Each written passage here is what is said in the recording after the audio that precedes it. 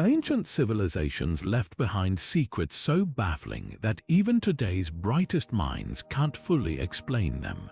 Picture a world where massive stones weighing hundreds of tons were moved with impossible precision, where intricate machines predicted eclipses centuries before modern science, and where entire cities vanished without a trace. These aren't scenes from fantasy, they're real mysteries carved into our past, waiting to be unraveled. In this journey through time, we'll uncover 50 ancient enigmas that defy logic and rewrite history. From the eerie Voynich Manuscript with its unreadable language to the Great Pyramid's hidden chambers holding untold secrets, each discovery shakes our understanding of the ancient world. Why did the builders of Göbekli Tepe bury their masterpiece underground? How did the Nazca people create vast desert drawings only visible from the sky? And who left behind the Antikythera Mechanism, a device centuries ahead of its time? These puzzles aren't just footnotes in history, they're urgent questions demanding answers. By the end of this exploration, you'll see the past through new eyes, questioning everything you thought you knew about human achievement. The clues are right in front of us. The only question is, are you ready to solve them? Now let's turn our attention to a discovery so advanced it rewrote the history of technology. Hidden beneath the waves off the coast of Greece, a lump of corroded bronze and gears sat forgotten for over 2,000 years until divers stumbled upon it in the wreck of an ancient Roman ship. This wasn't just any artifact, it was the Antikythera Mechanism, a device so precise and sophisticated that historians initially refused to believe it could be real. Imagine a shoebox-sized machine built around 150 years before the birth of Christ, packed with more than 30 interlocking bronze gears. For context, this was a time when the most advanced tools were simple levers and pulleys, yet here was a mechanism capable of predicting celestial events with astonishing accuracy. The Antikythera Mechanism could track the movements of the sun, moon, and planets, forecast eclipses, and even mark the dates of the Olympic Games. It was in every sense the world's first analog computer, a masterpiece of engineering that wouldn't be matched for over 1,000 years. So how did this marvel of ancient technology work? Using a complex system of gears and dials, it modeled the irregular motions of celestial bodies, accounting for the way the moon speeds up and slows down in its orbit. Modern researchers, armed with three-dimensional scans, have painstakingly reconstructed how these gears interacted, revealing a level of astronomical knowledge far beyond what scholars believed the ancient Greeks possessed. Some experts argue that its design hints at influences from lost Babylonian astronomy texts, while others suggest it may have been based on the work of legendary thinkers like Archimedes. But here's the real mystery: why is the Antikythera Mechanism alone in the historical record? If the Greeks had the knowledge to build such devices, where are the others? One theory proposes that this was no one-off experiment, but part of a larger tradition of gear-driven technology later lost to time. After all, Cicero, the famous Roman philosopher, once wrote about a similar device built by Archimedes that replicated the heavens. Could there have been others now lying undiscovered in shipwrecks or buried in ruins? The purpose of the mechanism also sparks debate. Some believe it was a teaching tool for philosophers, while others argue it served a practical function for sailors navigating the Mediterranean. Its most intriguing feature, however, is the so-called Dorian calendar inscribed on its back, an intricate system linking celestial cycles to cultural events. This suggests it wasn't just a scientific instrument, but a bridge between astronomy and daily life, blending the cosmic and the mundane in ways we're only beginning to understand. What makes the Antikythera Mechanism so extraordinary isn't just its complexity, but the questions it forces us to ask. How much of our technological history has been erased by time? What other breakthroughs did ancient civilizations achieve that we've yet to uncover? This unassuming box of gears doesn't just challenge our timeline of human innovation, it shatters it, reminding us that the past may hold secrets far more advanced than we ever imagined. And speaking of secrets hidden in plain sight, our next mystery takes us from the depths of the Aegean to the arid plains of Peru, where giant drawings etched into the earth have puzzled researchers for generations. Now, let's journey from the mechanical wonders of ancient Greece to a puzzle penned on parchment, one that has defied decipherment for centuries. Tucked away in the vaults of Yale University's Voynich Library lies a book unlike any other, the Voynich Manuscript. Its pages are filled with looping, alien script and illustrations of plants that don't exist, celestial charts that defy known astronomy, and naked women bathing in what appears to be green water. Since its discovery in the early 20th century, this enigmatic text has taunted linguists, cryptographers, and historians, earning its reputation as the world's most unreadable book. The story of how the manuscript surfaced only adds to its mystery. In 1912, a Polish book dealer named Wilfrid Voynich stumbled upon it in a Jesuit library in Italy. The volume bore no author, no title, and no clear origin, just over 200 pages of baffling content. Carbon dating later revealed the vellum was made between 1400 and 1430, likely in northern Italy. But who wrote it? Theories range from medieval alchemists to Renaissance polymaths, even extraterrestrial visitors. The text's alphabet, known as Voynichese, consists of around 25 unique characters, arranged in patterns that mimic language yet resist all attempts at translation. What makes the Voynich manuscript so maddening is that it should be crackable. Throughout history, codes have been broken, from Egypt's hieroglyphs to Nazi Germany's Enigma machine. Yet this one persists. Early hopefuls speculated it was a simple cipher, perhaps a substitution code where symbols stand for known letters. But statistical analysis revealed something startling. The text follows linguistic rules eerily similar to natural languages, with word repetitions and sentence structures that suggest real meaning. This isn't random scribbling, it's deliberate, sophisticated, and meticulously composed. The illustrations only deepen the confusion. One section showcases botanical drawings of flora with bulbous roots and leaves unlike any terrestrial species. Some researchers propose these are encoded depictions of real plants, while others argue they're pure fantasy. Another segment features zodiac-style diagrams with tiny nude figures, their arrangement hinting at astrological or medical knowledge. Then there are the so-called bathing women pages of interconnected tubes and pools, possibly representing biological systems or alchemical processes. Every interpretation clashes with another, leaving scholars at an impasse. Modern technology has brought fresh eyes to the mystery. In 2014, a team applied artificial intelligence to analyze the text structure, suggesting it might be a form of ancient Hebrew encoded through alphagram substitution. Another study proposed it was a Proto-Romance language, a precursor to modern European tongues, yet neither theory has yielded a coherent translation. Even more intriguing, multispectral imaging revealed faint, erased handwriting beneath the script, perhaps a draft or a later annotation, but another dead end. Why does this manuscript refuse to give up its secrets? Some argue it's an elaborate hoax crafted to deceive wealthy collectors. But the sheer effort, the hundreds of hours spent on illustrations, the consistency of the script makes this unlikely. Others believe it's a pharmacopoeia, a coded record of herbal remedies meant to protect trade secrets. The most tantalizing idea, that it's the work of a lone genius experimenting with language, a forgotten attempt to create a universal writing system. The Voynich manuscript's enduring power lies in its silence. It whispers of lost knowledge, of a mind or minds that saw the world in ways we can't yet comprehend. Like the Antikythera Mechanism, it forces us to confront the gaps in our understanding of history. How many other breakthroughs, ideas, or entire languages have vanished without a trace?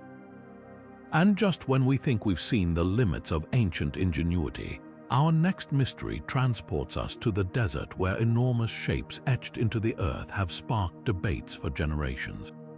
Now let's step away from the cryptic pages of the Voynich Manuscript and into the vast, sun-baked plains of southern Peru, where an even more visual mystery stretches across the desert floor. Here, etched into the earth on a scale so grand it can only be fully appreciated from the air, lie the Nazca Lines, a sprawling network of geoglyphs that have puzzled researchers for decades. These aren't just simple scratches in the dirt. We're talking about hundreds of precise, intricate designs, some stretching over 600 feet long, depicting animals, plants, geometric shapes, and even humanoid figures. The sheer size and complexity of these creations defy easy explanation, especially when you consider they were carved into the arid landscape between 500 BC and 500 CE, long before the invention of flight. How did the Nazca culture, with no aerial vantage point, achieve such staggering precision? The answer lies in their ingenious methods. Archaeologists believe the artists first sketched smaller-scale models, then scaled them up using a grid system of ropes and stakes to maintain proportions. By removing the dark, iron oxide-rich pebbles covering the desert surface, they exposed the lighter soil beneath, creating contrasting lines that have endured for millennia thanks to the region's minimal rainfall and windless climate. But while we understand the how, the why remains one of history's most heated debates. One leading theory suggests the lines served as a massive astronomical calendar, aligning with celestial events like solstices or constellations. Some researchers point to the way certain glyphs mirror star patterns or mark the sun's position during key agricultural cycles. For a civilization dependent on farming in one of the driest places on Earth, tracking seasonal changes would have been vital. Yet skeptics note that not all lines correlate neatly with astronomical phenomena, leaving gaps in this explanation. Then there's the water hypothesis. Given the Nazca's desert environment, water was sacred and scarce. Some scholars argue the geoglyphs were part of ritual pathways to underground aquifers or offerings to deities controlling rainfall. The famed hummingbird or spider designs might have symbolized spiritual intermediaries, while the long, straight lines could have guided processions to sacred springs. Supporting this, recent satellite imaging revealed that many lines converged near ancient water sources. But if the glyphs were purely practical, why create such elaborate artistic forms instead of simple markers? Of course, no discussion of the Nazca Lines is complete without addressing the more colorful theories. Since their modern rediscovery in the 1920s by pilots, speculation about extraterrestrial involvement has run rampant. The idea that the lines served as runways or signals for alien spacecraft captured popular imagination, fueled by their visibility from the air and the surreal precision of designs like the astronaut, a humanoid figure with what appears to be a helmet. While mainstream archaeology dismisses this as pseudoscience, it's worth noting that the Nazca culture did create elaborate trophy heads and masked figures, possibly explaining the astronaut as a shaman in ceremonial garb. What's often overlooked is the social purpose these lines might have served. Anthropologists propose they were a unifying project, with different clans contributing sections to strengthen communal ties. The act of creating them requiring coordinated labor over generations could have been as significant as the finished product. This aligns with Andean traditions of collective work, or minca, still practiced today. Technology has brought new insights. Drones and AI-powered analysis have uncovered previously hidden glyphs, including a massive cat discovered in 2020.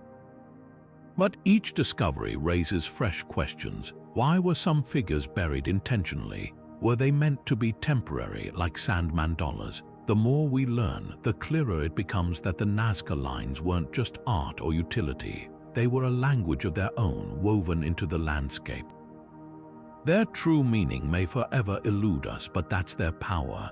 Like the Voynich Manuscript, they remind us that ancient peoples communicated in ways we're still learning to decipher. Whether as celestial maps, water prayers, or communal symbols, these desert etchings challenge our assumptions about prehistoric ingenuity. And as we continue to unravel their secrets, one thing is certain: the Nazca Lines are a testament to humanity's timeless drive to leave a mark, literally, on the world. Now, our journey through history's enigmas takes us from the open desert to a far more intimate artifact, one that sparks debates about ancient technology and its capabilities.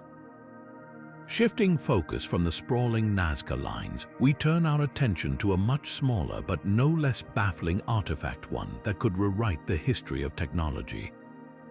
Nestled among the relics of ancient Mesopotamia lies the Baghdad Battery, a humble clay jar that has sparked fierce debate among historians and scientists alike. Discovered in 1936 near the capital of modern-day Iraq, this 2,000-year-old object consists of a terracotta pot, a copper cylinder, and an iron rod, components that, when assembled, bear an uncanny resemblance to a primitive galvanic cell. The implications are staggering. If this was indeed a functioning battery, it would predate Alessandro Volta's invention of the electric cell by more than 1,800 years. The jar itself is unassuming, about 5 inches tall, but its contents suggest remarkable sophistication. The copper cylinder, soldered with a 60-40 lead tin alloy, fits snugly inside the pot, while the iron rod, now corroded, would have been suspended within the cylinder. Experiments by researchers like Wilhelm Koenig, who first proposed the battery theory, demonstrated that filling the vessel with an acidic electrolyte vinegar or lemon juice, both readily available in antiquity, could produce a voltage of around 1 volt. So what was its purpose? One compelling theory points to electroplating, the process of coating one metal with another using an electric current. Ancient Mesopotamians were skilled goldsmiths, and artifacts from the region, like the gilded silver items found at the nearby Parthian site of Seleucia, show traces of techniques that might have required electrochemical methods. The gilding on some objects is so thin, and even that traditional methods like mercury amalgamation seem unlikely. Could the Baghdad Battery have been part of a larger electroplating workshop?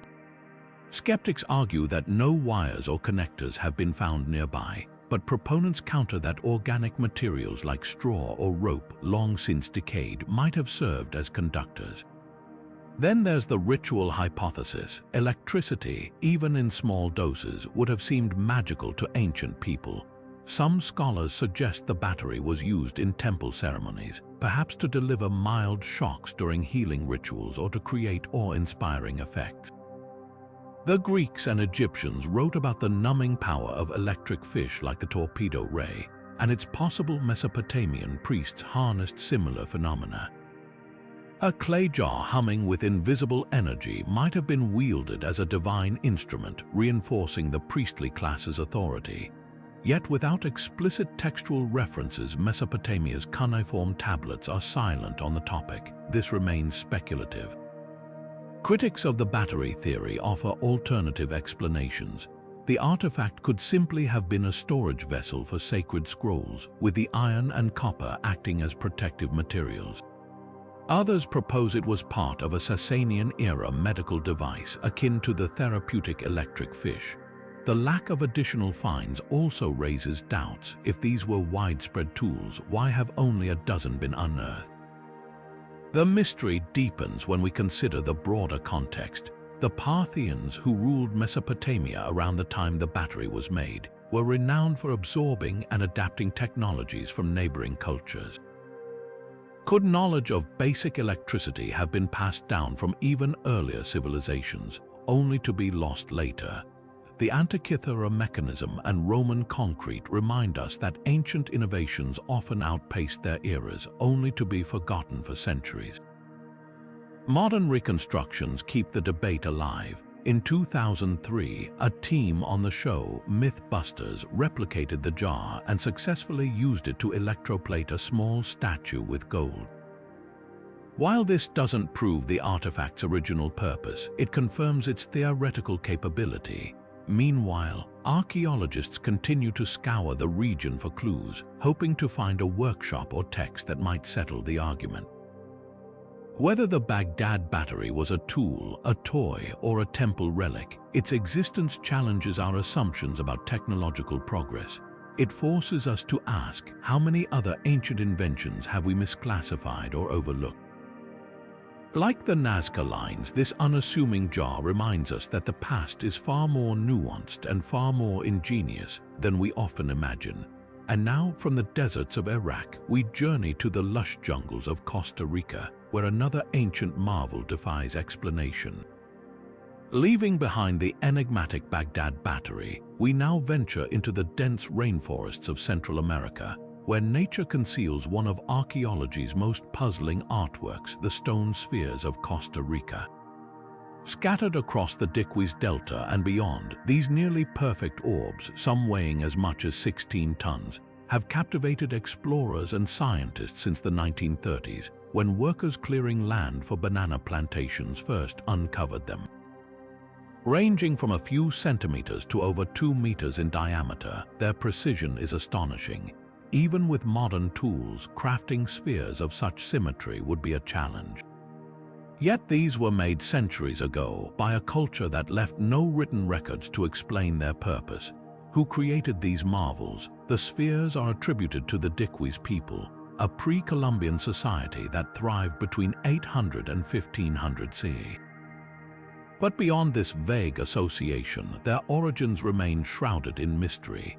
The Diquis had no known metal tools, yet they shaped granite, gabbro, and limestone into near-flawless spheres using only stone hammers and abrasives.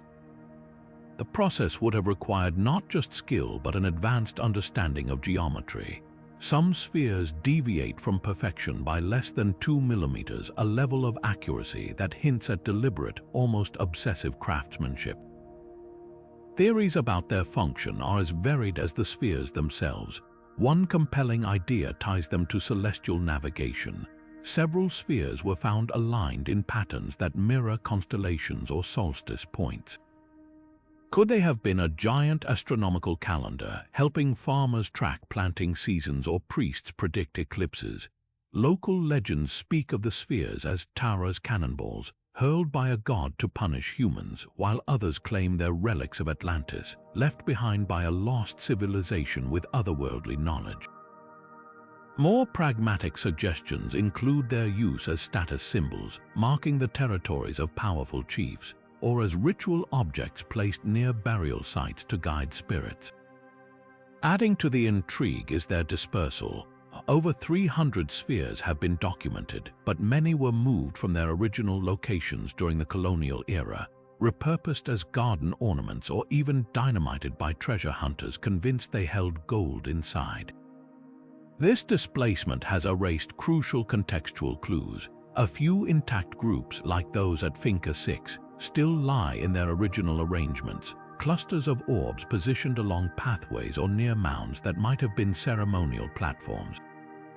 Archaeologists note that the largest spheres often occupy central positions, suggesting a hierarchical or symbolic layout. The stones also raise a logistical puzzle. How were they transported? Some were found miles from the nearest quarry, in regions choked with rivers and jungle.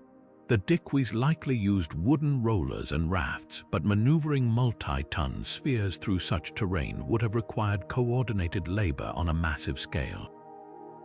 This implies a highly organized society, yet the Diquis left no grand cities or monuments beyond the spheres themselves. Were they a nomadic people who invested all their communal effort into these enigmatic objects? Modern technology has peeled back some layers of the mystery. Ground-penetrating radar reveals that many spheres aren't just surface decorations, they're linked to underground structures, possibly tombs or water channels. Laser scans show subtle markings on some, including spirals and triangles, though their meanings are lost. Meanwhile, indigenous oral traditions stubbornly resist academic interpretation. The Boruca people, descendants of the Diquis, speak of the spheres as eyes of the sky, placed by ancestors to watch over the land. Perhaps the most haunting question is why the practice stopped. By the time Spanish conquistadors arrived in the 16th century, the spheres were already ancient, their makers long vanished. Unlike the Maya or Aztecs, the Diquis left no pyramids or codices to memorialize their culture. The spheres are their sole legacy, silent, stoic, and stubbornly opaque. Today, UNESCO protects the spheres as World Heritage Sites, but their secrets remain locked in stone. Were they tools, art, or something beyond our modern categories? Like the Baghdad Battery, they force us to confront the gaps in our understanding of ancient ingenuity. And as we prepare to delve into our next mystery, the Piri Reis Map, we're reminded that history's greatest puzzles often lie not in grand narratives, but in the quiet details that refuse to fit neatly into textbooks. Shifting our gaze from the enigmatic stone spheres of Costa Rica, we now turn to a document that defies conventional history, the Piri Reis Map. Drawn in 1513 by the Ottoman admiral and cartographer Piri Reis, this fragment of a larger world map has sparked debates for decades. What makes it extraordinary is its shockingly accurate depiction of coastlines, including parts of Antarctica, a continent that wouldn't be officially discovered for another 300 years. How could a 16th century mapmaker have known details that were supposedly beyond the reach of his era? The map, discovered in 1929 in Istanbul's Topkapi Palace, is drawn on gazelle skin and adorned with intricate illustrations. Piri Reis himself noted that he compiled it from 20 older sources, including ancient Greek, Arabic, and even infidel maps, some dating back to the time of Alexander the Great. But it's the southern landmass that stuns researchers. The map shows Antarctica's coastline free of ice, with details like the Queen Maud Land region eerily matching modern satellite surveys. The problem: Antarctica's shores have been buried under ice for at least 6,000 years. This anomaly has fueled theories ranging from the plausible to the fringe. Some scholars argue that Piri Reis had access to lost maps from advanced ancient civilizations, perhaps the Phoenicians or Minoans, who were known for seafaring. Others speculate these could be remnants of knowledge from the Library of Alexandria, preserving cartography from even older, unrecorded explorers. More controversial voices suggest the map hints at pre-Columbian transoceanic contact or even extraterrestrial influence, though mainstream historians dismiss these claims. The precision of certain features is hard to ignore. The map accurately places the Andes Mountains and the Amazon River, details Europeans wouldn't document for decades after Columbus. It even hints at an unknown land bridge between South America and Antarctica, a detail some geologists say aligns with prehistoric continental shifts. Skeptics counter that the map's Antarctica might actually be a distorted South America or Australia, but the latitude and longitude markings, though crude, suggest otherwise. Piri Reis's notes add another layer of intrigue. He wrote that one of his sources was a map used by Christopher Columbus, now lost. Could Columbus have had access to even older, forgotten charts? Or was Reis embellishing his work to impress the Ottoman court? The map's surviving portion cuts off just below South America, leaving its full original scope to speculation. Some believe it was part of a global projection far ahead of its time, while others think it merely pieced together regional sailors' sketches with imaginative flourishes. Modern technology has deepened the mystery. Overlays comparing the map to current topography show uncanny matches in some areas and glaring errors in others. For instance, the Caribbean is disproportionately large, while Africa's west coast is oddly compressed. This inconsistency suggests the map is a composite of different sources, some remarkably precise and others wildly off. But the Antarctica question lingers. If it's not Antarctica, what landmass fits the profile? No known 16th century exploration reached that far south. The map's detractors point to more mundane explanations. Could the southern land be a hypothetical terra australis, a speculative continent drawn by Renaissance cartographers to balance the northern landmasses? Or is it simply artistic license, blending rumor and half-remembered sailors' tales? Yet the specificity of certain features like fjords and river valleys now under miles of ice makes these explanations feel incomplete. Adding fuel to the fire, the map includes annotations about strange creatures and riches in the southern lands, echoing myths of the time. One note describes a race of hairless people with tails, while another warns of waters that boil from the sun's heat. These fantastical elements muddy the waters between fact and folklore, leaving historians to sift for kernels of truth. The Piri Reis Map ultimately forces us to confront how little we know about ancient exploration. Were there seafaring cultures capable of global voyages long before the age of discovery? Did they leave behind fragments of knowledge repurposed by later mapmakers? Or is this all a grand coincidence, a lucky guess frozen in ink and gazelle skin? As we move forward to uncover the next secret hidden chambers within the Great Pyramid, we're reminded that history's puzzles often lie in the margins, in details too precise to ignore yet too puzzling to explain. The Piri Reis Map isn't just a relic, it's a challenge daring us to reconsider what we think we know about the past. Now, leaving behind the mysteries of ink and parchment, we step into the shadows of stone, where the Great Pyramid of Giza guards secrets older than empires.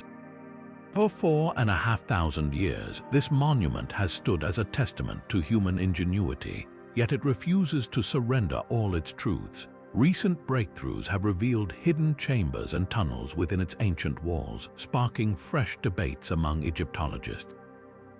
What lies inside these voids and why were they built? The story begins in 2017 when scientists using advanced muon tomography, a technique that scans structures with cosmic rays, detected a massive void above the Grand Gallery.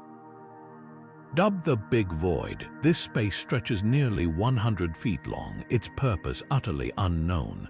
It's not alone. Smaller cavities and narrow shafts crisscross the pyramid's core, some sealed since construction, others mysteriously inaccessible. Take the so-called Queen's Chamber shafts. Unlike the well-explored tunnels in the King's Chamber, these narrow passages were initially thought to be symbolic or purely decorative. But robotic explorations revealed tiny doors with copper handles at their ends, hinting at something beyond. When cameras slipped through, they found hieroglyphs unseen for millennia and markings that match no known ritual.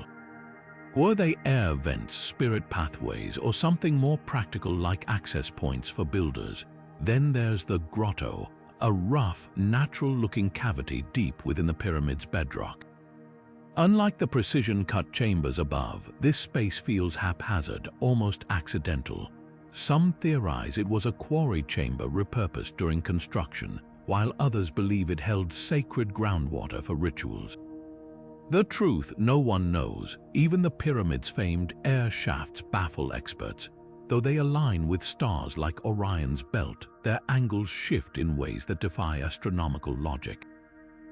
Theories about these hidden spaces range from the pragmatic to the profound. Mainstream Egyptologists suggest their structural features relieving chambers to distribute the pyramid's immense weight. But why would builders leave them entirely empty with no artifacts or inscriptions? Alternative researchers propose they housed lost treasures or even the pharaoh's missing funerary texts spirited away by thieves or priests. More radical voices whisper of hidden halls holding pre-dynastic knowledge or advanced technology. Though no evidence supports such claims, technology keeps peeling back layers. Thermal scans show temperature anomalies in certain blocks, hinting at hollow spaces behind. Ground-penetrating radar has mapped subtle density shifts, suggesting networks of undiscovered tunnels. Yet every new discovery deepens the puzzle. For instance, the Big Void's alignment mirrors the Grand Gallery's slope. Was this intentional symbolism or mere engineering necessity?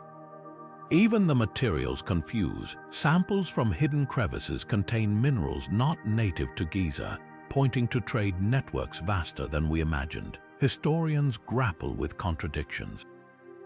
The pyramid's builders left meticulous records for everything from worker rations to altar placements, yet these chambers go unmentioned. Were they too sacred to document or simply too mundane? Even Herodotus, the Greek historian who chronicled Egypt's wonders, wrote of hidden underground chambers beneath the pyramid, but modern excavations haven't found them. The human element adds intrigue. In 2020, a team proposed that the voids were construction gaps for ramps used to haul blocks upward, a sensible idea, except the void shapes don't match known ramp designs. Others argue they're symbolic antechambers, meant to confuse tomb raiders or guide the pharaoh's soul. But why build such elaborate deceptions in a tomb meant to glorify, not deceive? Perhaps the most tantalizing clue comes from the pyramid's acoustics. Recent studies reveal that its chambers resonate at frequencies that affect brain activity, some matching ancient healing chants. Were these spaces designed as sonic temples, their hidden voids amplifying sacred sounds? It's a poetic theory, but without physical proof, it remains speculation. What's undeniable is the pyramid's sheer precision. The hidden voids align with mathematical constants like pi and phi, ratios the builders shouldn't have known. Their placement follows a logic we're still deciphering, a code written in stone and space. As we prepare to unravel our next mystery, the Sacsayhuaman fortress's uncanny stonework, remember this: the Great Pyramid's hidden chambers aren't just empty rooms. They're questions carved in limestone, daring us to listen harder, dig deeper, and admit how much we still don't understand about the minds that built them. Now, shifting from the hidden voids of Egypt to the towering heights of Peru, we find ourselves standing before another marvel of ancient engineering, the Sacsayhuaman fortress. This monumental structure, perched above the city of Cusco, is a masterpiece of precision and mystery. Its walls, built from massive blocks of stone, some weighing over 100 tons, fit together so seamlessly that not even the thinnest blade can slip between them. How did the Inca achieve such perfection without the use of modern tools or even the wheel? The sheer scale of Sacsayhuaman is staggering. The fortress zigzags across the hillside, with 3 tiers of walls rising nearly 60 feet in places. The largest stones used in its construction are as tall as a 2-story building, yet they were quarried from sites miles away, transported across rugged terrain, and lifted into place with astonishing accuracy.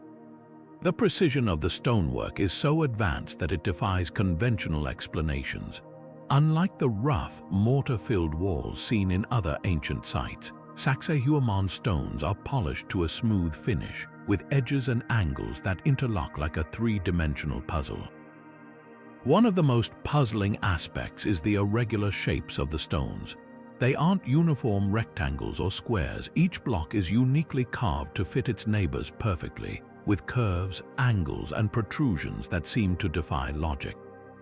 Some stones have as many as 12 distinct sides, yet they slot together without gaps. Modern engineers have struggled to replicate this technique, even with laser-guided tools. The Inca, who lacked iron tools or even the concept of the arch, somehow achieved a level of craftsmanship that rivals today's finest stonemasonry. So how was it done? Mainstream archaeologists suggest that the Inca used a combination of trial and error, pounding stones together with harder rocks until they achieved a snug fit. They might have employed wooden rollers, ropes, and sheer manpower to move the blocks, leveraging ramps and levers to position them. But this theory doesn't fully account for the precision, especially when considering the time and labor required to shape each stone so meticulously. Alternative theories propose the use of advanced techniques, such as softening the stone with plant acids or even employing some form of sonic technology. Some researchers point to legends of the Inca using a liquid that could dissolve rock, allowing them to mold the stones like clay. While no direct evidence supports these ideas, the mystery deepens when we consider that the Inca themselves claimed Sacsayhuaman was built by the gods or giants, not by human hands. Another enigma is the purpose of the fortress. While it's often described as a military stronghold, its design suggests something more ceremonial. The zigzagging walls, which some say resemble the teeth of a puma, a sacred animal in Inca culture, might have had symbolic significance. The site also features underground tunnels, intricately carved niches, and a massive stone throne known as the Inca's chair, hinting at its role in rituals or astronomical observations. Recent studies have added to the intrigue. Analysis of the stone surfaces reveals microscopic tool marks that don't match any known Inca implements. Some stones bear patterns that suggest they were shaped by a process we still don't understand. Even more baffling is the fact that the walls have withstood centuries of earthquakes, while colonial buildings constructed on top of them have crumbled repeatedly. The Incas' understanding of seismic stability, embedded in the very design of their stonework, remains unparalleled. As we piece together the puzzle of Sacsayhuaman, one thing becomes clear: this was no ordinary fortress. It was a testament to a civilization that mastered its environment in ways we're only beginning to grasp. Whether through divine intervention, lost technology, or sheer ingenuity, the Inca left behind a monument that continues to challenge our understanding of the past. And now, as we turn our gaze toward the next mystery, the vast hand-carved caves of Longyu in China, we carry with us the lingering question: if the Inca could achieve such perfection without modern tools, what other secrets might the ancient world still hold? From the towering stone walls of Sacsayhuaman, we now journey east to the heart of China, where another ancient marvel lies hidden beneath the earth: the Longyu Caves. Unlike the grand fortresses and temples we've explored so far, these caves are a mystery carved not into the open air, but into the very bedrock of Zhejiang province. Discovered only in 1992 by a curious villager draining a local pond, this sprawling underground network defies explanation. 24 hand-carved caverns stretch across an area of 30,000 square meters, each one a masterpiece of precision engineering, yet not a single historical record mentions their construction.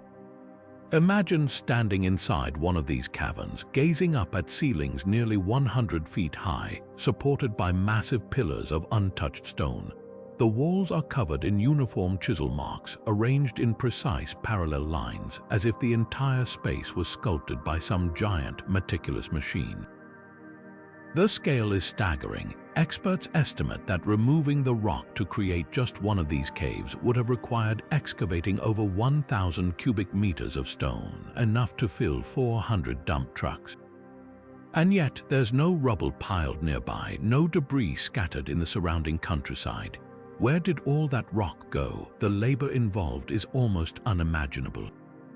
Even with modern tools, recreating just one of these caves would take a team of workers months. Yet the Longyu Caves bear no signs of shortcuts or mistakes.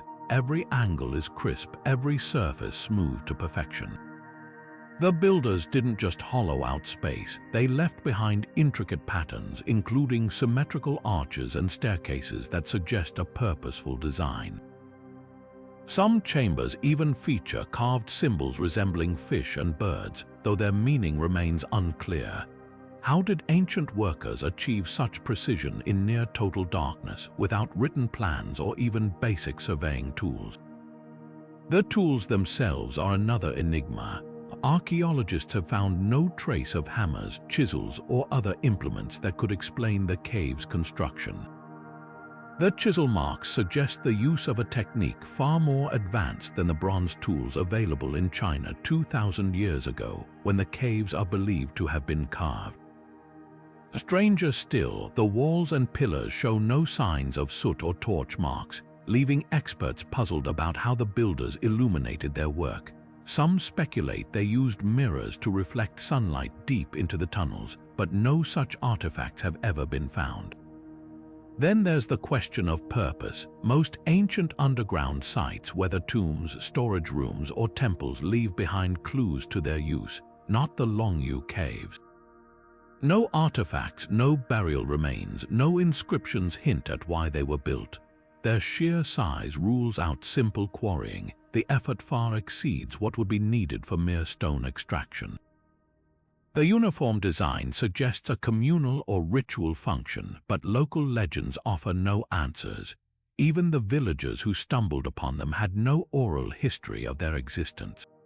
It's as if the caves were carved, used, and then deliberately erased from memory. One theory ties the caves to the lost kingdom of Dongyu, a little-known civilization that once thrived in the region. Others propose they were secret military bunkers or even ancient flood control systems, though the lack of wear from water makes this unlikely. A more tantalizing idea comes from acoustic studies. When struck, the pillars and walls produce resonant musical tones, leading some to speculate the caves were designed as a giant underground instrument for rituals. But without written records, these remain guesses. Recent discoveries have only deepened the puzzle. In 2017, researchers using ground-penetrating radar found evidence of even more chambers yet to be uncovered. The original builders may have left behind clues in these hidden spaces, or they may have taken their secrets with them forever. What we do know is that the Longyu Caves stand as a testament to a forgotten chapter of human ingenuity, one that challenges our assumptions about ancient technology and organization. As we prepare to explore our next mystery, the enigmatic Dropa stones said to tell an otherworldly story, we're left to wonder, if a project of this scale could vanish from history, what other monumental achievements might still lie buried, waiting to rewrite our understanding of the past? Now, let's turn our attention to a mystery that blurs the line between ancient history and science fiction, the strange case of the Dropa stones. Unlike the colossal caves or towering pyramids we've explored, this enigma is small in size but vast in its implications. Picture this: in 1938, a team of archaeologists led by Dr. Kai Pu-Te ventured into the remote mountains of China's Bayan-Ha region, where they stumbled upon a series of caves hidden deep within the cliffs. Inside, they found something utterly unexpected: hundreds of stone discs, each roughly the size of a vinyl record, buried beneath layers of dust and time. At first glance, the discs seemed unremarkable, but upon closer inspection, researchers noticed something extraordinary. Each one was etched with a spiral of tiny, intricate hieroglyphs, symbols so small and precise that they appeared almost machine-made. Even stranger, the cave walls were adorned with carvings of beings with oversized heads and slender bodies, their features eerily reminiscent of modern depictions of extraterrestrials. According to local legends passed down by the Dropa tribe who inhabit the region, these caves were once home to visitors from the clouds, beings who crashed to Earth in a fiery vessel and could never return home. The stones themselves were said to tell their story. When translated by a linguist named Dr. Tsum Nui in 1962, the glyphs allegedly described a catastrophic crash landing 12,000 years ago, stranding the survivors in the mountains. The text spoke of their attempts to repair their ship, their interactions with the local tribes, and their eventual integration into human society.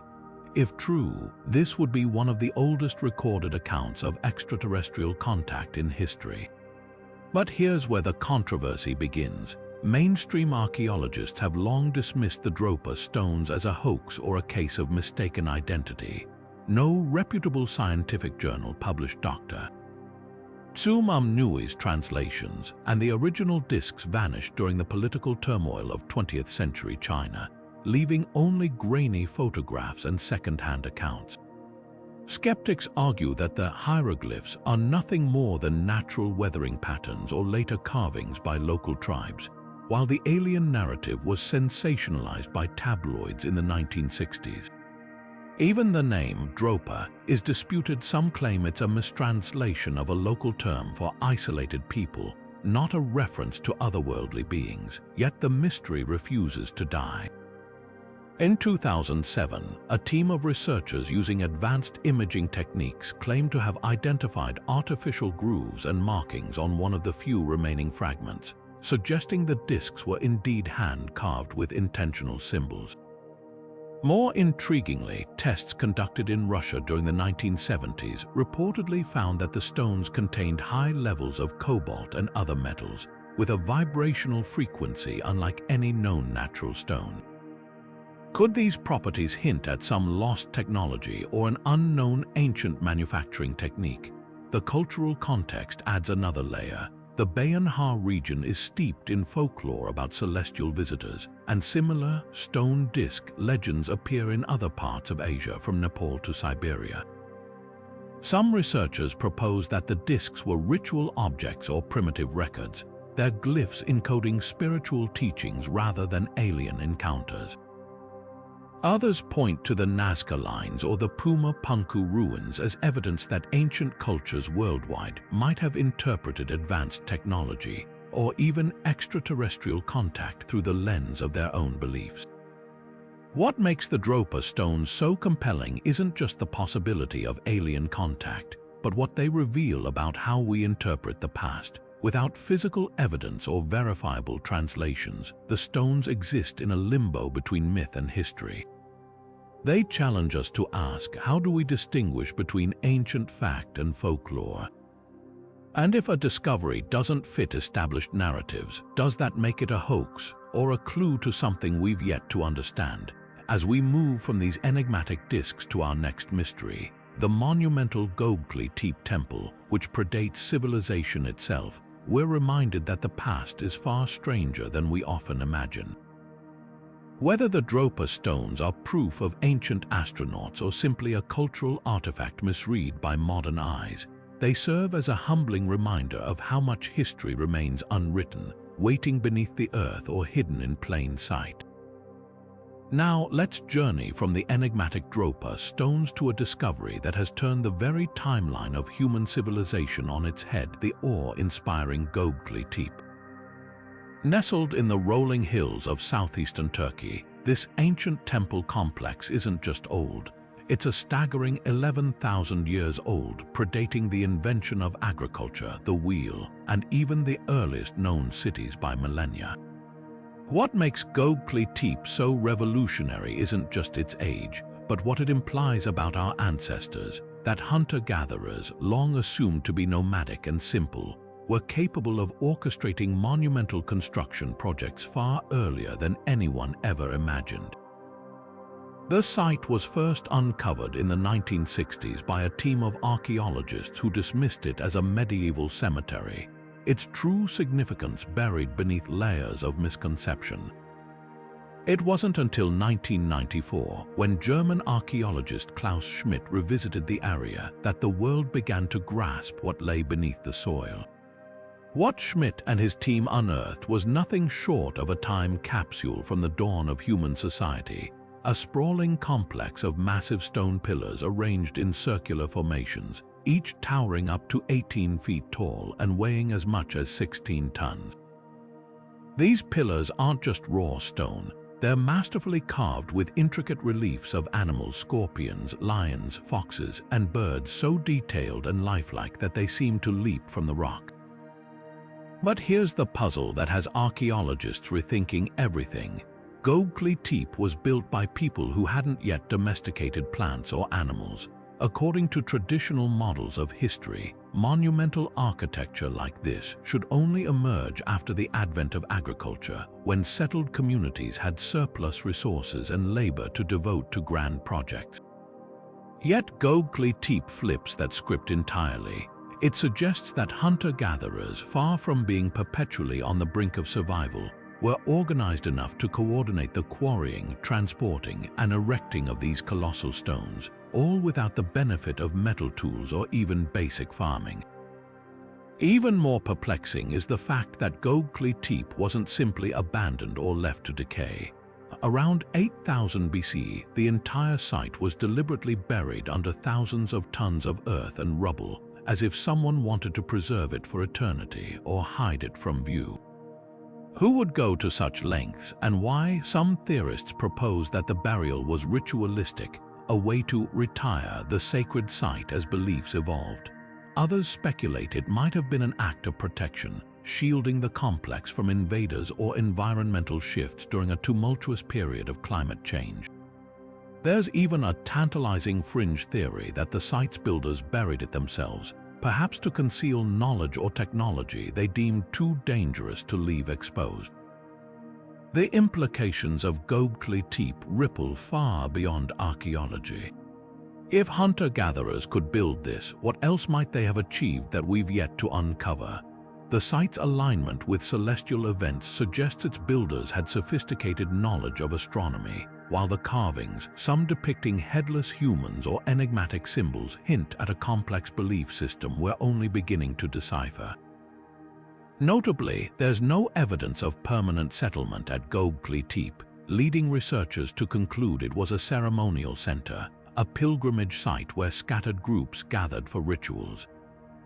This challenges the long-held assumption that religion emerged as a byproduct of settled life.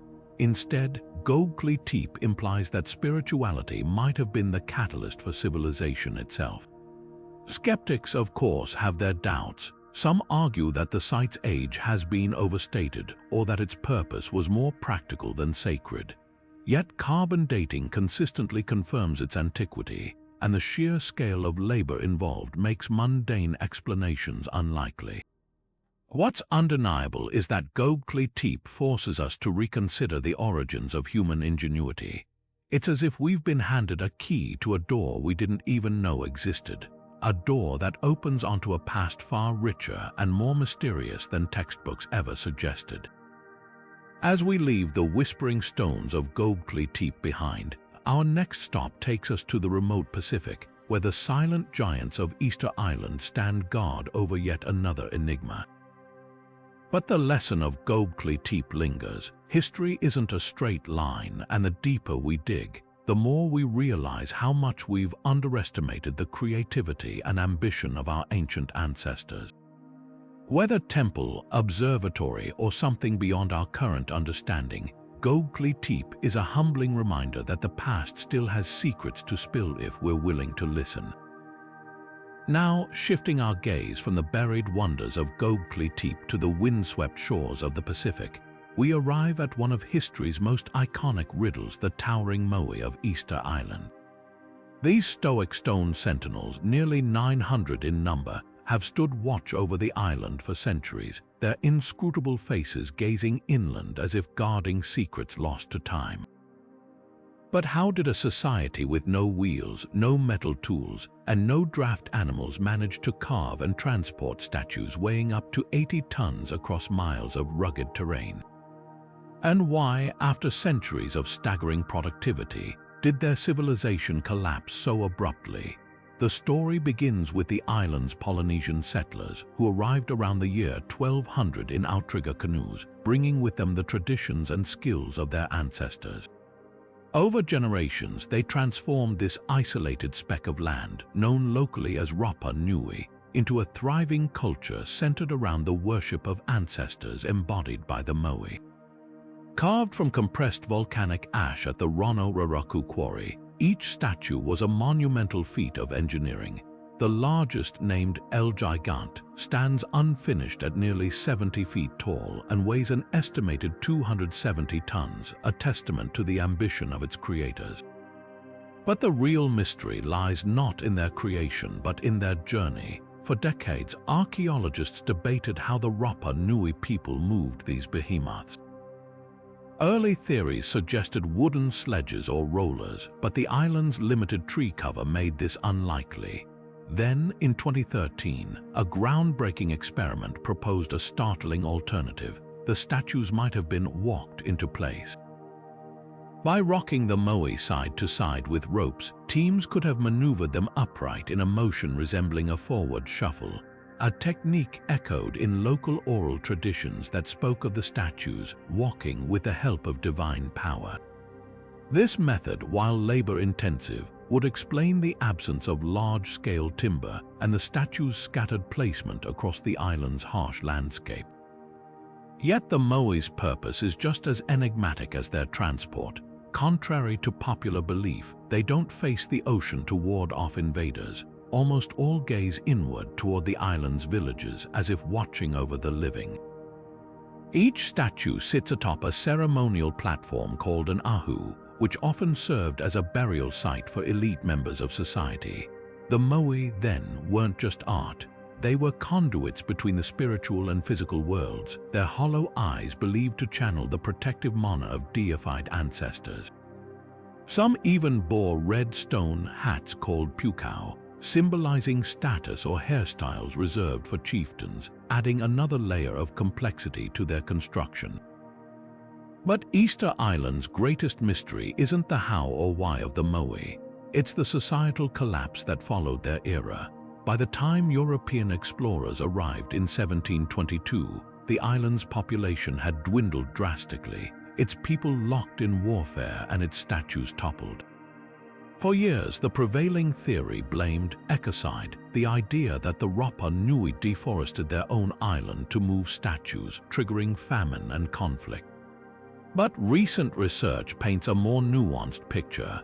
While deforestation did occur, it wasn't solely due to statue transport. Rats introduced by settlers devoured palm seeds, preventing regrowth, and interactions with Europeans brought devastating diseases.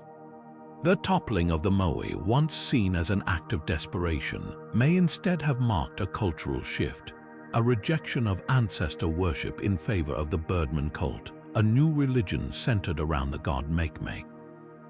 What lingers most about Easter Island isn't just the scale of its achievements, but the fragility they reveal. The Rapa Nui people transformed their environment with staggering ingenuity, yet their story serves as a cautionary tale about resource management and cultural resilience. Today, efforts to preserve and restore the moai continue, with teams re-erecting toppled statues and studying their carvings for clues, among the most haunting discoveries. Nearly half the moai remain in the quarry, unfinished, as if their creators simply walked away mid-task, a silent echo of a society pushed to its limits. As we prepare to leave the moai's watchful gaze, our next journey takes us to a relic wrapped in both faith and controversy, the Shroud of Turin. But the lesson of Easter Island endures. Civilizations rise and fall, but their monuments whisper across centuries, urging us to listen. Whether as warnings, marvels, or both, the moai remind us that even in isolation, humanity's drive to create, and the mysteries we leave behind know no bounds. Turning our attention from the silent stone giants of Easter Island, we now step into a mystery wrapped in faith and debated by science, the Shroud of Turin. This fragile linen cloth, measuring approximately 14 feet long by 3 feet wide, has captivated believers and skeptics alike for centuries. To some, it's the sacred burial shroud of Jesus Christ, bearing the faint but haunting imprint of a crucified man. To others, it's an elaborate medieval forgery, a puzzle that science has yet to definitively solve. The shroud first appeared in historical records in the mid-14th century in Liéry, France, where it was displayed as a holy relic by the family of a French knight. Its origins before this remain shrouded in mystery. No reliable accounts tie it directly to Jerusalem or the 1st century. Yet the image on the cloth is undeniably striking. The front and back of a bearded man with wounds consistent with crucifixion, including nail marks at the wrists and feet, a spear wound in the side, and lacerations resembling scourging from a Roman flagrum. Even more intriguing, the image isn't painted or dyed but appears to be a superficial discoloration of the linen fibers, as if created by some form of energy or chemical reaction. Scientific investigations into the shroud began in earnest in the late 19th century, but it wasn't until 1978 that researchers had unprecedented access during the Shroud of Turin Research Project, or STURP. Their findings only deepened the enigma. The bloodstains on the cloth were confirmed to be real human blood, type AB, and the image displayed three-dimensional properties unlike any known artistic technique of the medieval period. Most baffling was the absence of pigment or brushstrokes. The image seemed to hover on the surface, as if produced by a burst of radiation. Some theorists even suggested it could be the result of a miraculous resurrection event, with energy radiating from the body and imprinting the cloth. But the debate took a dramatic turn in 1988 when radiocarbon dating tests were conducted on a small sample of the shroud. Labs in Oxford, Zurich, and Tucson independently dated the linen to between 1260 and 1390, squarely in the medieval period. For many, this was proof of a forgery, yet critics quickly pointed out flaws in the testing. The sample came from a repaired edge of the cloth, potentially contaminated by centuries of handling and fire damage. The shroud survived a chapel fire in 1532, leaving scorch marks still visible today. Newer studies, including analyses of pollen grains and plant fibers found on the shroud, suggest Middle Eastern origins, reigniting the possibility of an earlier date. The forgery theory, meanwhile, has its own complexities. If the shroud was crafted in the 14th century, how did an artist achieve such an anatomically accurate, chemically unique image without any known technology of the time?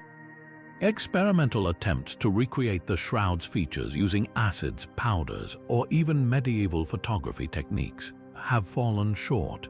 The image precision extends to subtle details like the placement of nails through the wrists consistent with Roman crucifixion methods and the uneven rigor mortis posture of the body.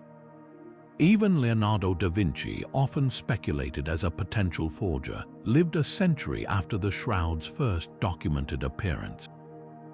Perhaps the most haunting question is one science can't answer. If the shroud isn't authentic, why does it bear no signs of human artistry? No underdrawings, no brushwork, no pigments, just a ghostly negative image that, when photographed in 1898, revealed a startlingly lifelike positive. Modern 3D mapping technology shows the image's intensity corresponds perfectly to the distance between the cloth and a hypothetical body, as if projected. As we leave the shroud's enigmatic folds, our path leads next to the depths of the Baltic Sea, where a sonar anomaly has sparked theories of ancient ruins, lost technology, or something far stranger. But the Shroud of Turin remains a mirror of our own uncertainties, a relic that challenges the boundaries of history, faith, and science. Whether divine artifact or unsolved medieval mystery, it endures as a testament to humanity's endless quest for answers in the unseen. Now, shifting from the sacred enigma of the Shroud of Turin, let's plunge into the icy depths of the Baltic Sea, where a sonar scan in 2011 revealed something that defies easy explanation: the Baltic Sea anomaly. This massive circular object, lying nearly 300 feet below the surface, has sparked wild speculation, scientific debate, and even whispers of extraterrestrial involvement. Its discovery by a Swedish diving team, Ocean X, during a treasure hunt, immediately captured global attention. The sonar images showed a structure resembling a crashed UFO, complete with a rounded top, a cylindrical body, and what appeared to be a trailing skid mark stretching over 1,000 feet. But is this really the stuff of science fiction, or is there a more mundane explanation? The anomaly's sheer size, approximately 200 feet in diameter, and its unusual geometry have left researchers puzzled. Initial dives to the site reported bizarre details. The object seemed to be made of a metallic-like substance, with strange, angular formations and smooth surfaces that appeared almost manufactured. Even more puzzling were reports of electronic equipment malfunctioning when near the anomaly, with cameras and sonar devices suddenly failing. Some divers claimed to feel a pressure in the water around it, as if the object emitted some form of energy. These accounts fueled theories that the anomaly might be a buried alien craft or even a gateway to another dimension. Scientists, however, have proposed less sensational explanations. One leading theory suggests the anomaly is a glacial deposit, a remnant from the last ice age when retreating glaciers left behind massive boulders and rock formations. The Baltic Sea's floor is littered with such natural features, and the anomaly's shape could be the result of glacial scraping or underwater erosion. Geologists point out that the region's geology includes rare volcanic rocks and hardened sediments, which might account for the object's seemingly unnatural appearance. Yet skeptics of this theory argue that glacial deposits don't typically form such symmetrical, geometric shapes or exhibit metallic properties. Another compelling angle ties the anomaly to World War II history.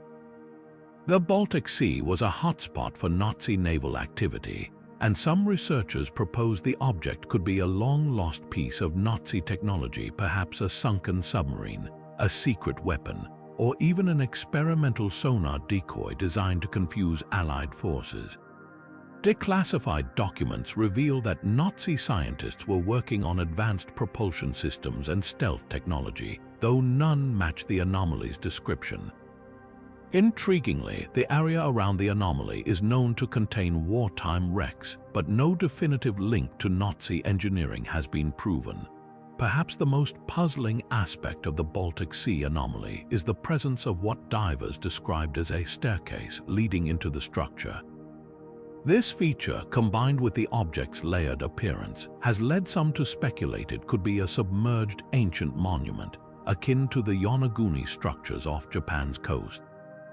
Proponents of this idea suggest the anomaly might be evidence of a lost prehistoric civilization, now swallowed by rising sea levels. However, mainstream archaeologists dismiss this, citing a lack of cultural artifacts or carvings that would support human construction. Further studies have only deepened the mystery. Samples taken from the anomaly revealed metals like limonite and goethite, which are natural but often form under unusual conditions. Some researchers argue these minerals could indicate prolonged exposure to extreme heat or electrical activity, adding fuel to the extraterrestrial or ancient tech theories. Others counter that these minerals are common in seabed formations and don't necessarily point to artificial origins. As the debate rages on, one thing is clear: the Baltic Sea anomaly resists simple categorization. Whether a quirk of geology, a relic of war, or something far more extraordinary, it challenges our understanding of history and the natural world. With every dive and scan, new questions arise, but definitive answers remain just out of reach. And as we prepare to surface from these murky depths, our next mystery takes us to the sun-baked plains of France, where thousands of ancient stones stand in silent, enigmatic rows, the Carnac stones. Leaving behind the murky depths of the Baltic, we now find ourselves on the windswept coast of Brittany, France, where an even older mystery stands frozen in time: the Carnac stones. Stretching over nearly 2.5 miles, this jaw-dropping assembly of more than 3,000 megaliths has baffled historians, archaeologists, and astronomers for centuries. Arranged in eerie, precise rows, some stones tower over 13 feet high, while others lie fallen like sleeping giants. The sheer scale of the site is staggering. Imagine entire armies of stone, silently marching across the landscape for millennia. But who placed them here, and what message were they trying to send across the ages? The first striking detail about the Carnac stones is their meticulous alignment. Unlike the haphazard placements seen at many megalithic sites, these stones form nearly perfect straight lines, with some rows containing hundreds of individual monoliths. Local legends whisper that they're the petrified remains of Roman soldiers turned to stone by a vengeful wizard, but modern researchers have proposed far more nuanced theories. One compelling idea suggests the stones functioned as an ancient earthquake detector. Geologists note that the region sits atop active fault lines, and the way the stones resonate with seismic vibrations could have served as an early warning system for prehistoric communities. Yet the astronomical theory is even more tantalizing. When mapped against the sky, several key rows align with solstice sunrises and major lunar events. This has led some to argue that Carnac was a colossal Neolithic calendar, helping early farmers track planting seasons or predict eclipses. The most famous alignment, known as the Grand Menhir Brisset, once stood over 60 feet tall, 4 times the height of Stonehenge's tallest slabs. Though it now lies broken, calculations show it may have marked the midsummer sunset with pinpoint accuracy.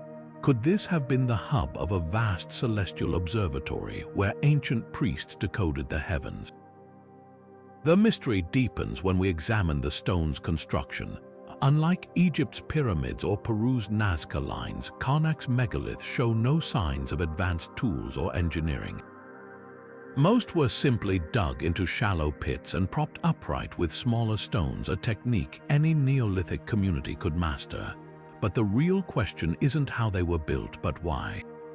Archaeologists have uncovered very few artifacts or burial sites nearby, ruling out the idea that this was a cemetery or religious complex. Instead, the stones seem to serve a purpose tied directly to the land itself. Some researchers point to strange electromagnetic anomalies detected around certain stones, sparking theories about forgotten energy grids or Earth's ley lines. One of the most enduring puzzles is the site's abrupt endpoint. The rows don't fade away, they stop suddenly, as if the builders simply walked off the job. This has fueled speculation that Karnak was part of a larger, unfinished project, perhaps abandoned due to climate shifts or invasions.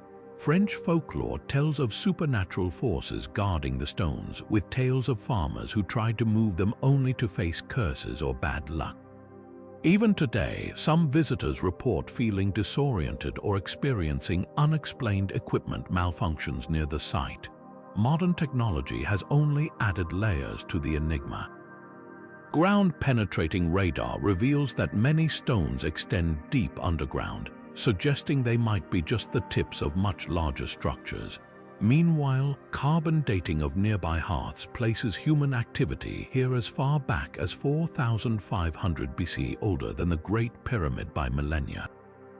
Yet despite these clues, no consensus exists about Karnak's true purpose. Was it a sacred space for rituals, a territorial marker for rival tribes, or something even more profound, like a Stone Age supercomputer designed to harness natural energies?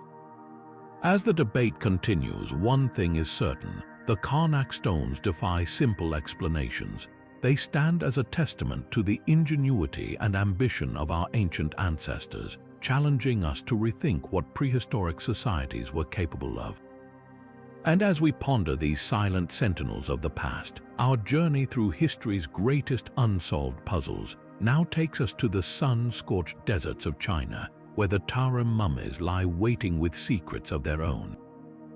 Now, shifting our gaze from the enigmatic stones of France, we arrive in the vast, arid expanse of China's Taklamakan Desert, a place where time seems to stand still, and the sands guard one of history's most startling discoveries.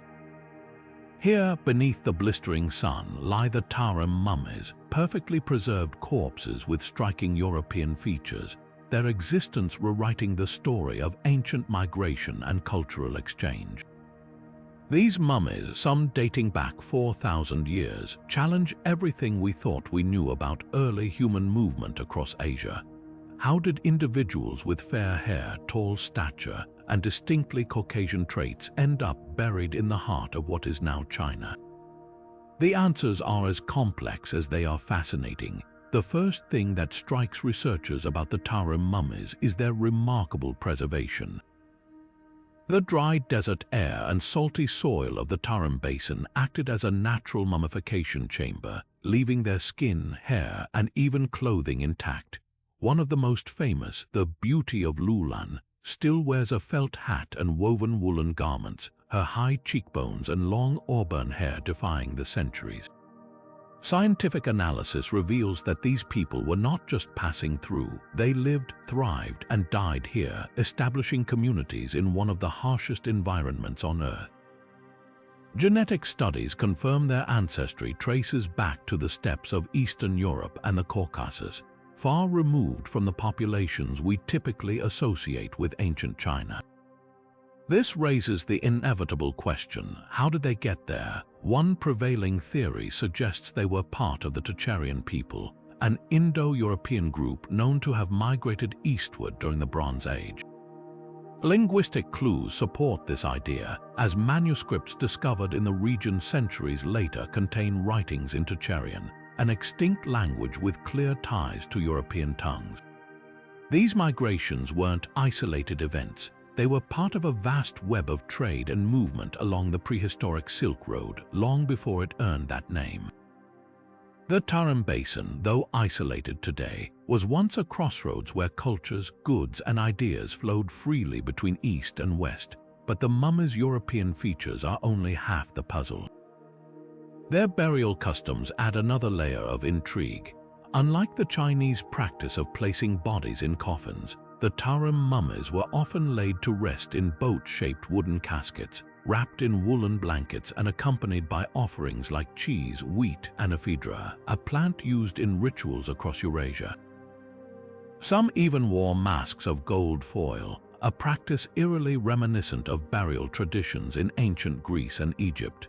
These details suggest a cultural hybridity, a blending of East and West that predates recorded history. Archaeologists speculate that these people may have been early innovators, adapting their traditions to new lands while maintaining ties to their ancestral roots. The climatic conditions of the Taklamakan Desert played a crucial role in shaping their fate. 4,000 years ago, the region was far more hospitable, with rivers and oases supporting agriculture and livestock.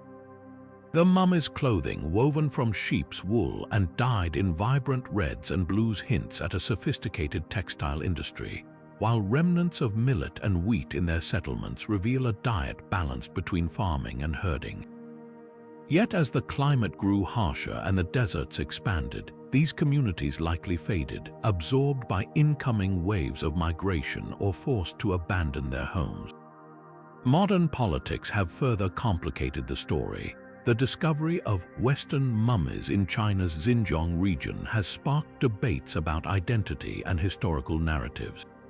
Some scholars argue that the Tarim mummies are proof of ancient multiculturalism in China, while others see them as evidence of early European influence in Asia. What's undeniable is their impact on our understanding of human history. They remind us that borders are modern constructs, and the ancient world was far more interconnected than we often assume. As we leave the silent tombs of the Taklamakan, the Tarim mummies linger in the mind like echoes of a forgotten conversation. They challenge us to rethink the boundaries of culture, race, and history, offering no easy answers, only tantalizing clues. And with that, our journey through the unexplained takes us next to a medieval manuscript so eerie, it's said to have been penned with the devil's own hand, the Codex Gigas. Leaving behind the windswept deserts of China, we now step into the shadowy corridors of medieval Europe, where an ancient book whispers tales of the supernatural. The Codex Gigas, known ominously as the Devil's Bible, isn't just a manuscript, it's a colossal mystery bound in leather and legend. Weighing as much as a small child and stretching nearly 3 feet in height, this is the largest surviving medieval manuscript in the world. But its size isn't what sends chills down spines. It's the eerie story of its creation, the bizarre contents within, and the haunting full-page illustration of the devil himself that have fueled centuries of speculation.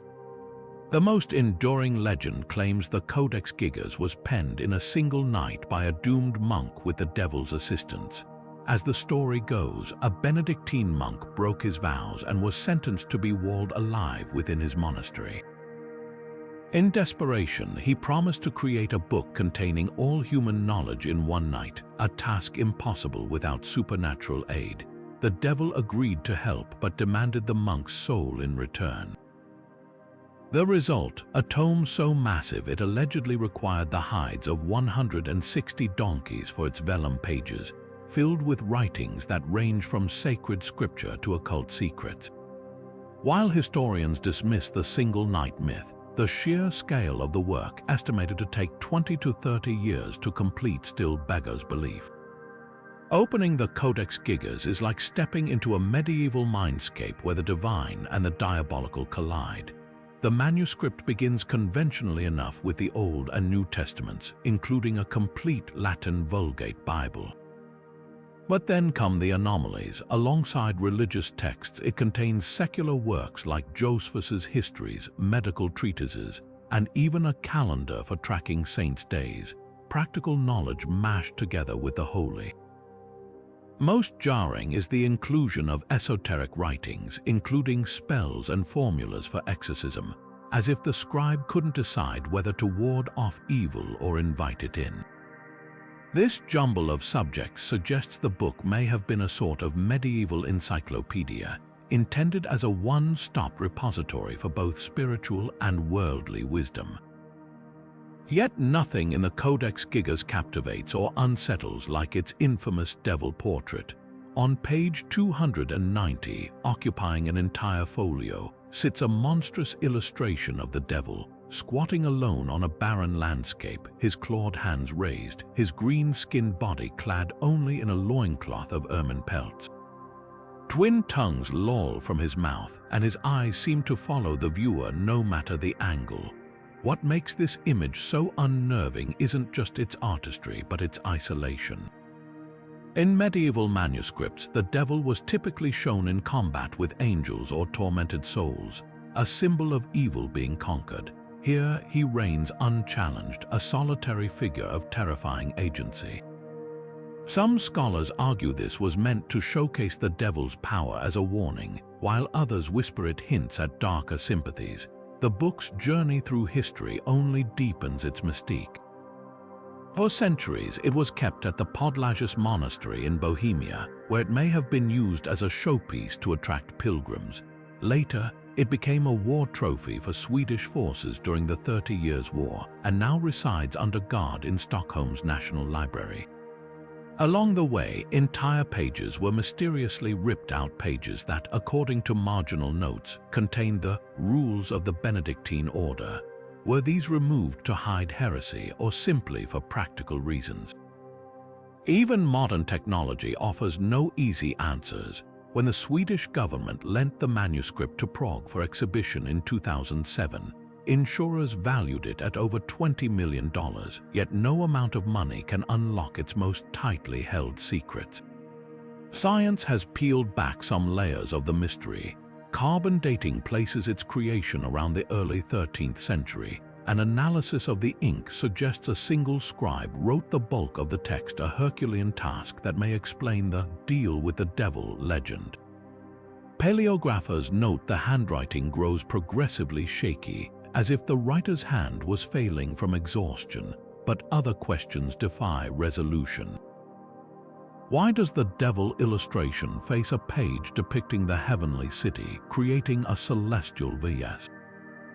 infernal diptych? Was this a theological statement or merely a quirk of the scribe's imagination? And most perplexing of all, why would a devout monk or anyone devote decades to creating a book that juxtaposes the holy and the unholy so jarringly? Perhaps the Codex Gigas endures because it mirrors our own contradictions. It's an artifact of faith that dares to depict the object of its fear in vivid detail, a work of devotion that flirts with the forbidden.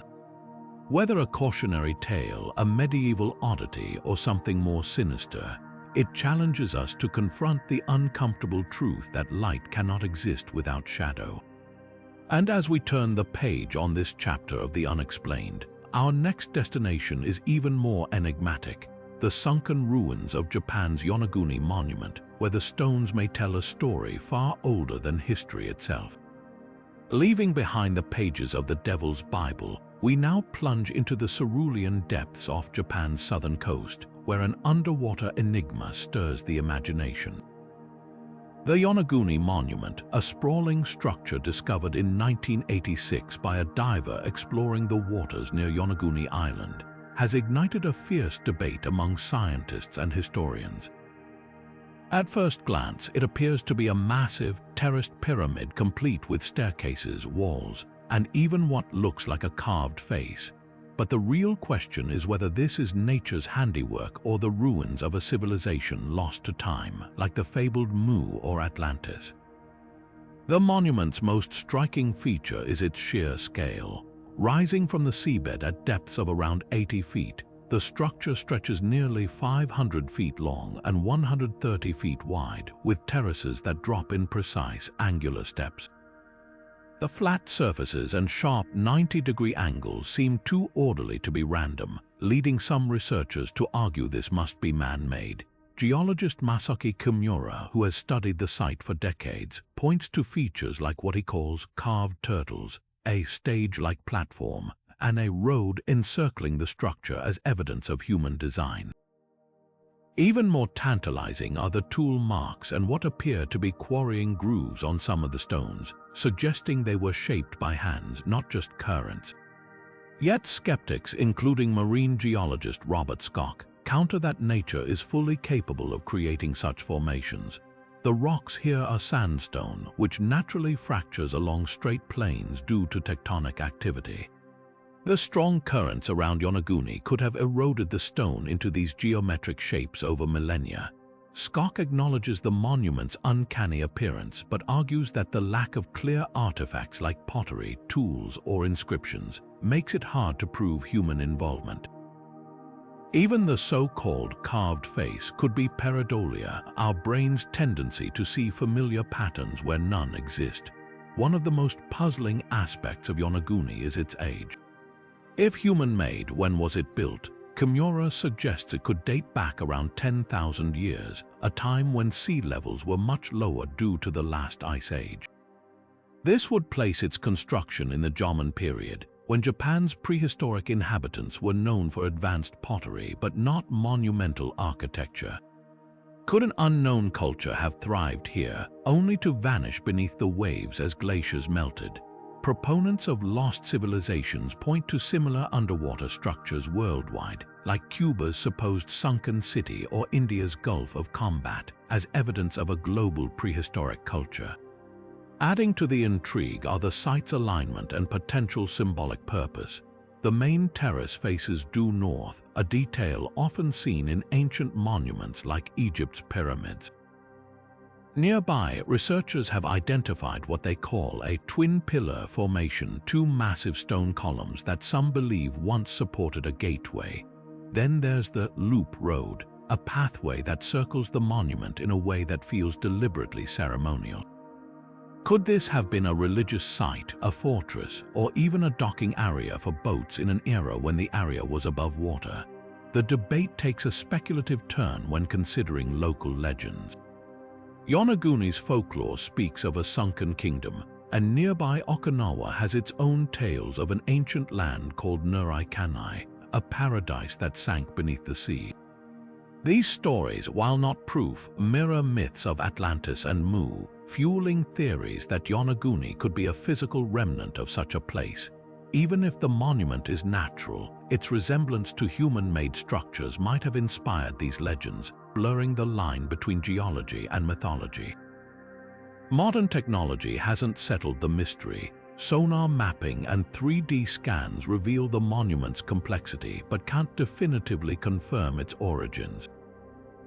The Japanese government has designated the site a natural landmark, yet allows divers to explore it, keeping the debate alive. For now, Yonaguni remains a riddle wrapped in coral and currents. Whether a testament to human ingenuity or Earth's artistry, it challenges us to reconsider how much of our past might still be hidden beneath the waves.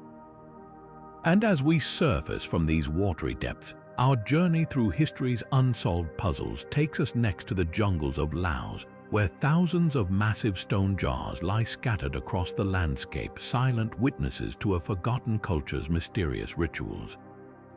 Now, shifting from the sunken mysteries of Yonaguni, we find ourselves standing amidst the rolling hills of Laos, where an entirely different kind of enigma awaits. Here, scattered across the landscape like forgotten relics of a giant's feast, lie the plain of jars, thousands of massive stone vessels, some weighing several tons, their origins and purpose shrouded in centuries of speculation. Discovered primarily in the Xingquang Plateau, these jars vary in size, from modest containers to towering behemoths nearly 10 feet tall. Carved from sandstone, granite, and even limestone, they date back to the Iron Age, roughly between 500 before Common Era and 500 Common Era. But who crafted them and why? The most compelling theory suggests they served as burial urns. Human remains, including bones and teeth, have been found inside and around the jars, alongside artifacts like beads and ceramic fragments. This aligns with Southeast Asian traditions of jar burial, where the dead were placed in vessels to honor or protect their spirits. Some jars even feature carved lids, hinting at ceremonial sealing. Yet burial isn't the only possibility. Local legends speak of a race of giants who used the jars to brew rice wine for victory celebrations. Could these vessels have held fermented beverages for rituals or feasts? The idea isn't far-fetched. Similar giant jars in India's Assam region were historically used for fermentation. Adding to the intrigue, a few jars contain mysterious disc-shaped stones, possibly lids or ritual markers. The jar's construction raises its own questions. How were these massive stones transported and shaped without metal tools? Some show evidence of iron chisels, but others appear to have been hollowed using fire and water, a technique where heated stone was doused to crack it. The precision of the carvings, especially the interior smoothing, suggests advanced craftsmanship. Even more puzzling is their distribution. The jars aren't randomly placed, they cluster in groups, often near ancient trade routes or mountain passes. Were they waypoints for travelers, or did they mark territorial boundaries? War and time have obscured answers. During the secret war in Laos, American bombings damaged many jar sites, and unexploded ordnance still litter the area, limiting research. Modern archaeology, however, is piecing together clues. Excavations reveal the jars were likely moved from quarries miles away, possibly rolled on logs. Soil analysis shows some were buried up to their necks, perhaps to stabilize them or for symbolic reasons. The plain of jars isn't just one site, but over 90 separate locations, each with unique jar arrangements. Site 1, the most studied, features around 300 jars, some adorned with carvings of humans or circles. At Site 2, jars perch on limestone outcrops, suggesting a connection to natural spirits. Site 3's jars cluster near a stream, hinting at water-linked rituals. This diversity implies multiple uses: burial, storage, ceremony, or a cultural evolution over time. One tantalizing thread ties the jars to ancient trade. Glass beads found nearby resemble those from India, while carvings match styles from Vietnam's Dong Son culture. Were the jars part of a vast network holding goods or offerings for distant traders, or did they serve as communal gathering points for nomadic tribes? Local Hmong and Khmu tribes tell stories of the jars being created by a mythical king named Kun Cheung, who fought a long war and needed vessels to store rice wine for his armies. Others whisper they were cups for giants or anchors for celestial beings. These tales, while not historical, reflect the jar's enduring mystique. Scientific efforts continue to unravel the truth. In 2019, Australian researchers used uranium series dating to confirm the jar's age, placing them firmly in the Iron Age. Yet the absence of nearby settlements baffles experts. Where did the jar makers live? Why leave no other traces? Some speculate they were nomadic, using the jars as portable ritual sites. The plain of jars is more than an archaeological curiosity. It's a window into a culture that left no written records, relying on stone to whisper its secrets. Whether tombs, breweries, or altars, these silent sentinels challenge us to imagine a world where rituals were carved in rock, not ink. And as we leave these haunting fields behind, our journey takes us next to the sands of Egypt, where a temple wall hides a carving so puzzling. It sparked debates about ancient technology and the boundaries of human ingenuity. Now, as we step into the shadowed halls of Egypt's Dendera temple, a peculiar carving beckons us, one that has ignited fiery debates between historians, engineers, and fringe theorists alike. Here, etched into the temple's sandstone walls, is the so-called Dendera light, a relief that some insist is proof of ancient electrical technology, while others dismiss it as a misunderstood religious symbol. The carving, part of the Temple of Hathor complex dating back to the Greco-Roman period around 50 before Common Era, shows a large, elongated object resembling a modern light bulb. Inside this bulb-like shape coils a serpent, its body extending to a lotus flower at the base, while a pillar-like structure supports it. To the uninitiated, the resemblance to a filament inside a glass bulb is striking. Proponents of the ancient tech theory argue that this is no coincidence that the Egyptians possessed knowledge of electricity, using primitive batteries like the Baghdad device to power these lights. Mainstream Egyptologists, however, offer a far different interpretation. They identify the relief as a symbolic depiction of the creation myth involving the snake god Harsomptus, emerging from a lotus, a common motif in Egyptian iconography representing rebirth and cosmic order. The pillar is likely a jed, a symbol of stability, while the bulb may simply be the womb of the sky goddess Nut, enclosing the sun god Ra's nightly journey. The serpent, rather than a filament, could signify the divine energy of creation. The controversy deepens when we examine the context. The relief is found in a crypt, a secluded chamber likely used for storing sacred objects or conducting rituals. Its placement suggests esoteric, not practical, significance. Nearby carvings show priests holding similar bulb-like objects alongside other religious symbols, reinforcing the ceremonial interpretation. Yet the precision of the bulb's shape, its tapered end and the serpent's alignment fuels skepticism. Could this be a case of pareidolia, where modern eyes impose familiar shapes on ancient art? Ancient tech enthusiasts point to the absence of soot in certain temple corridors as evidence of electric lighting. They cite the Baghdad Battery, a clay jar with copper and iron components, as a potential power source. But critics counter that no wires, sockets, or other electrical artifacts have ever been found in Egypt. The soot-free ceilings might simply reflect better ventilation or the use of reflective surfaces to amplify torchlight. The debate takes a fascinating turn with experimental archaeology.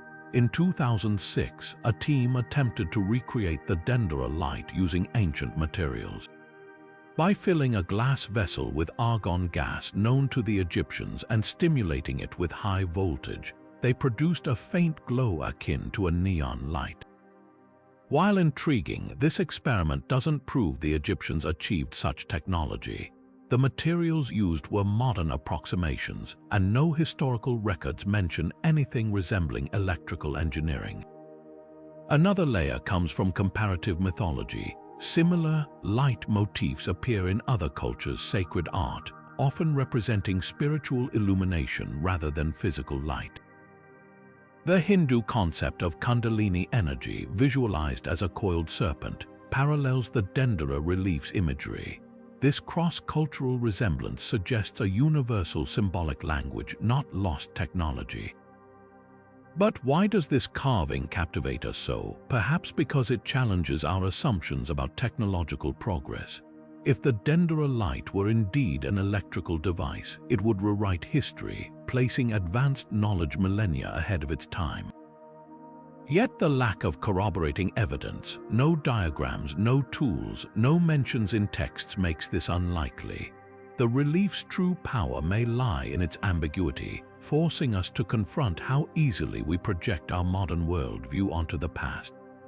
As we move from the temple's enigmatic walls, our next stop takes us to a desert scroll where cryptic directions promise untold riches, if only someone could decode them. Leaving the glowing enigmas of Dendera behind, we now journey to the arid cliffs near the Dead Sea, where a different kind of mystery lies coiled, not in stone but in copper.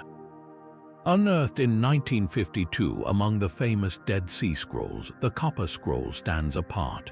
Unlike its parchment companions filled with religious texts, this brittle metal document is a treasure map, listing 64 hiding places for vast quantities of gold, silver, and sacred artifacts. But here's the twist: despite decades of searching, not a single ounce of this legendary loot has been recovered. Was it all a clever riddle, or does a fortune still wait beneath the desert sands? The scroll's very material raises eyebrows. Why use expensive, durable copper for a list unless it was meant to last? Dated to around 68 Common Era, near the end of the Second Jewish Revolt against Rome, its timing suggests a desperate act, perhaps priests or rebels hiding temple wealth from advancing legions. The text, written in Hebrew but with odd linguistic quirks, reads like a series of GPS coordinates from another era.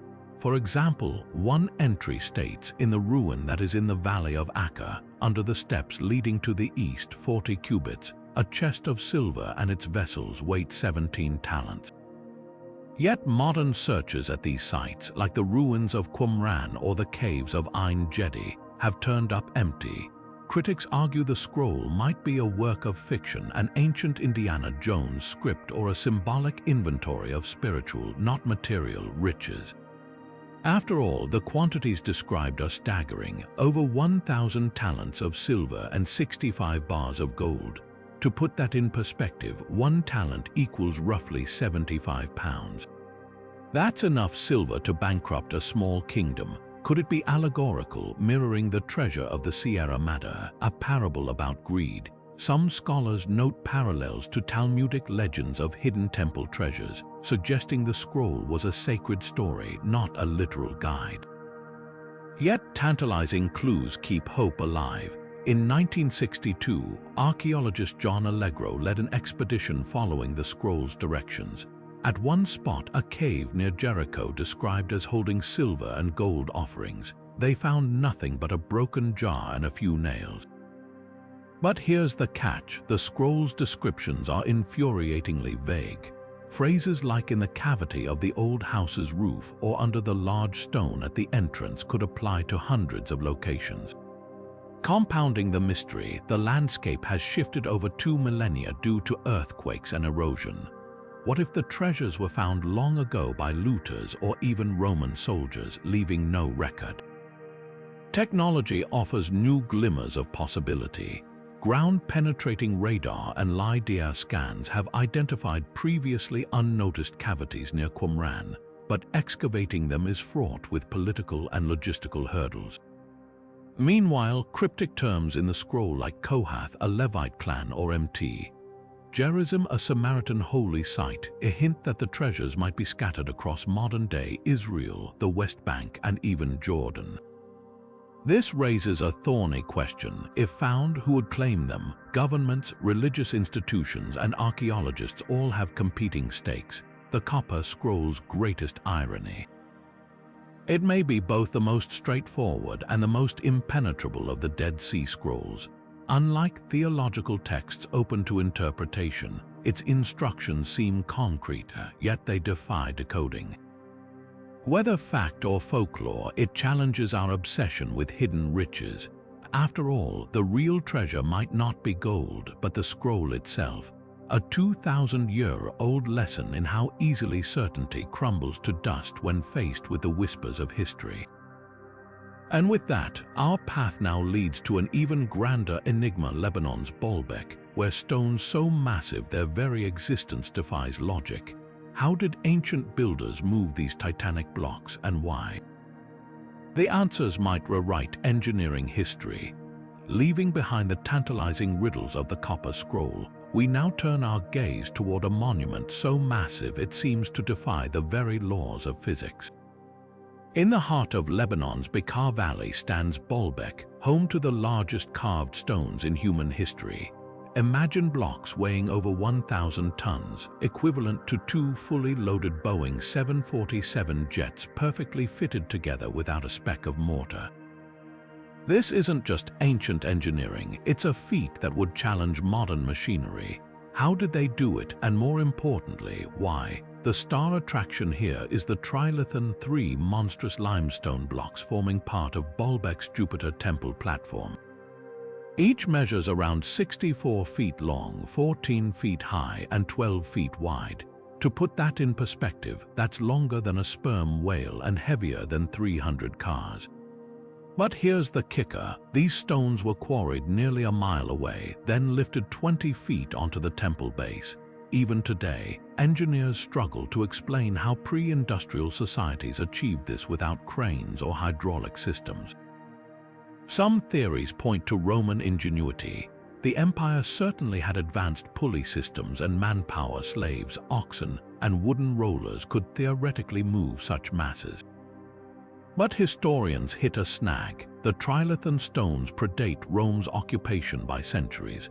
Carbon dating suggests the megalithic foundation was laid as early as 9000 BC, long before the Romans rebuilt the site as Heliopolis in the 1st century CE. So who were the original builders? Local legends whisper of giants or even supernatural aid, while archaeologists point to the Phoenicians or an unknown Bronze Age civilization. The precision adds another layer of awe. The blocks are locked together with such exactness that you can't slide a credit card between them, a technique seen in Inca masonry, but on a far grander scale. Some corners feature intricate tongue and groove joints, hinting at seismic stability. Was Baalbek designed to withstand earthquakes, or was this symbolic, like a cosmic jigsaw puzzle? The temple's alignment adds fuel to the mystery. Its gates face sunrise during the summer solstice, echoing solar cults found in Egypt and Mesopotamia. Then there's the abandoned Stone of the Pregnant Woman in the nearby quarry, a partially carved block estimated at 1,650 tons.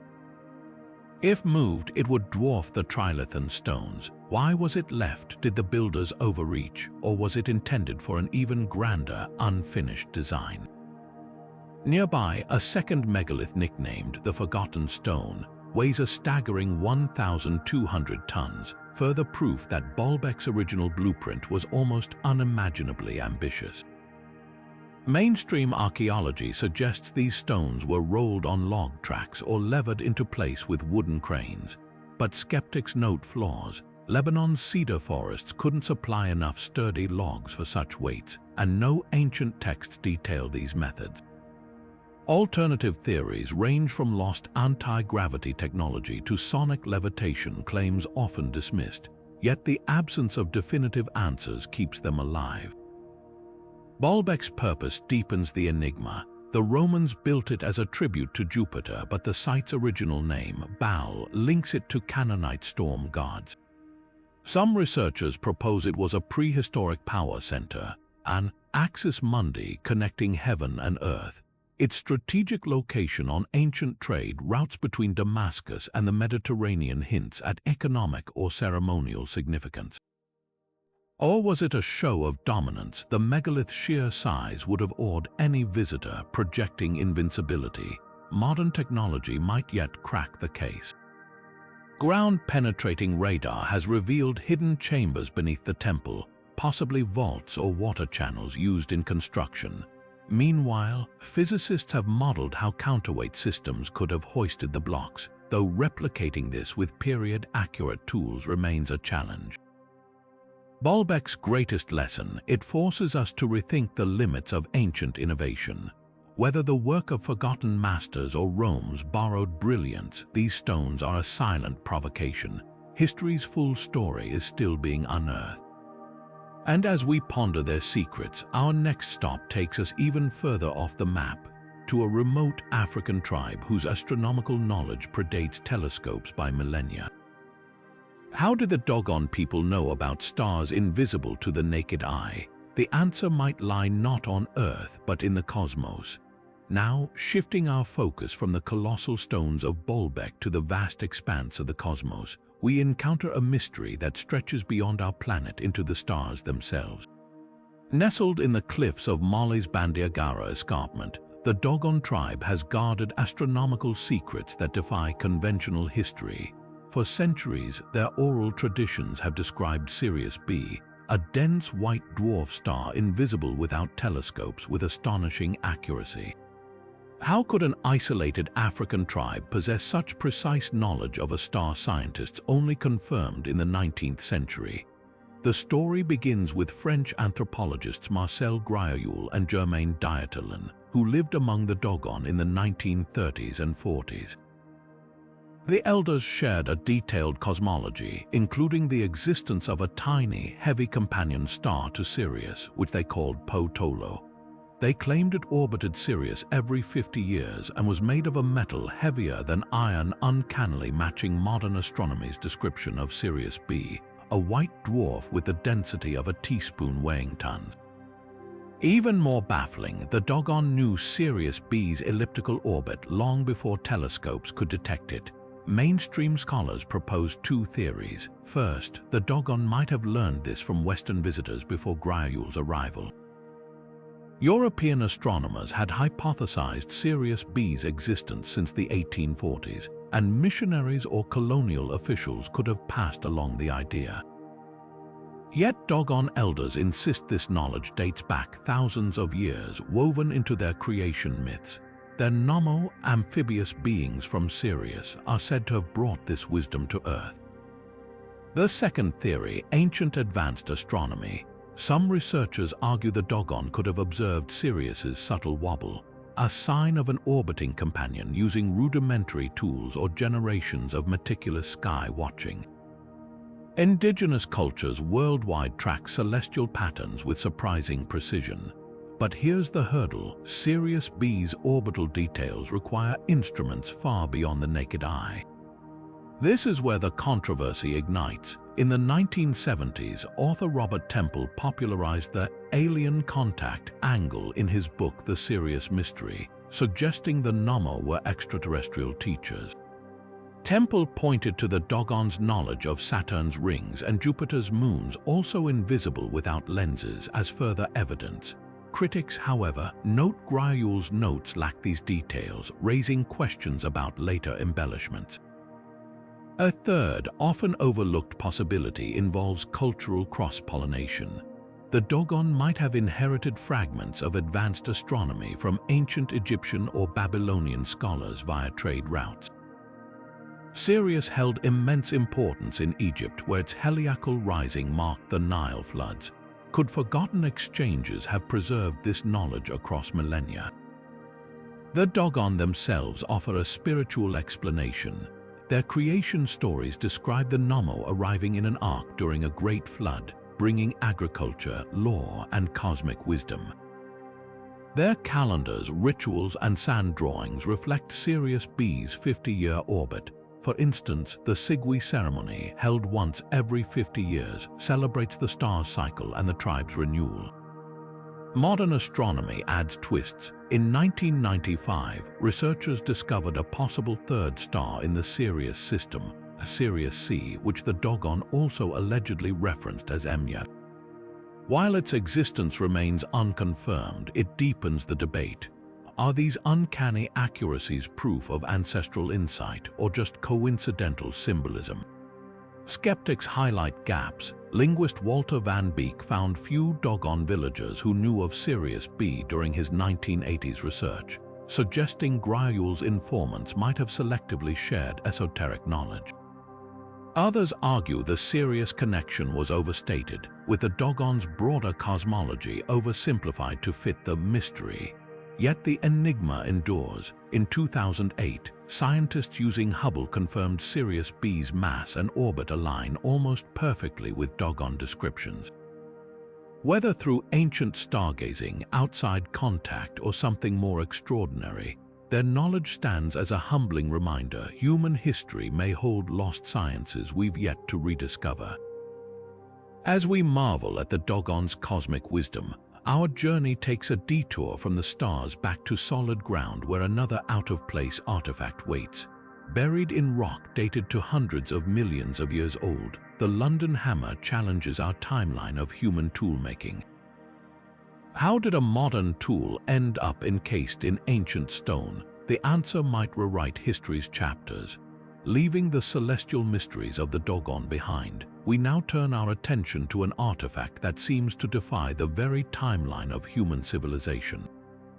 In 1936, a curious discovery near London, Texas, sent shockwaves through the scientific community. A hammer, its wooden handle partially turned to coal, encased in rock dated to over 400 million years old. At first glance, it appears to be an ordinary tool from the 19th century, but its geological context suggests something far more extraordinary.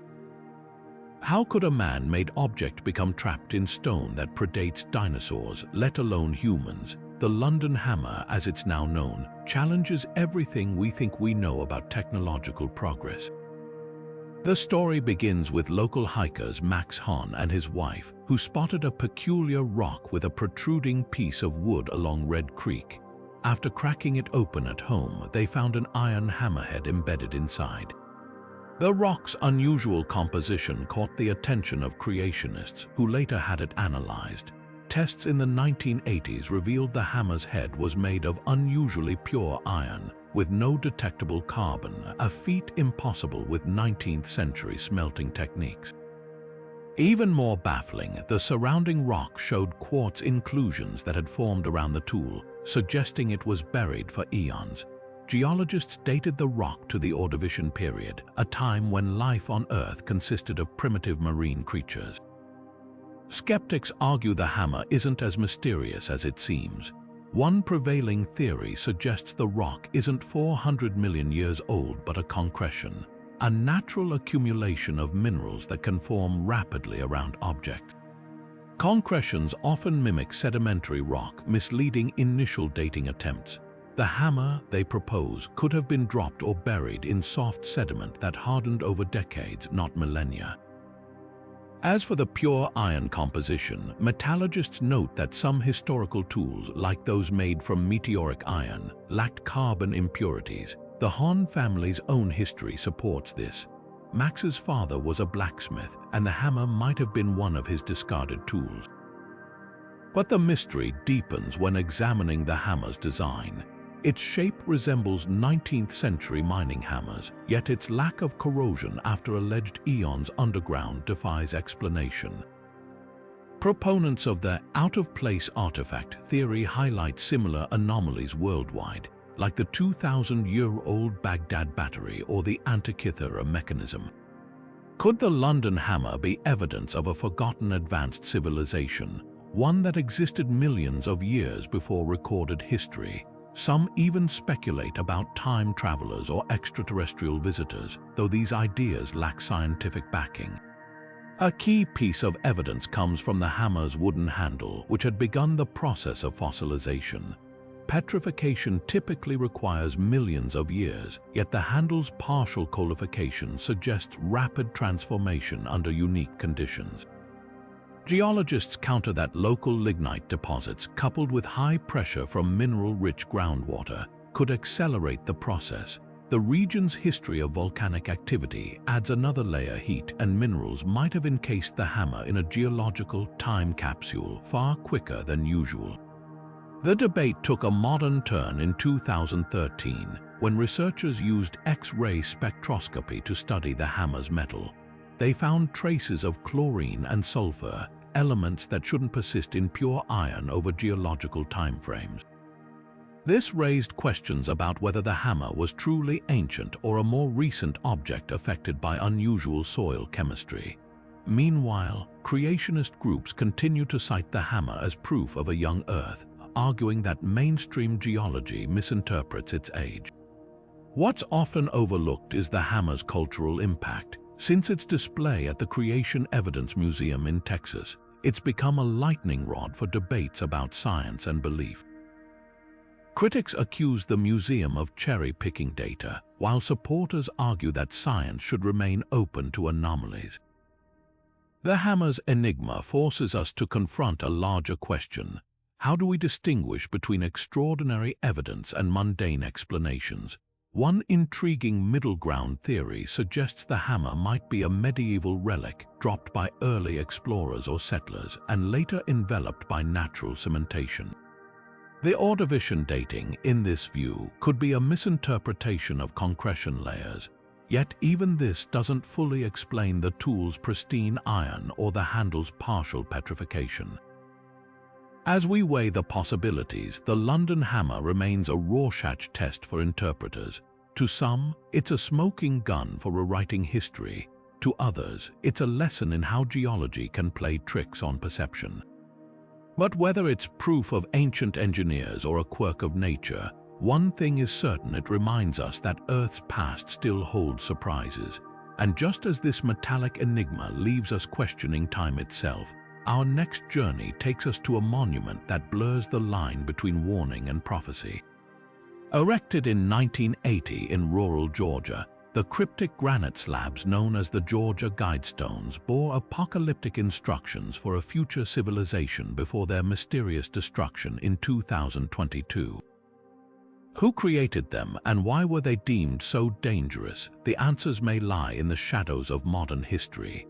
Shifting from ancient enigmas to a puzzle carved in our own era, we arrive at one of the most controversial monuments of recent times. In the quiet farmlands of Elbert County, Georgia, stood a towering granite structure that seemed plucked from a dystopian novel. Known as the Georgia Guidestones, this 20-foot-tall arrangement of slabs bore a message for humanity, etched in 8 languages from English to Swahili, its 10 commandments for a post-apocalyptic future. But who commissioned this cryptic monument, and why was it violently destroyed 4 decades later? The answers weave through secrecy, conspiracy, and a warning some believed was too dangerous to stand. The story begins in 1979 when a well-dressed man using the pseudonym Robert Christian walked into the Elberton Granite Finishing Company. He presented blueprints for what he called the Guidestones, a project funded by a small group of Americans who sought anonymity.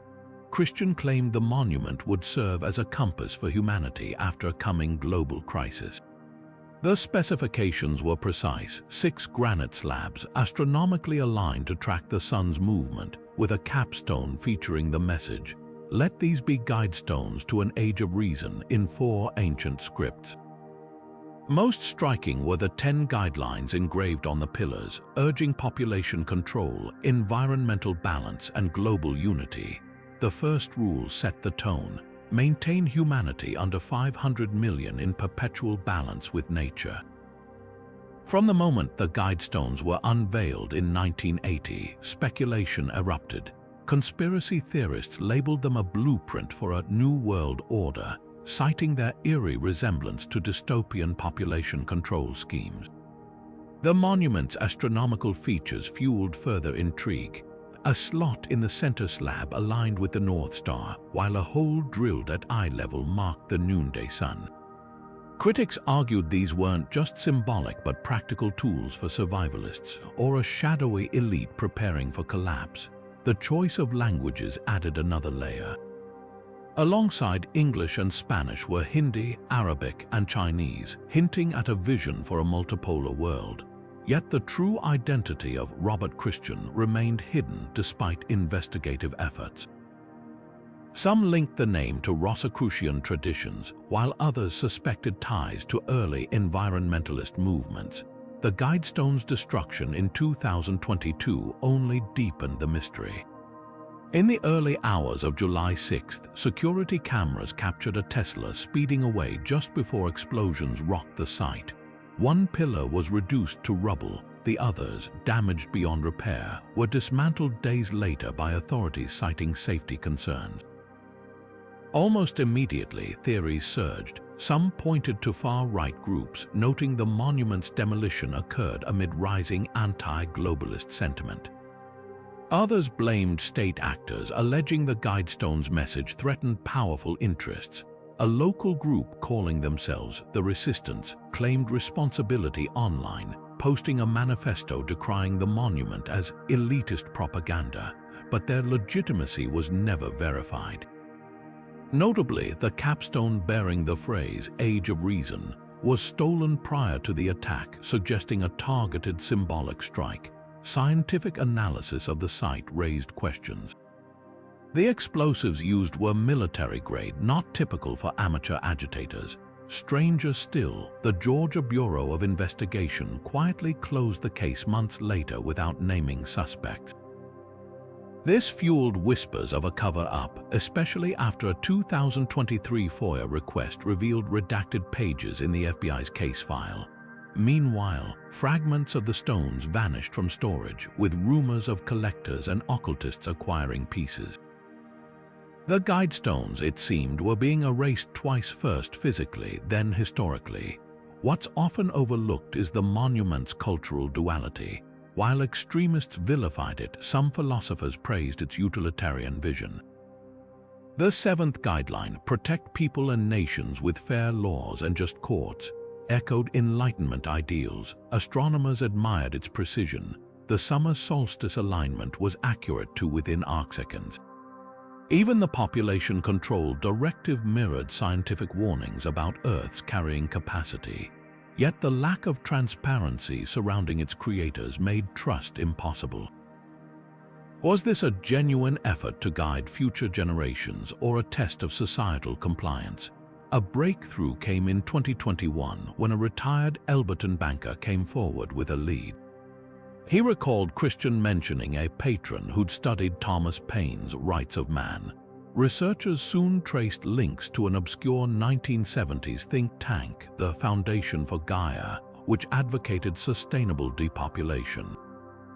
Members included climatologists and systems theorists, but no evidence tied them directly to the monument. Then, in 2024, a cryptic auction listing appeared online, a first-edition Paine book inscribed to R. See, the future is unwritten. The seller, based in Geneva, abruptly withdrew the item after media inquiries. The guidestone's legacy endures in paradox. They were simultaneously public and clandestine, altruistic and authoritarian. Their destruction mirrored the fate of ancient heretical texts erased by those who feared their power. Yet the central question lingers: were they a warning, a prophecy, or merely a provocateur's art project? Without the architect's testimony, we're left with granite fragments and a chilling possibility that someone or some group foresaw a crisis drastic enough to warrant carving survival instructions in stone. And as this modern monolith shadows fade, we journey next to a discovery that challenges the very map of history. In the misty highlands of Bosnia, a series of pyramid-shaped hills have ignited a firestorm among archaeologists. Are they natural formations or the remnants of the oldest pyramids on Earth? The answer could rewrite civilization's dawn. But now, let's turn our attention to a discovery that has sparked heated debates among archaeologists and amateur explorers alike. Nestled in the lush valley of Visoko, just northwest of Sarajevo, a cluster of oddly symmetrical hills has become the center of one of the most controversial claims in modern archaeology, that these are not just natural formations, but the remnants of the world's oldest pyramids dating back more than 20,000 years. The story begins in 2005, when Bosnian-American businessman and amateur archaeologist Semir Osmanagic first proposed that Visoko's Pjeljasevica hill, which locals had long called Pyramid of the Sun, was no ordinary mountain. Armed with satellite images showing its near-perfect triangular sides and alignment with cardinal directions, Osmanagic launched excavations that would soon divide the scientific community. His team claimed to uncover massive stone blocks with smooth surfaces, underground tunnels with ceramic-laden walls, and even an energy beam emanating from the pyramid's apex details that, if proven, would rewrite human history. Mainstream archaeologists were quick to challenge these findings. Geologists pointed out that the hills are likely natural formations called flatirons, common in areas with layered sedimentary rock. The European Association of Archaeologists condemned the excavations as pseudoscience, noting that no credible evidence linked the site to any known ancient civilization. Critics argued the so-called blocks were just fractured sandstone, and the tunnel's medieval mines repurposed by Osmanagic's team with modern carvings. Even the energy beam was debunked as misinterpreted radar data. Yet, despite the skepticism, the project gained a cult following, drawing thousands of tourists and volunteers eager to uncover what they believed was a lost chapter of humanity. Digging deeper into the claims, some intriguing details resist easy dismissal. Core samples from the Pyramid of the Sun revealed conglomerate concrete layers unlike typical geological strata, with compressive strength surpassing modern building materials. Independent researchers documented peculiar electromagnetic anomalies in the tunnels, with pockets of inexplicably ionized air. Most puzzling were the 70,000 spherical sandstone artifacts found near the site, some arranged in precise geometric patterns.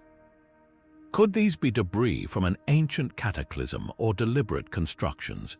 The archaeological establishment remains unmoved. They note that no pottery shards, tools, or human remains, standard markers of habitation, have been found in situ. The concrete-like layers, they argue, could be breccias, natural cementations from mineral-rich groundwater. As for the electromagnetic readings, skeptics suggest underground water flows or metallic ore deposits as probable causes. The debate took a sharper turn when UNESCO refused to evaluate the site, citing a lack of scientific rigor in the excavations. Beyond the geology, the Bosnian pyramid claims tap into a larger cultural tension. For many Bosnians still healing from the scars of the 1990s war, the project became a symbol of national pride and potential economic revival. Visoko's shops now sell pyramid-shaped souvenirs, and hotels cater to new age seekers who believe the site holds healing energies. This emotional investment complicates objective analysis, with Osmanagic accusing critics of academic colonialism for dismissing non-Western discoveries. Recent developments keep the mystery alive. In 2021, a team of physicists from Italy and Finland published a study suggesting the tunnels emit ultrasonic frequencies at 33 kHz, a range some associate with ancient vibrational medicine. Meanwhile, thermal imaging in 2023 revealed strange heat patterns in the pyramid's core, inconsistent with natural heat dispersion. Are these clues to an artificial structure or simply the latest in a line of misinterpreted data? The Bosnian pyramids controversy encapsulates a fundamental question. How do we distinguish between paradigm-shifting discoveries and wishful thinking? Without indisputable evidence like hieroglyphs, burials, or artifacts in their original context, the hills of Visoko remain Schrödinger's pyramids, both ancient marvels and ordinary landforms until proven otherwise. And as we leave this modern enigma behind, our next journey takes us even higher, to the Bolivian Andes, where another archaeological wonder defies explanation. The ruins of Puma Punku feature stone blocks so precisely cut with drill holes and interlocking grooves that they seem impossible for their era. How did the Tiwanaku culture achieve such precision over 1,000 years ago? The answers might lie in lost technologies we've yet to rediscover. But shifting our gaze to the high-altitude plains of Bolivia, we encounter a site that challenges our very understanding of ancient engineering. The ruins of Puma Punku, part of the larger Tiwanaku complex near Lake Titicaca, are a mesmerizing jigsaw puzzle of stonework so precise it would stump modern stonemasons. At first glance, the scattered granite and andesite blocks seem like the aftermath of an earthquake, but look closer and you'll notice something extraordinary. These aren't just broken rocks, they're intricately carved architectural components, some weighing over 100 tons, featuring razor-sharp right angles, flawless flat surfaces, and dovetail grooves that interlock like pieces of a 3D puzzle. The most baffling detail, drill holes piercing straight through the hardest stones, each perfectly cylindrical, as if made with industrial-grade tools. Mainstream archaeology attributes Puma Punku to the Tiwanaku culture, which thrived between 500 and 1000 Common Era. But this explanation raises more questions than answers. How did a civilization without the wheel, draft animals, or metal tools cut and transport these massive stones across 18 miles of rugged terrain at an altitude of 12,000 feet? Even more perplexing are the geometric patterns. Some blocks have identical, complex cuts repeated across multiple stones, suggesting the use of standardized templates or even prefabrication techniques unheard of in the ancient world. The precision is almost unsettling. Certain andesite slabs have channels carved exactly 5 millimeters deep, with deviations of less than 1 millimeter across their entire length. Modern engineers using laser-guided equipment would struggle to replicate this consistency. Then there are the H-shaped clamps once used to hold blocks together. Unlike the molten metal clamps seen in other ancient sites, puma punkus were carved directly into the stone, a technique requiring absurdly precise measurements to ensure alignment. Skeptics argue that the Tiwanaku people used simple stone hammers and abrasives like sand. Experimental archaeology shows that andesite can indeed be shaped this way, but over lifetimes of labor. Yet Puma Punku's scale suggests rapid construction. The site's platform mound, for instance, contains over 800 tons of meticulously cut stone. If Tiwanaku artisans worked 12 hours a day, every day, they'd need over 5 years just to shape one of the larger blocks, and that's before accounting for transport or assembly. Alternative theories inevitably arise. Some point to the site's alignment with celestial events like the solstices as evidence of advanced astronomical knowledge. Others note that local legends speak of a time before the Great Flood, when gods built cities in a single night. More controversially, ancient astronaut theorists highlight the drill hole's machine-like precision and the site's sudden abandonment around 1000 Common Era, suggesting outside intervention. Geologists offer a partial answer. The andesite at Puma Punku contains traces of silicon dioxide, a natural glass that could have made the stone slightly easier to work when heated. But this doesn't explain the transport logistics. One hypothesis suggests the Tiwanaku used reed boats to move stones across Lake Titicaca during wet seasons, dragging them on lubricated earthen ramps, a plausible but unproven notion. What's often overlooked is Puma Punku's potential purpose.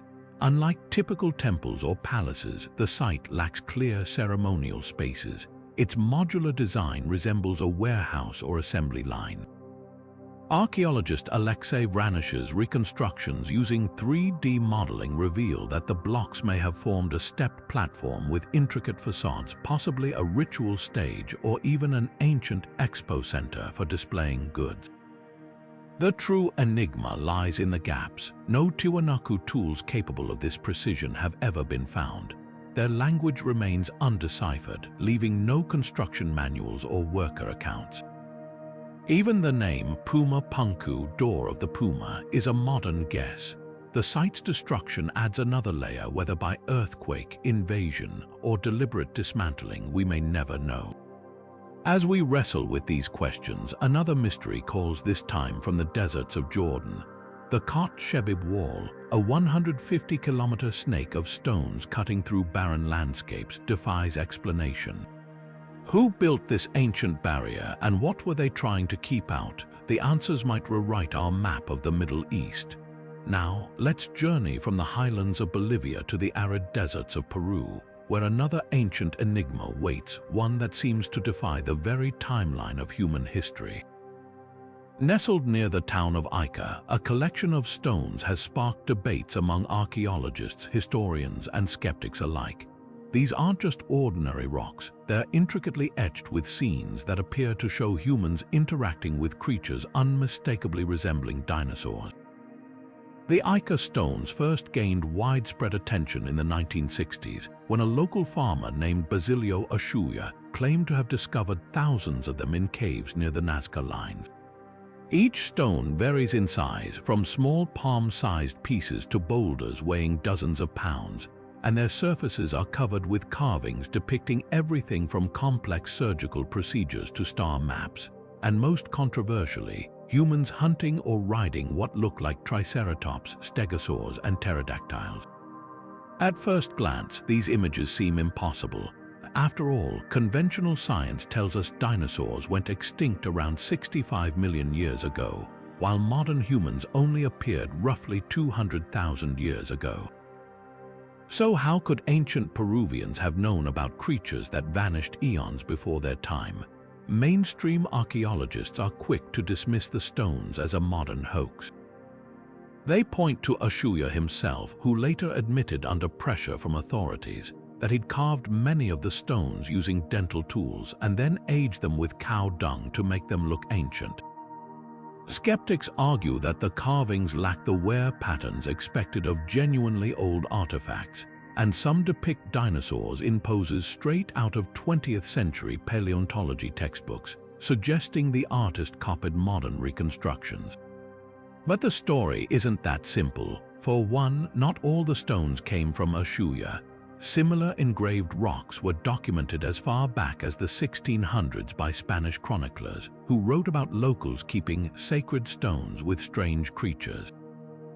In the 1930s, a Peruvian archaeologist named Santiago Agurto Calvo also reported finding pre-Columbian burial sites containing carved stones with depictions of animals, though he didn't identify them as dinosaurs. Then there's the sheer volume. Over 15,000 Ica stones have surfaced, many with wildly different artistic styles and levels of craftsmanship. Could a single farmer, or even a group of forgers, have produced so many without detection? Some stones were also found in undisturbed burial sites, layered beneath pottery and textiles dating back to the Paracas and Nazca cultures, which thrived between 500 before Common Era and 500 Common Era. Proponents of the stone's authenticity argue that the carvings align with other global anomalies suggesting ancient humans might have encountered dinosaurs. For example, the Cambodian Ta Prohm temple features a relief that some interpret as a stegosaurus, while Native American petroglyphs in Utah appear to show sauropod-like creatures. Could these be evidence of collective memory, or even a lost epoch when humans and dinosaurs briefly coexisted? Geologists who have examined the stones note that the andesite they're carved from does show genuine patina in the grooves, consistent with centuries of weathering. But this doesn't necessarily prove the carvings themselves are ancient, only that the rocks are. The debate grows even murkier when considering the stone's content. Some depict advanced medical knowledge, like cesarean sections and organ transplants, while others show telescopes and celestial maps with constellations as they would have appeared 13,000 years ago. Dr. Javier Cabrera, a Peruvian physician who amassed over 11,000 stones, became their most vocal advocate.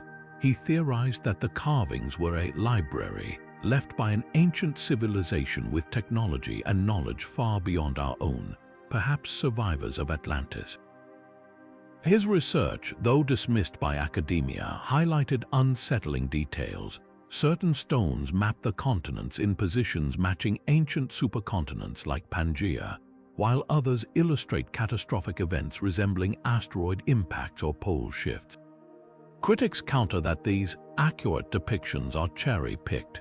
Many stones clearly show fantasy elements, winged humans, mythical beasts, suggesting the artist's blended imagination with observed reality. The medical scenes, while striking, could represent symbolic or ritual practices rather than literal procedures, and the dinosaurs might be stylized versions of animals the Nazca knew, like iguanas or Andean condors, exaggerated over generations of storytelling. One compelling middle ground theory posits that the stones are a mix of ancient and modern work. Local cultures may have originally carved some as ritual objects or teaching tools, with later artisans, like Ushuaia, adding to the collection for profit or prestige. This would explain why some stones appear genuinely weathered while others feel suspiciously contemporary. The Ica stones force us to confront a broader question. How do we distinguish between hoax, misinterpretation, and genuine mystery? Even if 99% of the carvings are modern fakes, the remaining 1%, those found in documented archaeological contexts, demand scrutiny. Could they hint at a forgotten chapter of human history, or are we projecting our fascination with the unknown onto ordinary art? As we ponder these questions, another cryptic artifact calls from halfway across the world. Easter Island's Rongorongo script, the only known written language in Polynesia. Why did it vanish without translation, and what secrets might it hold about the island's enigmatic past? Leaving the mysteries of the Ica stones behind, we set sail across the Pacific to one of the most isolated places on Earth, Easter Island. Here, amid the towering Moai statues, lies another puzzle carved not in stone but in wood. The Rongorongo script, a series of intricate glyphs, is the only known written language to emerge from Polynesia. Yet, despite over a century of study, no one has fully cracked its code. Why did this unique writing system disappear without leaving behind a single translator? The story begins in the 1860s, when European missionaries first noticed wooden tablets covered in strange symbols in the possession of islanders. These tablets, some over 6 feet long, were etched with rows of glyphs resembling plants, animals, and abstract shapes, some arranged in a bizarre, reverse boustrophedon pattern, where every other line is written upside down. The priests, horrified by what they saw as pagan artifacts, burned most of them. Only 26 survive today, scattered in museums from London to Santiago. What makes Rongorongo so baffling is its isolation. No other Polynesian culture developed writing, yet Easter Islanders, or Rapa Nui as they call themselves, created this system entirely on their own. How? One theory suggests contact with South America, pointing to similarities between Rongorongo and the Quipu knots of the Inca, but no direct link has been proven. Another idea is that the script was invented after the Spanish briefly visited in 1770, inspiring locals to create their own writing. Yet radiocarbon dating of one tablet places it before European contact, deepening the mystery. The glyphs themselves are a labyrinth. Some appear to represent plants like bananas or sweet potatoes, while others depict birds, fish, or celestial bodies. A few even show human-like figures in poses that might tell myths or record histories, but without a Rosetta Stone to compare it to, linguists hit dead ends. Early attempts to decode Rongorongo assumed it was purely pictographic, like Egyptian hieroglyphs, but newer research suggests it could be a mix of logographic and syllabic signs, with some symbols representing whole words and others sounds. One tantalizing clue comes from an unlikely source, a surviving snippet of oral history. In the late 19th century, a Rapa Nui elder named Tomnica recited a chant while pointing to glyphs on a tablet, implying the symbols corresponded to specific phrases. Sadly, no one recorded the full translation. Later, a French ethnologist named Matrox documented islanders using the tablets as memory aids for reciting genealogies, hinting that Rongorongo might not be a true writing system but a mnemonic device. The script's disappearance is just as puzzling. By the late 1800s, after decades of slave raids, smallpox, and deforestation had decimated the population, no one left on the island could read the glyphs. Had the knowledge been guarded by a small elite wiped out by catastrophe, or was Rongorongo always a niche tradition, lost when European missionaries suppressed native culture? Modern efforts to decode the script range from painstaking linguistic analysis to artificial intelligence. In 2020, a team used pattern recognition algorithms to identify repeating sequences that might encode names or dates. Others have tried matching glyphs to Rapa Nui myths like the Birdman cult or the creation legend of Hotu Mata, but progress is slow. Unlike the Dead Sea Scrolls or Linear B, Rongorongo has no living linguistic relatives to compare it to. Perhaps the most haunting question is what the tablets might reveal. Do they hold records of the island's ecological collapse, warnings carved by a society that saw its trees vanish and its statues topple? Could they describe the arrival of outsiders or even earlier, unknown voyages to the island? Until the code is broken, Rongorongo remains a silent witness to a lost world. As we ponder these unsolved glyphs, our next stop takes us to another ancient enigma, this one hidden beneath the sands of Jordan. The Kot Shebib Wall, stretching over 90 miles, has baffled archaeologists for decades. Who built this colossal structure, and what were they trying to keep out or in? From the silent glyphs of Easter Island, we journey now to the high plains of Bolivia, where an even larger mystery stretches across the landscape literally. High in the Andes, near the snow-capped peak of Mount Sajoma, lies a sprawling web of ancient lines so vast they could wrap around the Earth's equator twice over. Known as the Sajoma Lines, this network of thousands upon thousands of perfectly straight paths crisscrosses the Altiplano Desert like a colossal spider's web etched into the Earth. Yet, unlike their famous cousins in Nazca, these lines remain almost unknown to the wider world. Who created them, and what purpose could such an unimaginably large design serve? The scale of the Sajoma Lines is staggering. Radiating outward from sacred mountains and volcanoes, the lines cover an estimated 16,000 kilometers, roughly the distance from New York to Sydney. Some stretch for 20 kilometers in dead straight paths, defying the rugged terrain of hills, ravines, and salt flats. Unlike the Nazca Lines, which are shallow scrapes in the desert floor, the Sajoma Lines are deep, well-trodden paths worn into the earth by centuries of foot traffic.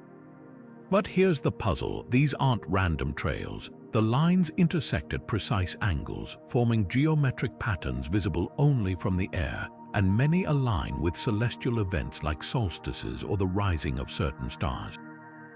So who built them? The local Aymara people, descendants of the ancient Tiwanaku civilization, have long considered the area sacred. Their oral traditions speak of the lines as tapestries for the gods, woven into the earth to communicate with mountain spirits.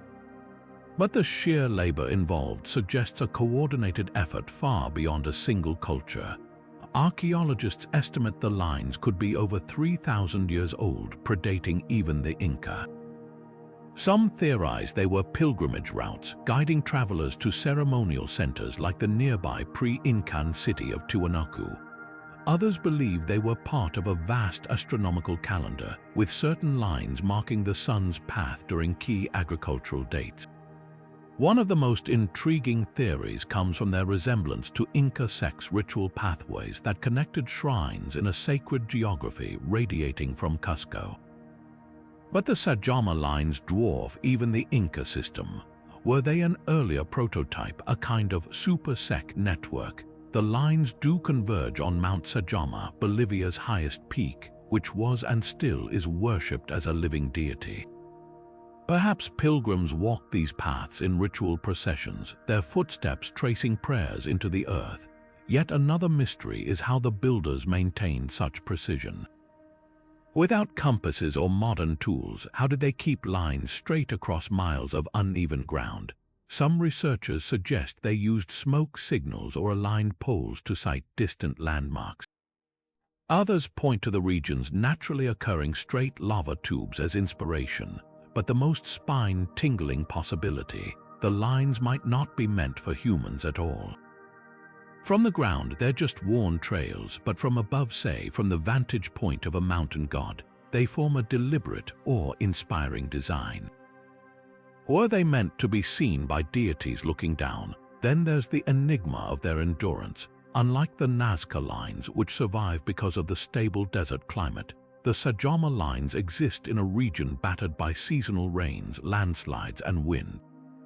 Yet they've persisted for millennia. Some locals whisper that the lines regenerate themselves, kept alive by the land's spiritual energy. Scientists offer a more down-to-earth explanation: generations of herders and pilgrims unconsciously reinforcing the paths over centuries, guided by tradition. Modern technology has revealed even more layers to the mystery. Satellite imagery shows that the lines extend far beyond what's visible on the ground, some vanishing under modern towns or merging with colonial-era roads. A few even seem to mirror constellations sacred to the Aymara, like the llamas of the Milky Way. But the most haunting discovery is that the lines aren't unique. Similar, smaller networks exist across the Andes, suggesting the Sajoma Lines might be the centerpiece of a continent-wide sacred geography we're only beginning to understand. What were the builders trying to tell us, or the gods? Were the lines a map of the cosmos, a pilgrimage labyrinth, or a three-dimensional prayer? Unlike Easter Island's Rongorongo, these messages aren't hidden in glyphs. They're written across the land itself, waiting for us to walk their paths and listen. As we leave Bolivia's high desert, our next destination takes us deeper into the realm of the unexplained, to a collection of ancient statues with features that defy conventional history. In the dust of Mesopotamia, the Ubaid lizardmen stare back at us with elongated heads and slitted eyes, challenging everything we think we know about human civilization. But before we unravel the secrets of these enigmatic figures, let's shift our gaze to the cradle of civilization itself, Mesopotamia. Here, buried in the dust of time, lies a collection of artifacts so bizarre they've sparked debates among archaeologists for decades. Unearthed from the ancient Ubaid culture, these statues depict humanoid figures with unmistakably reptilian features, elongated heads, almond-shaped slitted eyes, and postures that seem almost unnatural. The Ubaid culture flourished in what is now Iraq around 7,000 years ago, long before the rise of Sumer or Babylon. These were among the first people to build permanent settlements, develop irrigation, and create art that reflected their worldview. But their most haunting creations are these slender, lizard-like figurines. Some cradle infants against their chests, while others clutch what appear to be tools or ritual objects. Their shoulders are oddly angular, their bodies sleek and devoid of gender, with a sinewy grace that feels both alien and unsettlingly familiar. What were they meant to represent? Mainstream archaeology leans toward symbolism. The Ubaid people revered nature, and reptiles like snakes and lizards were potent symbols of fertility, transformation, and the underworld. Could these statues be deities or spirits, embodiments of the natural forces the Ubaid sought to appease? The maternal poses of some figurines suggest a connection to fertility cults, common in early agricultural societies. Yet the consistency of the reptilian features across hundreds of statues is hard to ignore. Why would an entire culture fixate on such specific, non-human traits? This is where the theories take a wilder turn. Some researchers point to the figurines' elongated skulls reminiscent of those found in Paracas, Peru, or the mysterious Anunnaki gods described in later Sumerian texts. Could the Ubaid have been depicting an actual race of beings, whether mythical or otherwise? Ancient astronaut enthusiasts argue that the statues resemble modern descriptions of reptilian aliens, right down to the posture, which they interpret as a non-human way of standing. Skeptics, of course, dismiss this as pareidolia, our brains seeing patterns where none exist. But the sheer number of these figurines, all sharing the same eerie traits, makes you wonder. Then there's the matter of their craftsmanship. The Ubaid period predates advanced metal tools, yet these statues display precise, almost surgical detailing. The eyes, for instance, aren't just carved, they're often inlaid with bitumen or shell, creating a lifelike, gleaming effect. The mouths are tiny, almost absent, as if the beings they depict communicated in ways beyond speech. And unlike later Mesopotamian art, which glorified kings and warriors, these figures exude a quiet, otherworldly authority. Were they idols, ancestor portraits? Or warnings of something forgotten? Even more puzzling is their distribution. Ubaid-style lizard figurines have been found as far north as Turkey and as far south as the Persian Gulf, suggesting a shared cultural motif across vast distances. Some archaeologists propose they represent shamanic visions, inspired by hallucinogenic rituals. Others note that reptiles were among the few creatures to thrive in Mesopotamia's harsh wetlands, making them logical symbols of resilience. But why humanoid reptiles? Why not just carve snakes or lizards? The mystery deepens when you consider the Ubaids' legacy. Their culture directly influenced the Sumerians, who later spoke of their own serpentine gods like Ningishida, the deity of healing and the underworld. Could the Ubaid figurines be early prototypes of these deities, or is the resemblance a coincidence? Modern science hasn't helped much. Carbon dating confirms the statue's age, but without written records. The Ubaid left no texts, we're left interpreting silent clay. Some scholars suggest the figurines were teaching aids used to pass down origin stories. Others think they were talismans meant to ward off evil or invite blessings. But the most chilling theory that they're portraits. After all, if you encountered a being that looked like this, wouldn't you immortalize it in clay too? As we ponder these questions, our journey through history's shadows takes us next to an artifact even more controversial. A medieval manuscript so massive, so bizarre, it's said to have been penned in a single night with the devil's help. The Codex Gigas awaits. Now, let's soar from the mysteries of Mesopotamia to the jungles of Colombia, where another ancient puzzle takes flight. Among the most debated artifacts of the pre-Columbian era are the Quimbaya airplanes, tiny golden figurines that bear an uncanny resemblance to modern aircraft. Discovered in tombs dating back over 1,000 years, these intricate objects have sparked a fiery debate. Were they mere stylized animals, or could they be evidence of lost aviation knowledge? The Quimbaya civilization thrived in what is now Colombia between 500 and 1500 AD, renowned for their exquisite gold work. Most of their artifacts depict animals, deities, and everyday objects, but a handful stand out for their bizarre aerodynamic designs. These so-called airplanes feature delta wings, stabilizers, and even what appear to be cockpits. To the modern eye, they look less like birds or insects and more like sleek jets, complete with details that seem to defy coincidence. Mainstream archaeologists argue that the figurines are stylized representations of local fauna. Some suggest they depict birds like the Guacamaya macaw, whose swept-back wings and tail feathers might explain the artifact's shape. Others propose they're stylized fish or even flying insects, with the cockpit being an artist's flourish. After all, the Quimbaya often exaggerated features in their art for symbolic or decorative purposes. But here's the catch: no known animal in the region matches the exact proportions of these objects.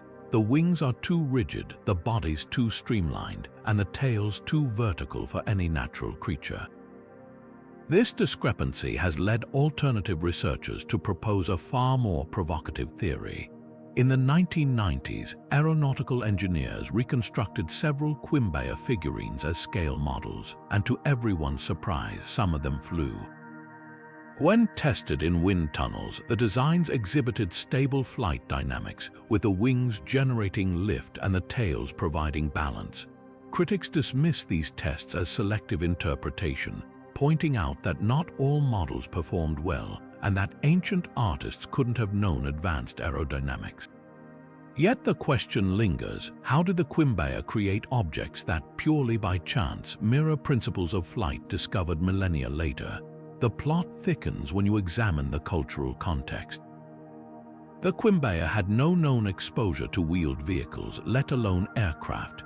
Their society was agrarian, with no evidence of complex machinery. So why would they craft objects resembling jets?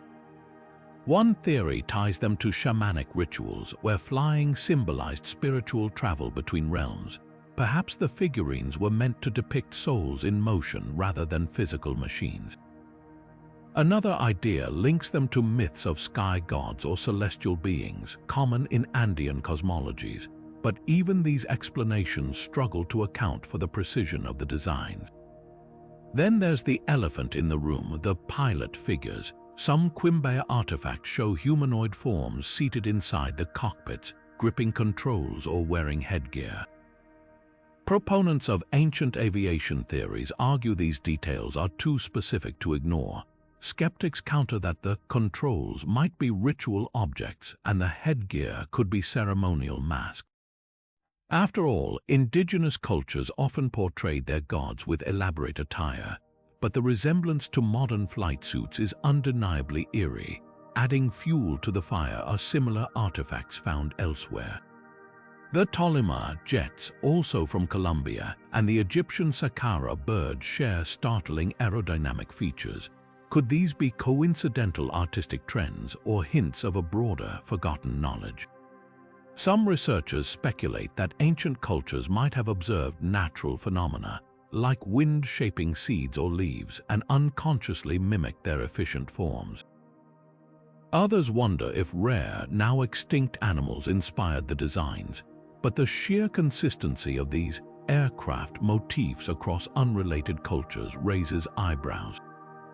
Modern technology hasn't settled the debate. X-rays and material analysis confirm the figurines' age and authenticity, but they can't reveal intent. Without written records from the Quimbaya, we're left passing silent gold. One tantalizing clue comes from their burial sites. Many airplane figurines were placed near remains of high-status individuals, suggesting they held significant, perhaps sacred, meaning. As we weigh the evidence, the Quimbaya airplanes remain a Rorschach test of history. To some, they're proof of ancient genius, a glimpse of knowledge lost to time. To others, they're masterpieces of abstract art, misunderstood by modern biases. But perhaps the real mystery isn't what they are, but why they captivate us so deeply. And just when you think history's secrets can't get any stranger, we encounter a medieval tome so colossal, so shrouded in legend. It's said to have been written in a single night with hellish help. The Codex Gigas beckons. Now, let's travel even further back in time to a discovery that could rewrite the very origins of written language. Hidden in the fertile lands of Romania, the Tartaria tablets have ignited one of archaeology's most heated debates. These small, unassuming clay slabs, unearthed in the 1960s, bear strange symbols that some believe represent the world's oldest writing system, dating back an astonishing 5,300 years before the Common Era. If true, this would mean writing existed centuries before the Sumerians developed their famed cuneiform script, long considered humanity's first foray into recorded communication. The tablets were found in a Neolithic settlement near the village of Tartaria, buried alongside human bones and other ritual objects. At first glance, they resemble simple votive offerings or decorative pieces. But upon closer inspection, the markings reveal something extraordinary. The symbols are arranged in deliberate rows, with repeating patterns that suggest a structured system rather than random doodles. Some resemble pictographs of animals or tools, while others are abstract lines and curves. To proponents of the writing theory, these aren't just decorations. They're a proto-script, a bridge between symbolic art and true writing. Mainstream scholars remain divided. Critics argue that the symbols are merely ritualistic or ornamental, pointing to similar motifs found on pottery and idols across ancient Europe. Without a larger corpus of texts to compare, they say, it's impossible to prove the Tartaria markings convey language. Writing, after all, requires consistency and context, a way to reproduce and understand meaning across time and space. Sumerian cuneiform, for example, evolved from accounting tokens into a full-fledged script with thousands of recovered examples. The Tartaria tablets, by contrast, are isolated and cryptic. But here's where the plot thickens. The symbols on the tablets bear a striking resemblance to later writing systems, particularly the Vinca symbols found across the Balkans. Named after a Serbian archaeological site, Vinca markings appear on pottery and figurines from roughly the same era, suggesting a widespread symbolic tradition. Some researchers believe these could represent a proto-writing stage, a precursor to true scripts, where symbols conveyed ideas but not yet full sentences or syntax. If so, the Tartaria tablets might be a missing link in the evolution of human communication. Radiocarbon dating adds another layer of intrigue. The tablets were found in a layer corresponding to the Vinca culture, firmly placing them in the 5th millennium before the Common Era. This predates the earliest Sumerian writing by several centuries, challenging the long-held view that Mesopotamia was the sole cradle of literacy. Could writing have emerged independently in multiple regions? Or did the idea spread through ancient trade networks only to be refined by the Sumerians? The lack of decipherable content on the tablets leaves these questions tantalizingly unanswered. The burial context offers clues. The tablets were discovered near skeletal remains, hinting at a funerary or religious purpose. One theory suggests they were grave goods, meant to accompany the deceased into the afterlife, perhaps as a form of spiritual communication. Another idea posits they served as temple inventories, recording offerings or rituals, but without a Rosetta Stone to crack their code, their true function remains speculative. Skeptics have raised valid concerns. The symbols lack the complexity of later scripts with no clear grammatical structure. Some archaeologists argue they're more akin to ownership marks or clan symbols. Think of cattle brands or family crests rather than a true writing system. Others note that the tablets' small size and fragility make them impractical for record keeping, unlike the durable clay tablets of Mesopotamia. Yet the mystery deepens when we consider global parallels. From the Indus Valley to ancient China, early civilizations experimented with symbolic notation long before formal writing emerged. The Tartaria tablets might represent one such experiment, a dead end in the story of literacy. Or they could be evidence of a forgotten innovation, lost when the Vinca culture declined. Either way, their existence forces us to reconsider the linear narrative of writing's birth. Modern technology hasn't resolved the debate. Advanced imaging and chemical analysis confirm the tablet's authenticity, but they can't decode the symbols. Some researchers have attempted statistical comparisons to known scripts, searching for patterns, but without conclusive results. The absence of phonetic clues, a hallmark of true writing, makes translation nearly impossible. What's undeniable is the tablet's cultural significance.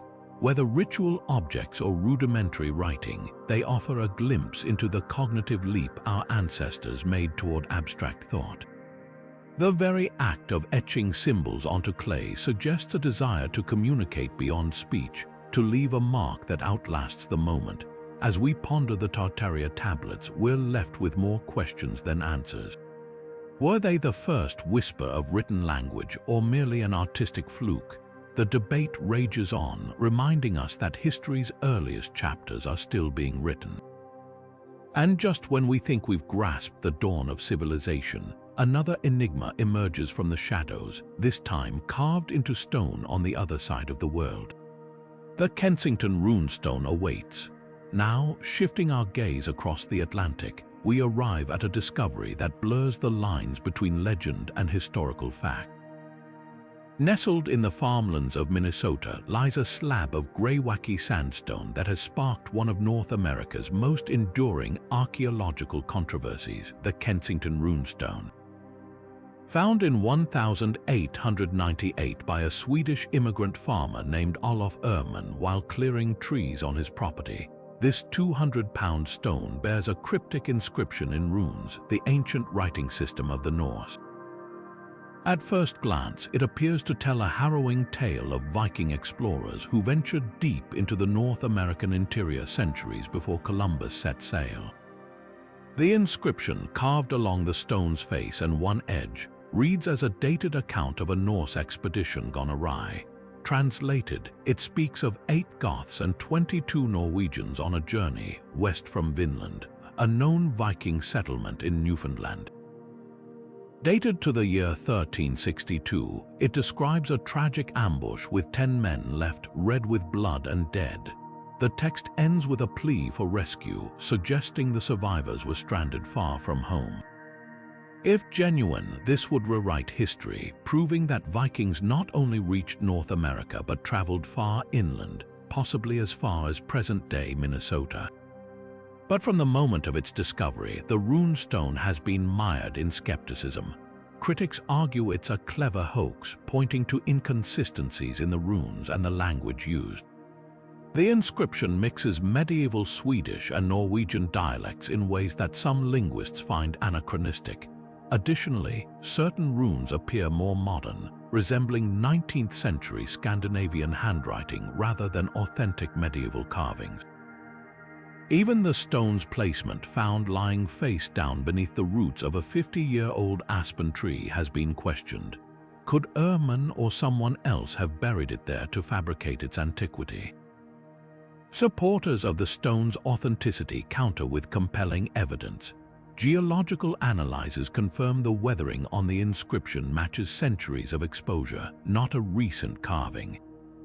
The runes themselves, while debated, include archaic forms that were poorly understood in the 1800s, making a forgery less likely. Some scholars note that the text's grammar, though unusual, aligns with 14th century Nordic trade jargon, a mix of dialects that would have been used by traveling merchants. Even the reference to Vinland fits, as Norse sagas mention this coastal settlement, now identified as Newfoundland's Elance Ox Meadows. The context of the stone's discovery adds another layer. Minnesota in the late 19th century was home to many Scandinavian immigrants, some of whom were keenly aware of Viking history. Could regional pride have fueled a hoax?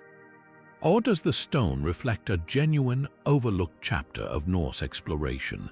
Notably, no other Viking artifacts have been found in the area, leaving the runestone as an isolated anomaly. Yet intriguing parallels exist. Norse sagas describe expeditions into North America's interior, including encounters with indigenous peoples. The stone's mention of Goths, a term sometimes used for Swedish travelers, aligns with known Viking trade networks. Some researchers propose that Norse explorers followed rivers like the Red River or the Hudson Bay watershed, potentially reaching the Midwest. Glaciological studies even suggest that routes from Hudson Bay to Minnesota were ice-free in the 14th century, making such a journey plausible. The runestone's proponents point to potential corroborating evidence. A handful of medieval Norse artifacts, like a battle axe and a fire starter, have been found scattered across North America, though their provenance is often disputed. In the 1930s, a similar rune-covered boulder, the Verendrye stone, was reported in Manitoba, though it later vanished. Could these be fragments of a broader, forgotten Viking presence? Mainstream archaeology remains unconvinced. The absence of settlement remnants like buildings, tools, or graves near the runestone weakens the case for a sustained Norse presence. Unlike Elance Ox Meadows, where foundations of Viking longhouses were uncovered, Minnesota offers no structural evidence. Critics argue that if Vikings did reach the area, they likely passed through briefly, leaving little trace beyond this contested stone. Modern technology has yet to resolve the debate. Radiocarbon dating is impossible on the stone itself, though tests on the tree roots that cradled it suggested it lay buried for at least 40 years before discovery, potentially ruling out an 1890s hoax. Linguists continue to debate the inscription's phrasing, with some noting that certain word choices are oddly prescient for a forger. The Kensington runestone's legacy endures as a cultural touchstone. For Scandinavian Americans, it symbolizes their heritage's deep roots in the New World. For historians, it's a puzzle that challenges conventional narratives of European contact. Whether medieval message or modern myth, the stone forces us to confront the gaps in our understanding of pre-Columbian transatlantic journeys. As we turn this stone story over in our minds, another mystery rises from the depths, this time not carved in rock but forged in metal. The Aod wedge, an aluminum artifact buried in ancient sediment, awaits its turn in the spotlight. Now, let's dig deeper into a mystery that defies the very timeline of human innovation. Buried along the banks of Romania's Mureș River, the Aod wedge is a small, unassuming object that has sparked colossal questions. Discovered in 1974, this foot-long, 7-pound artifact was found nestled beneath layers of ancient sediment alongside the bones of a mastodon, a creature that roamed Earth tens of thousands of years ago. At first glance, it looks like a tool or perhaps a fragment of machinery. But here's the twist: it's made of aluminum, a metal humans only learned to produce in the 1820s. The wedge's composition alone is baffling. Aluminum doesn't occur naturally in pure form. It requires an industrial process called electrolysis to extract it from bauxite ore. Yet tests by labs in Switzerland and Lausanne confirmed the wedge is nearly 90% aluminum, with traces of copper, zinc, and other metals. an alloy suspiciously similar to those used in modern aerospace engineering. The real shock came when the surrounding sediment was dated to around 20,000 years old, placing the artifact in the Paleolithic era when humans were still using stone tools. How could such an advanced metal exist millennia before its supposed invention? Skeptics argue the wedge is a far more recent object, perhaps a piece of mining equipment or a World War II-era aircraft part that somehow sank into older geological layers. After all, the Meuse River area was a hotspot for 20th century industrial activity, and aluminum debris could have been buried or displaced. Some geologists suggest that the wedge might have been pushed downward by natural forces like shifting sediments or flooding, creating the illusion of great age. But proponents of the artifact's antiquity point to the thick layer of oxidation coating it, a patina that experts claim would take thousands of years to form. The plot thickens when we consider the wedge's design.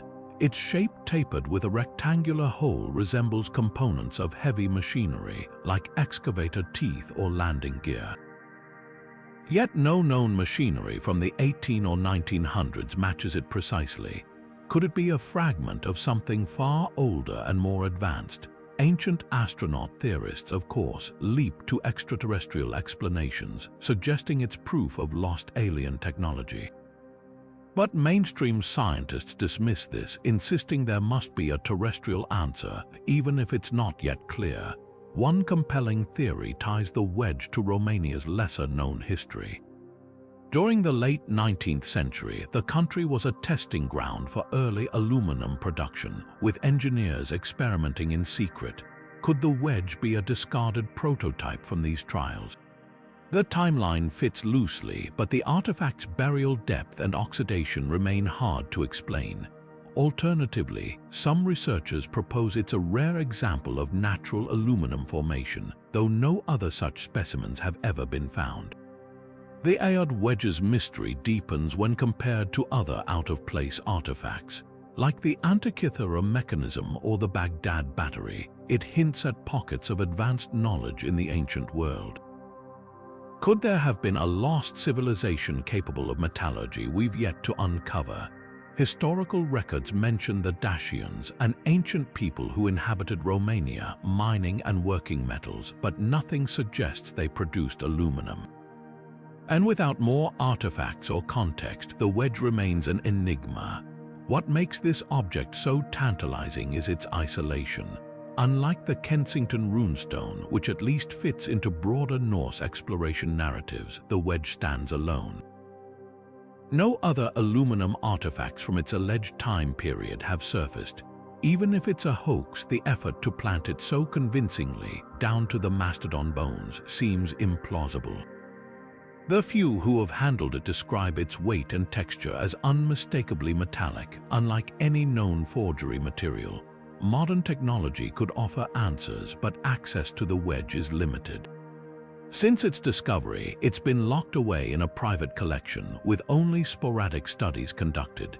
Advanced spectrometry or electron microscopy might reveal tool marks or manufacturing clues, but until more tests are done, speculation will continue to outpace evidence. Whether a misdated relic, a fluke of nature, or something more extraordinary, the Ayod wedge forces us to question the boundaries of human ingenuity. It's a reminder that history is often more fluid than we assume, with room for discoveries that upend our textbooks. And as we ponder this metal puzzle, another ancient conjuration awaits, one carved not in alloy but in stone.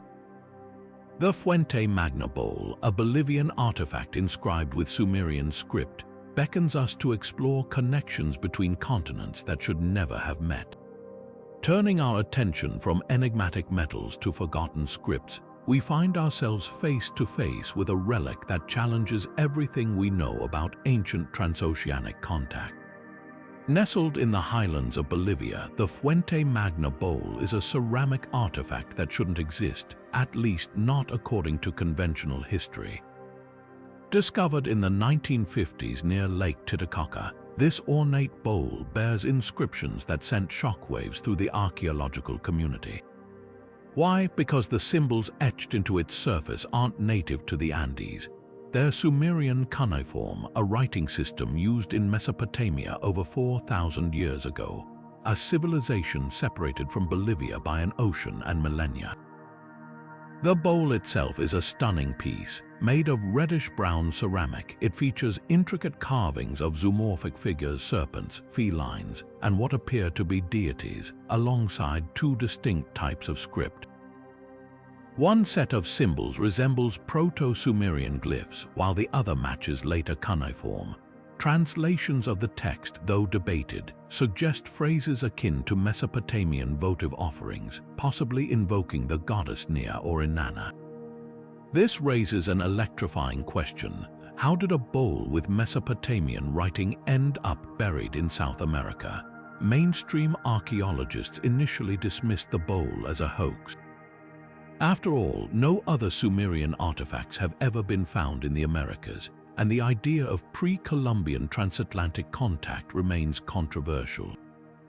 Critics argue the inscriptions are either coincidental scratches or a modern forgery, perhaps created to fuel pseudo-historical theories, but here's where the mystery deepens. Geological tests confirm the bowl's clay matches local Bolivian sources, and its patina suggests significant age. If it's a fake, the forger went to extraordinary lengths to use authentic materials and weathering techniques. Supporters of the bowl's authenticity point to linguistic analysis. Researchers like Clyde Winters and Bernardo Biodos argue the script isn't just random marks but coherent cuneiform, with grammatical structures aligning with early Sumerian. They propose that Sumerian traders or explorers might have sailed to South America, possibly following maritime routes along the Atlantic or Pacific. This isn't entirely far-fetched. The Sumerians were skilled seafarers, known to trade with distant cultures like the Indus Valley. Could they have ventured farther than we've ever imagined? An alternative theory suggests the bowl might be evidence of a shared symbolic language among ancient cultures. Some symbols resemble those found on Tiwanaku artifacts, a pre-Incan civilization near Lake Titicaca. Could there have been indirect contact with ideas and scripts passed through intermediary cultures? Or does the bowl hint at a forgotten civilization that bridged these worlds? The plot twists again when we consider local Bolivian legends. The Aymara people speak of Viracocha, a pale-skinned deity who arrived from the sea, bringing knowledge and technology. Similar myths exist in Mesopotamian texts, like the Apkallu sage figures who brought wisdom from the gods. Are these parallels mere coincidence, or could they be cultural memories of ancient contact? Skeptics counter that the bowl's discovery lacks proper documentation. It was reportedly found by a farmer and passed through several hands before coming to scholarly attention, muddying its provenance. Without a clear archaeological context like the layer of sediment it was found in or associated artifacts, it's hard to definitively date or authenticate. Yet even skeptics admit the bowl's craftsmanship is extraordinary, suggesting it held significant ritual purpose, whether Sumerian or Andean. What makes the Fuente Magna bowl so compelling is its implications. If genuine, it rewrites the narrative of human migration and cultural exchange. It suggests that ancient civilizations were far more interconnected than we've assumed, capable of voyages that defy modern expectations. But until more artifacts emerge to corroborate its story, the bowl remains an outlier, a tantalizing enigma that refuses to fit neatly into history's puzzle. As we wrestle with these questions, another ancient marvel calls to us, this time from the sands of Australia. The Gosford glyphs, a collection of Egyptian-style hieroglyphs carved into a remote rock face, challenge us to reconsider who might have walked this planet centuries before recorded history. Now, let's venture from the highlands of Bolivia to the rugged bushland of Australia, where an even more perplexing mystery awaits. The Gosford glyphs, a series of strange carvings etched into sandstone walls near Sydney, appear to tell an impossible story. At first glance, these markings look unmistakably like ancient Egyptian hieroglyphs, complete with symbols of deities, pharaohs, and even a depiction of Anubis, the jackal-headed god of the dead. But here's the catch: they're carved into a rock face in rural New South Wales, thousands of miles from the Nile. The glyphs were reportedly discovered in the 1970s, though locals claim some were known to indigenous communities for generations. They cover two parallel sandstone walls in a secluded area of Kariong, with over 300 characters painstakingly engraved. Some inscriptions appear to narrate a tragic tale: a group of Egyptian explorers shipwrecked in a foreign land, their leader dying far from home. Translations, often hotly debated, mention names like Nefertari, a supposed prince, and references to the god Ra. If authentic, these carvings would imply that ancient Egyptians not only sailed to Australia but left behind a written record of their journey. Mainstream Egyptologists have dismissed the glyphs as an obvious modern hoax. They point to glaring errors in the hieroglyphs, mixed-up symbols, incorrect grammar, and stylistic anachronisms. For example, some characters are arranged left to right, unlike authentic hieroglyphs, which could be written in any direction. Others appear to be copied directly from mid-20th century Egyptology textbooks, complete with mistakes those books contained. Critics argue the glyphs lack the patina and weathering of genuine ancient carvings, suggesting they were made within the last 50 years. But the plot thickens when we hear from those who believe the glyphs might be real. Some researchers, like amateur Egyptologist Ray Johnson, claim to have translated portions of the text, insisting it tells a coherent story of stranded sailors. Others note that the site aligns with local indigenous lore about strange men who arrived by sea long ago. Even more intriguing, the sandstone's erosion patterns, according to a few geologists, suggest the carvings could be centuries older than the 1970s. Then there's the question of motive. Who would go to such lengths to fake Egyptian hieroglyphs in the Australian bush? Some speculate it was a prank by local college students in the 1980s, while others suggest it might have been an attempt to attract tourism. Yet, creating hundreds of precise carvings in a remote location would require considerable effort and knowledge, raising doubts about a casual hoax. Adding fuel to the debate are a handful of anomalous artifacts found nearby. In the 1990s, a carved stone resembling an Egyptian scarab was reportedly discovered in the area, though its current whereabouts are unknown. A few miles away, a cave painting depicts a figure with a headdress eerily similar to those worn by pharaohs. Are these coincidences or fragments of a larger, untold history? Skeptics counter that no other Egyptian artifacts have been found in Australia, and no archaeological evidence supports transoceanic contact between ancient Egypt and indigenous Australians. The absence of shipwrecks, tools, or DNA evidence makes the glyphs a historical outlier. Moreover, indigenous Australian cultures have no recorded tradition of hieroglyphic writing, making the sudden appearance of Egyptian script even more suspect. Proponents, however, point to broader mysteries. Ancient Egyptian ships were capable of long-distance travel, as evidenced by expeditions to Punt, likely modern-day Eritrea or Somalia. Could they have ventured farther? Some theorists cite the Bat Creek stone in Tennessee, another disputed artifact with alleged Hebrew script, as proof that ancient seafaring cultures might have reached the Americas. If so, Australia isn't entirely out of the question, but perhaps the most compelling angle isn't about Egyptians in Australia at all. Some researchers propose the glyphs might be the work of a secretive 19th century group, like Freemasons or Egypt enthusiasts, who carved them as an esoteric project. This would explain the anachronistic style and the lack of archaeological context. Others suggest they could be a form of folk archaeology, a modern attempt to connect indigenous Australian history with global ancient cultures, albeit inaccurately. The Gosford glyphs remain a Rorschach test of sorts. What you see in them depends largely on what you're willing to believe. For skeptics, they're a curious but clear-cut fake. For others, they're a tantalizing clue to a lost chapter of human exploration. Until definitive evidence emerges like carbon dating of the tool marks or a discovery of linked artifacts, the glyphs will stay suspended between myth and history. As we ponder these cryptic carvings, our journey takes us next to a subterranean marvel that defies imagination. Hidden beneath the Turkish landscape lies Derinkuyu, an entire underground city carved into the earth, a labyrinth of tunnels, chambers, and secrets waiting to be uncovered. Leaving the sun-baked mysteries of Australia behind, we now journey deep beneath the Earth's surface to uncover one of history's most astonishing architectural feats, the Derinkuyu underground city. Carved into the soft volcanic rock of Turkey's Cappadocia region, this labyrinthine complex descends an astonishing 18 stories underground, a sprawling refuge that could shelter thousands. But who built this subterranean marvel, and what drove them to create such an elaborate hideaway? The first thing that strikes visitors about Derinkuyu is its sheer scale.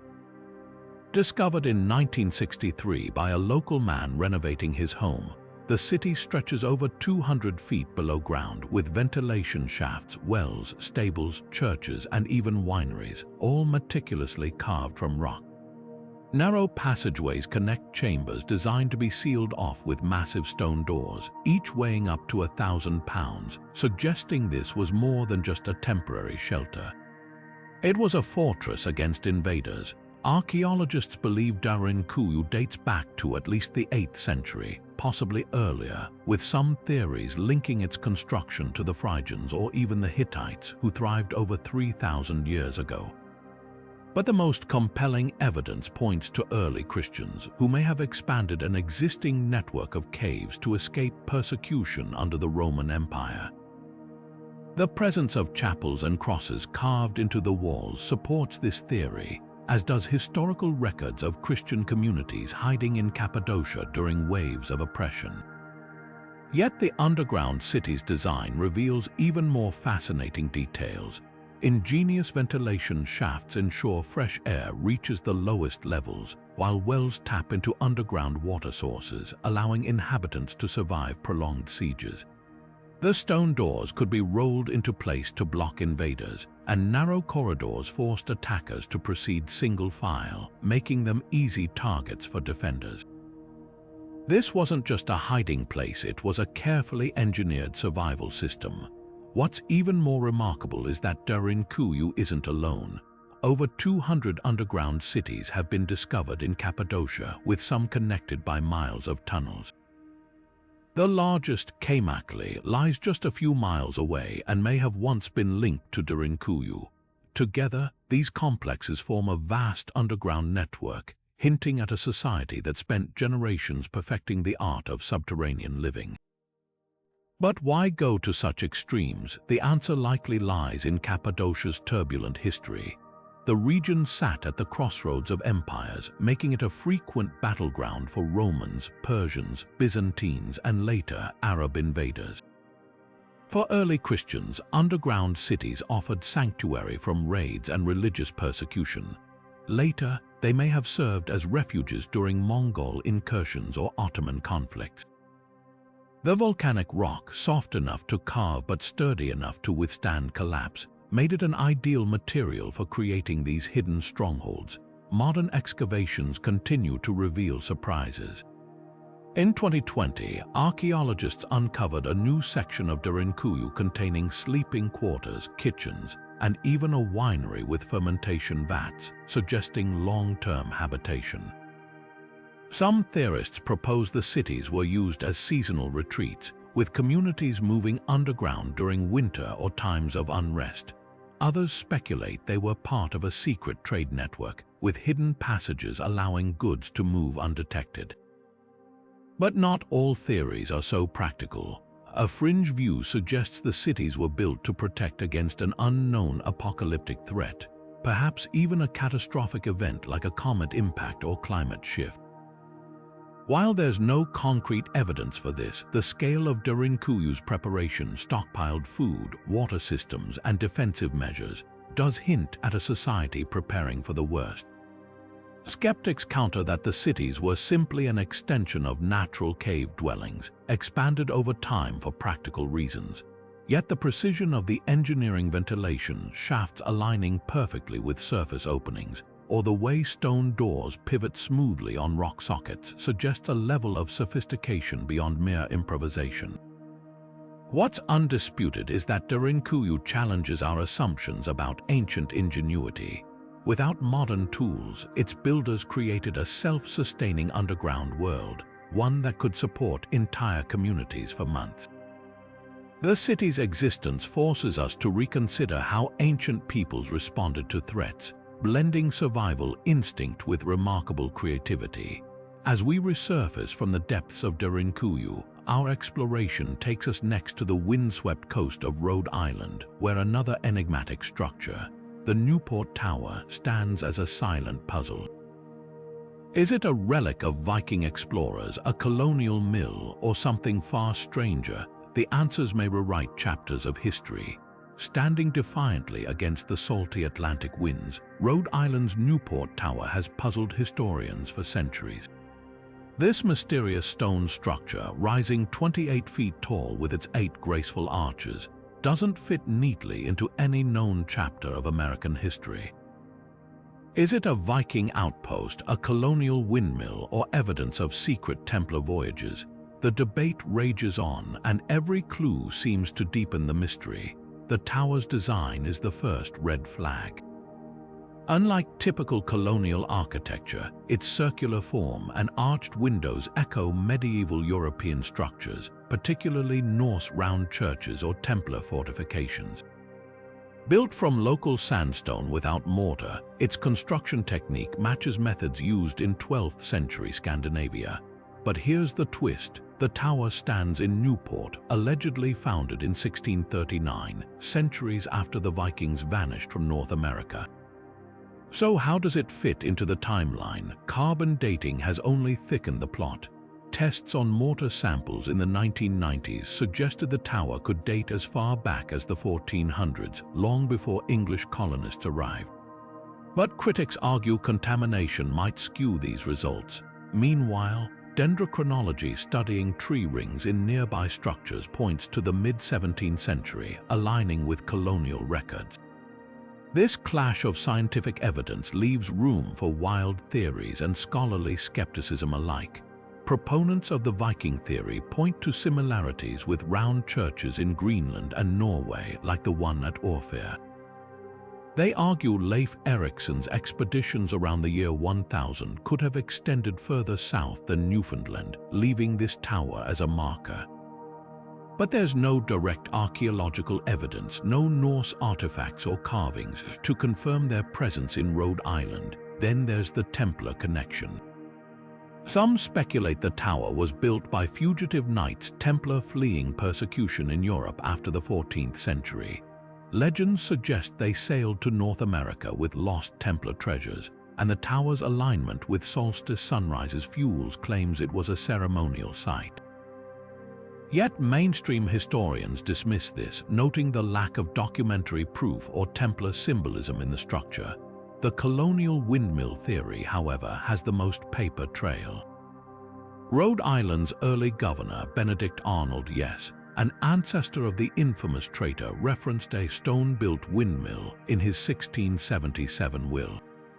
Maps from the 1680s also labeled the tower as a mill. But why build such an ornate, over-engineered mill when simpler wooden designs were standard? And why do its foundations show signs of being altered, as if repurposed from something older? Recent laser scans revealed something startling. The tower's pillars aren't uniformly spaced. One arch is narrower, suggesting it once held a door or ceremonial feature. Even more intriguing, underground surveys detected anomalies, possible chambers or tunnels beneath the structure. Are these natural formations or hints of a hidden purpose? Local lore adds more layers. Narragansett tribal oral histories speak of stone giants who built towers before colonists arrived. Portuguese explorers, too, are suspects. Some claim the tower resembles the Tower of Belém in Lisbon, built in the 1500s, but without concrete artifacts, these remain speculative. The tower's resilience adds to its enigma. It survived hurricanes, wars, and even an 18th century attempt to convert it into a hay storage silo. Today, it stands in a quiet park, its true story locked in its stones. Whether Viking landmark, Templar relic, or colonial oddity, the Newport Tower refuses to surrender its secrets. As we turn our gaze from Rhode Island's rocky shores, another ancient anomaly calls to us, this time from the misty hills of Scotland. Here lies the Kingudi hammer, a seemingly ordinary tool encased in rock that defies the very timeline of human history. How did it end up buried millions of years before humans walked the earth? The answer could reshape everything we know about our past. Now, shifting our focus from the enigma of the Newport Tower, we find ourselves confronting another head-scratching mystery, the Kingudi hammer. Discovered in 1852 in a quarry near Kingudi, Scotland, this object seems to defy the very laws of time.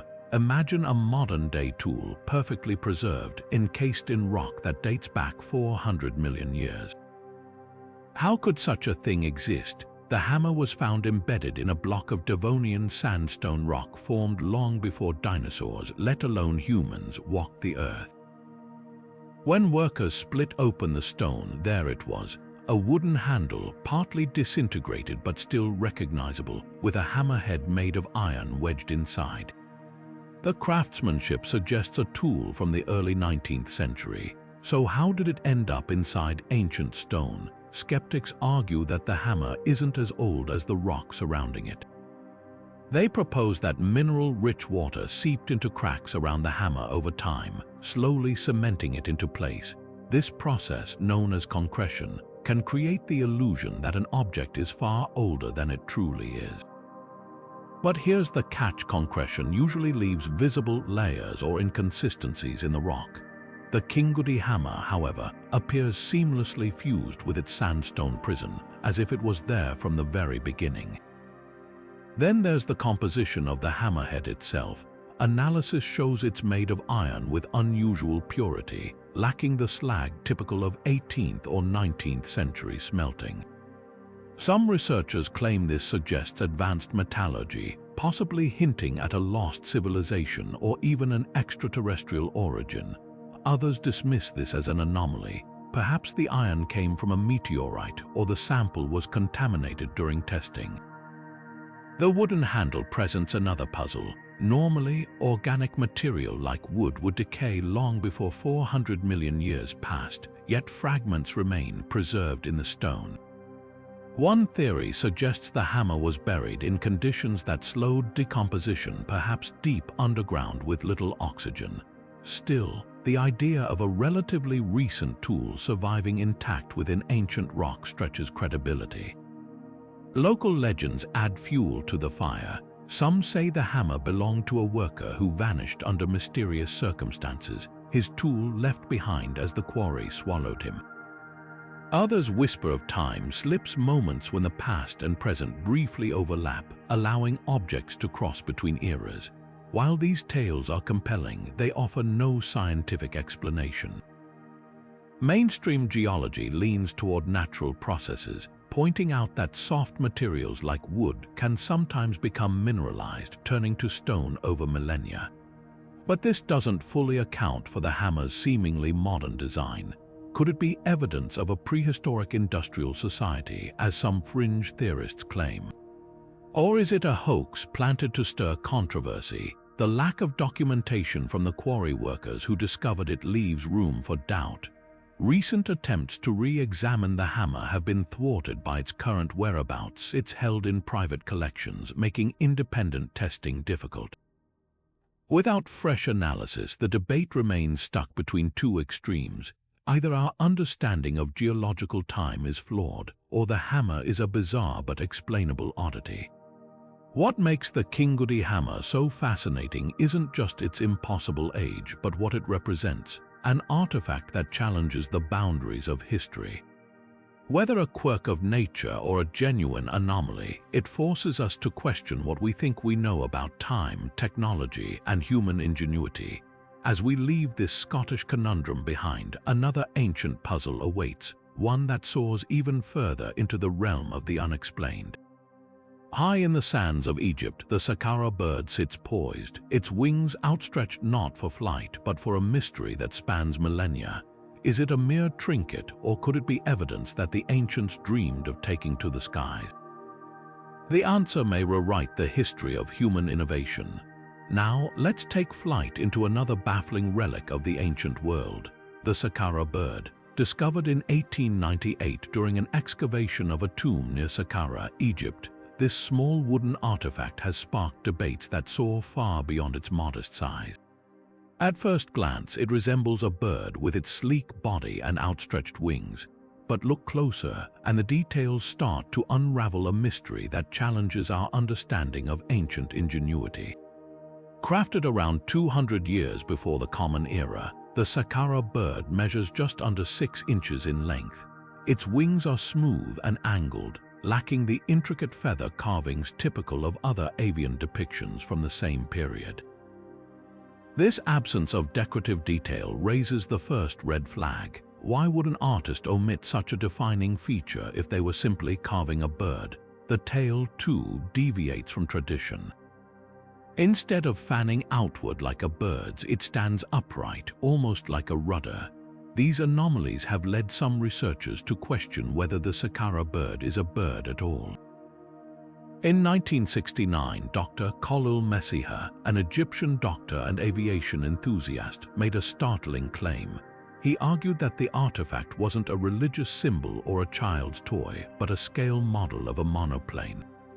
Messiha pointed to the wing design, noting its resemblance to modern aircraft wings, flattened on the underside and slightly curved on top, a shape that generates lift. The vertical tail, he suggested, could function as a stabilizer, much like the tail fin of a glider. If true, this would imply that ancient Egyptians had at least a conceptual understanding of aerodynamics, millennia before the Wright brothers took to the skies. Mainstream Egyptologists dismiss this interpretation. They argue that the Saqqara bird fits comfortably within the tradition of stylized animal carvings, possibly representing a falcon, a sacred symbol of the god Horus. They note that other bird figurines from the period also lack detailed feathers, and the upright tail could simply be an artistic choice. After all, without any surviving documentation or larger prototypes, there's no concrete evidence that the Egyptians were experimenting with flight. But the plot thickens when we consider the broader context. Ancient cultures worldwide have myths of flying machines, from the Vimanas of Hindu texts to the winged chariots described in Mesopotamian lore. Could the Saqqara bird be a physical echo of these stories? Some researchers propose it might have been a ceremonial object, symbolizing the soul's flight to the afterlife, rather than a technical blueprint. Others go further, suggesting it was a toy glider designed to be launched with a string or catapult. In 2006, a team of aerodynamics experts tested a replica of the Saqqara bird and found that with minor modifications, it could indeed glide short distances. The materials add another layer of intrigue. The bird is made of sycamore wood, lightweight yet sturdy, ideal for something meant to take flight. But here's the catch: no other Egyptian artifacts from this era show similar designs or purposes. If this was an experimental model, why is it alone? Proponents of the aircraft theory argue that other models may have been lost or misinterpreted, while skeptics counter that absence of evidence isn't evidence of ancient aviation. Then there's the cultural angle. The Egyptians were master observers of nature, meticulously documenting birds in their art and hieroglyphs. If the Saqqara bird was meant to depict a real bird, why does it deviate so sharply from their usual precision? The lack of legs or feet is particularly puzzling. Most bird carvings include them, even in minimalist styles. This has led fringe theorists to propose that the artifact represents something else entirely: a drone, a weather vane, or even a forgotten type of ceremonial kite. Modern technology could help solve the mystery, but the Saqqara bird remains tucked away in Cairo's Museum of Egyptian Antiquities with limited access for testing. Without advanced scans or material analysis, theories remain speculative. Meanwhile, the artifact continues to captivate because it straddles the line between the familiar and the unexplained. Whether a spiritual symbol, a child's toy, or proof of ancient aerospace dreams, it forces us to re-examine the boundaries of innovation in the ancient world. As we leave the sands of Egypt behind, another enigma calls to us, this time from the icy depths of the Himalayas. The Lolodov Plate, a stone disc etched with spiral patterns and strange figures, whispers of encounters far beyond human history. Are its markings mere artistry, or do they hold clues to a cosmic connection? The answer may lie in the stars themselves. Now, let's journey from the deserts of Egypt to the towering peaks of the Himalayas, where another artifact whispers of mysteries beyond our earthly understanding: the Lolodov Plate. This stone disc, roughly 12 inches in diameter, is etched with intricate spiral patterns and bizarre figures that some claim depict extraterrestrial visitors. Discovered in the early 20th century, the plate has fueled speculation about ancient alien encounters, but its origins remain as elusive as the mountain mist shrouding its discovery. The Lolodov Plate first came to light in 1947, when a Polish scientist named Serge Lolodov allegedly acquired it from a village in Nepal. The disk's surface is covered in a series of concentric spirals, radiating outward like ripples in a pond. At the center, a small, humanoid figure stands with arms outstretched, surrounded by other beings with exaggerated, almost otherworldly features: large, almond-shaped eyes and elongated heads. Surrounding them are symbols that resemble celestial bodies, leading some to interpret the scene as a UFO and its alien occupants. But here's where the mystery deepens. There's no verifiable record of the plate's excavation or its original archaeological context. Lolodov's own accounts are vague, and no independent documentation from Nepalese authorities or local tribes supports his claims. This lack of provenance has led skeptics to argue that the plate is a 20th century hoax, crafted to capitalize on the growing fascination with extraterrestrial life in the post-World War II era. After all, 1947 was the same year the Roswell incident ignited global UFO hysteria. Could the Lolodov Plate be a clever forgery designed to ride that wave? Proponents of the artifact's authenticity point to its material and craftsmanship. The disc is carved from a type of granite found in the Himalayas, and the spirals are etched with precision, showing no signs of modern tool marks. The artistic style doesn't neatly match any known Himalayan or Tibetan traditions, which could suggest it's either a unique local artifact or something far older. Some researchers compare the spiral motifs to those found in ancient petroglyphs worldwide, from the labyrinths of Crete to the cave art of Australia. These parallels raise the possibility that the plate is part of a lost global symbolism, perhaps even depicting shared encounters with the unexplained. Then there's the humanoid figure at the center. Its large eyes and elongated skull bear a striking resemblance to modern descriptions of extraterrestrials, particularly the greys popularized in UFO lore. But could this be a case of cultural bias? Ancient art often stylizes human forms for symbolic or religious reasons. The so-called alien features might represent shamanic visions, deities, or even star travelers from indigenous mythology. The Hopi tribe of North America, for example, speaks of the Kachina spirits, celestial beings who brought wisdom from the stars. Similar stories exist in Himalayan folklore, where gods descend from the sky in glowing chariots. The plate spirals add another layer of intrigue. Spirals are one of humanity's oldest symbols, appearing in megalithic sites like Newgrange in Ireland and the Nazca Lines in Peru. They're often linked to cosmic cycles, spiritual journeys, or portals between worlds. On the Lolodov Plate, the spirals could represent the vortex of a UFO's propulsion system, or simply the cyclical nature of time in ancient belief systems. Without decipherable accompanying text, interpretation is left to the imagination. modern science could settle the debate, but the plate's current whereabouts are unknown. After Lolodov's death, it reportedly passed through private collectors, leaving no opportunity for carbon dating or mineral analysis. This shadowy trail only fuels suspicions of a hoax. Yet, even if the plate is a modern creation, its enduring allure speaks to a deeper truth: humanity's obsession with the idea that we're not alone, and that ancient civilizations might have known more about the cosmos than we give them credit for.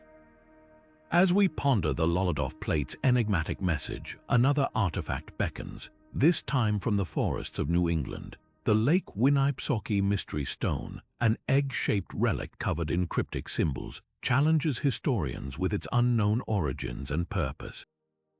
Is it a Native American artifact, a Viking relic, or something even stranger? The answers may lie in the stone's peculiar carvings. Now, let's turn our attention from the enigmatic Lolodov plate to another puzzling artifact, one that emerged not from the misty Himalayas, but from the tranquil shores of an American lake. In 1872, workers digging a fence post near Lake Winnipesaukee in New Hampshire unearthed something extraordinary: a dark, egg-shaped stone about 4 inches tall and weighing nearly 18 ounces. Its surface was meticulously carved with strange symbols, including a face, teepee-like structures, arrows, and spiral patterns. From the moment it was discovered, the Lake Winnipesaukee Mystery Stone defied easy explanation. Was it a Native American ceremonial object, a lost Celtic artifact, or evidence of an even more mysterious origin? The stone's craftsmanship immediately raises questions. Made of a type of quartzite, it's perfectly symmetrical, with holes drilled through both ends, holes so precise that they suggest the use of advanced tools. This level of precision is unusual for pre-Columbian Native American artifacts in the region, leading some to speculate that the stone might be of European origin.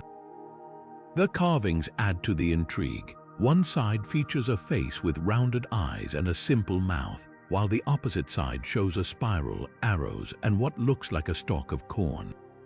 The symbols don't align neatly with any known indigenous or colonial artistic traditions of New England, leaving historians scratching their heads. One theory points to the Celts. In the 19th century, fringe historians popularized the idea that ancient Europeans, particularly the Celts, had crossed the Atlantic long before Columbus. Proponents of this theory argue that the stone's spiral motifs resemble those found in Celtic art, like the intricate designs on the stones of Newgrange in Ireland. Could the mystery stone be evidence of a transatlantic voyage thousands of years ago? While tantalizing, there's no concrete archaeological evidence to support Celtic presence in pre-Columbian New Hampshire. The similarities in spiral art could simply be a coincidence, as spirals are a universal symbol found in cultures worldwide. Others suggest a Native American origin. The teepee-like carving might represent a dwelling, and the cornstalk could symbolize agriculture, both central to indigenous life.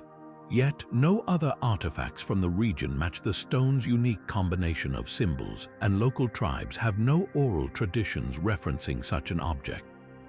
Some researchers propose it could be a ritual item or a storytelling device, but without context, these ideas remain speculative. Then there's the possibility of a hoax.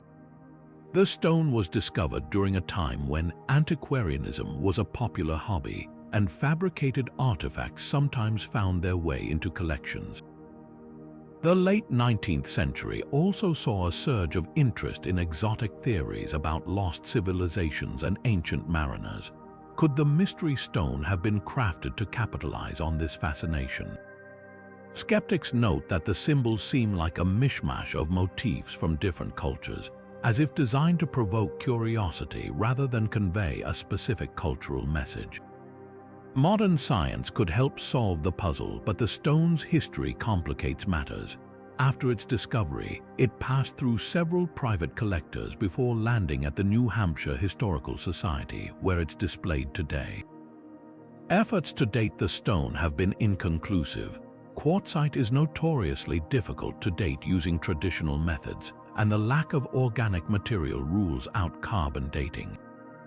Mineral analysis suggests the stone could be local, but without knowing where it was quarried, this clue leads nowhere. The holes drilled through the stone offer another layer of mystery. They're tapered, suggesting they were made with a tool that rotated at high speed, something not associated with ancient Native American or Celtic technology. Some theorists propose the holes were added later, perhaps to turn the stone into a decorative object, but this doesn't explain the carvings. Others wonder if the stone was part of a larger device, like a pendulum or a weight, but again, no comparable artifacts exist to support this idea.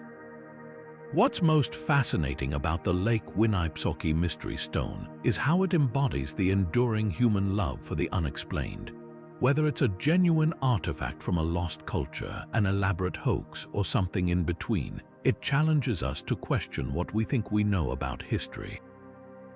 And as we continue our journey through these ancient secrets, another relic awaits, one that blurs the line between art and ancient technology. The Saqqara bird, a wooden figurine from Egypt, looks astonishingly like a modern airplane. Was it a toy, a religious symbol, or proof of forgotten aviation? The answers might rewrite history. Now, from the shores of Lake Winnipesaukee, we journey to the lush mountains of Colombia, where a collection of tiny golden artifacts has sparked debates that could rival modern aviation mysteries. Unearthed from Ptolemy's ancient tombs, these intricate figurines, dating back over 1,000 years, bear an uncanny resemblance to sleek, delta-winged jets, complete with stabilizers and what look like cockpits. But were these truly models of aircraft, or do they represent something far more ordinary, like birds or insects frozen in gold? At first glance, the Ptolemy jets seem to defy their era. Crafted by the Quimbaya civilization between 500 and 1000 Common Era, these pieces feature aerodynamic shapes with swept-back wings, vertical tail fins, and even markings that resemble engine inlets. Aviation enthusiasts and alternative historians argue that the designs are too precise to be mere artistic interpretations of nature. They point to the absence of features like legs or beaks, which you'd expect in bird or insect depictions, and instead highlight the geometric precision of the wings and fuselage-like bodies. Could the Quimbaya have witnessed or even invented advanced flying machines centuries before the Wright brothers? Skeptics, however, offer a simpler explanation. Many of the figurines closely resemble stingless bees or other winged insects native to the region. The Quimbaya were master goldsmiths, known for stylizing natural forms in their art. For example, some jets have rounded protrusions near the nose, which could easily be interpreted as insect heads or antennae. Meanwhile, the so-called tail fins might simply be exaggerated renderings of a bee's abdomen or a bird's tail feathers. Cultural context supports this. Unlike modern engineers, pre-Columbian artisans weren't bound by realism. Their goal was often symbolic or ceremonial, not technical accuracy. The aerospace theory gains traction when compared to modern aircraft. In the 1990s, engineers replicated two of the figurines as scale models, adding propellers and engines. To everyone's surprise, the models not only flew but demonstrated stable glide patterns, suggesting their shapes were aerodynamically sound. This experiment fueled speculation that the Quimbaya might have observed or even built gliders or similar devices. Yet, critics counter that many natural forms like maple seeds or bird wings are inherently aerodynamic. Just because an object can fly doesn't mean it was designed to. Archaeologists stress the importance of cultural perspective. The Quimbaya left no written records, but their artifacts frequently depict animals from frogs to jaguars, often with symbolic or religious significance. Goldworking was tied to status and spirituality, not technology. The jets might represent mythic creatures or shamanic transformations where humans took on animal traits. Some scholars note that the figurines' cockpits resemble the exaggerated thoraxes of certain beetles, creatures associated with fertility and rebirth in Andean cosmologies. Without clearer evidence like blueprints or propulsion mechanisms, attributing aerospace knowledge to the Quimbaya feels like a stretch. Then there's the hoax angle. The figurines gained global attention in the 20th century, a time when fascination with ancient astronauts and lost technologies was peaking. Some speculate that a handful of the jets could be modern creations designed to capitalize on this trend. However, most authenticated pieces come from documented excavations, and their metallurgy matches known Quimbaya techniques. The real mystery isn't their authenticity but their inspiration. What makes the Tolima jets so compelling is their ability to exist in two worlds, as artistic masterpieces and as Rorschach tests for our modern obsessions. To some, they're proof of forgotten ingenuity. To others, they're beautiful reminders of how easily we project our dreams onto the past. As we continue unraveling history's riddles, another enigma calls, this time from the sands of Egypt. The Saqqara bird, a wooden carving from 2,000 years ago, seems poised for flight. But was it a child's toy, a sacred symbol, or something more? The answer could redefine our understanding of ancient innovation.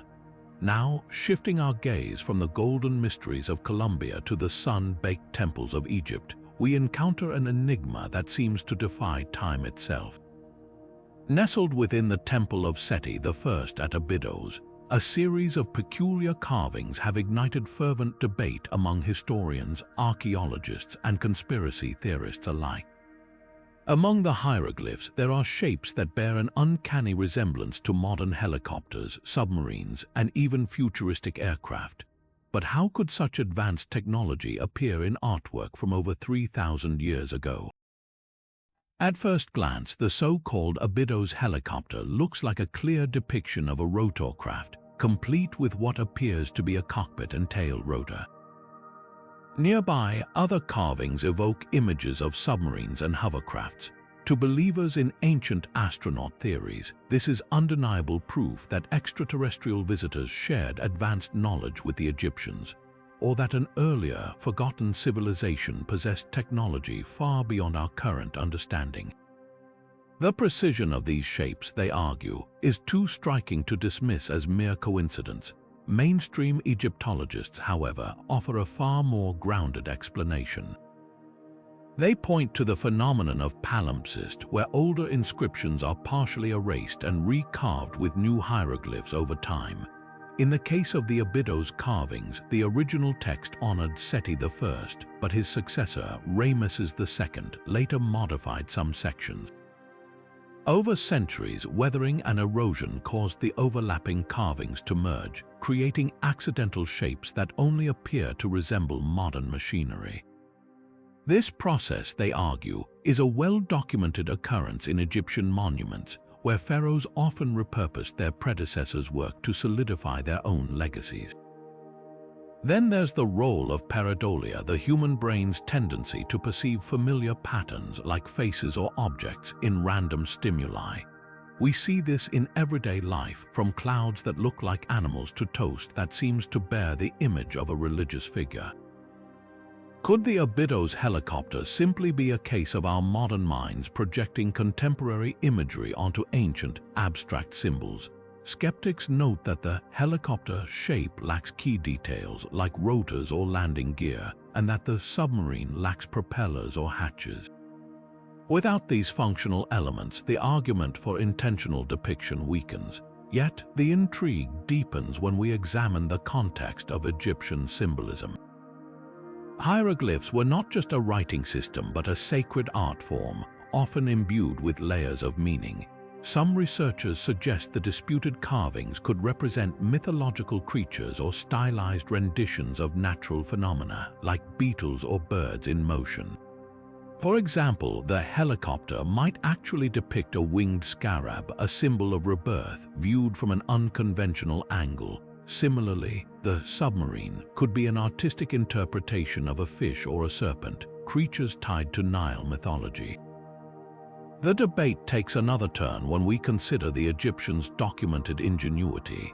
They built precision monuments like the Great Pyramid, mastered early forms of chemistry in mummification, and even constructed rudimentary gliders as suggested by artifacts like the Saqqara bird. Could they have conceptualized or even experimented with basic aerodynamic or aquatic vehicles? While no physical evidence supports this, the idea isn't entirely far-fetched. After all, Leonardo da Vinci sketched helicopters centuries before they became reality. But here's the critical distinction. Da Vinci's designs were explicit and accompanied by technical notes. The Abydos carvings lack any explanatory text or corroborating artifacts. Without a single reference to flight or underwater travel in Egyptian records, the helicopter remains an outlier, a tantalizing but isolated anomaly. Even if the shapes were intentional, they might have held a purely symbolic or ritual meaning lost to time. The allure of the Abydos helicopter lies in its duality. To some, it's a smoking gun for alternative history. To others, it's a textbook example of how erosion and human perception can conspire to create illusions. What's undeniable is how it reflects our timeless fascination with the past's unresolved puzzles. As we peel back the layers of this mystery, another question arises. Did the Egyptians, in their quest to immortalize the divine, accidentally foreshadow the future? Or are we, centuries later, seeing what we want to see? With that, we turn our attention to a smaller but no less puzzling artifact. The main penny, a Norse coin found thousands of miles from its origin. Was it proof of Viking presence in North America, or just a red herring in the archaeological record? The answer might rewrite history once again. Now, let's journey from the sands of Egypt to the rugged coastlines of North America, where a tiny artifact has sparked a colossal debate. Nestled among the shells and stones of a Native American settlement in Maine, archaeologists uncovered something utterly unexpected: a silver coin minted in Norway over 1,000 years ago. Known as the Maine penny, this little piece of metal carries a big question: did Vikings really set foot in what is now the United States centuries before Columbus, or is this a clever hoax meant to rewrite history? At first glance, the Maine penny seems like a smoking gun. Minted during the reign of King Olaf Kyrre in the late 11th century, the coin bears a cross on one side and a stylized triquetra on the other, unmistakably Norse in design. It was discovered in 1957 during excavations at the Baghdad site, a prehistoric Native American village linked to the Penobscot people.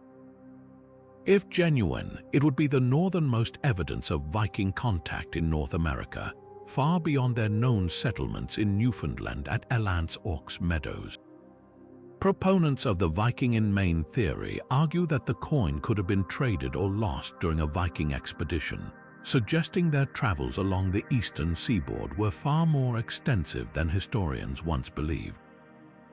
But here's where the plot thickens. The coin wasn't found in a Viking longhouse or burial site. It was nestled among thousands of Native American artifacts, with no other Norse objects nearby.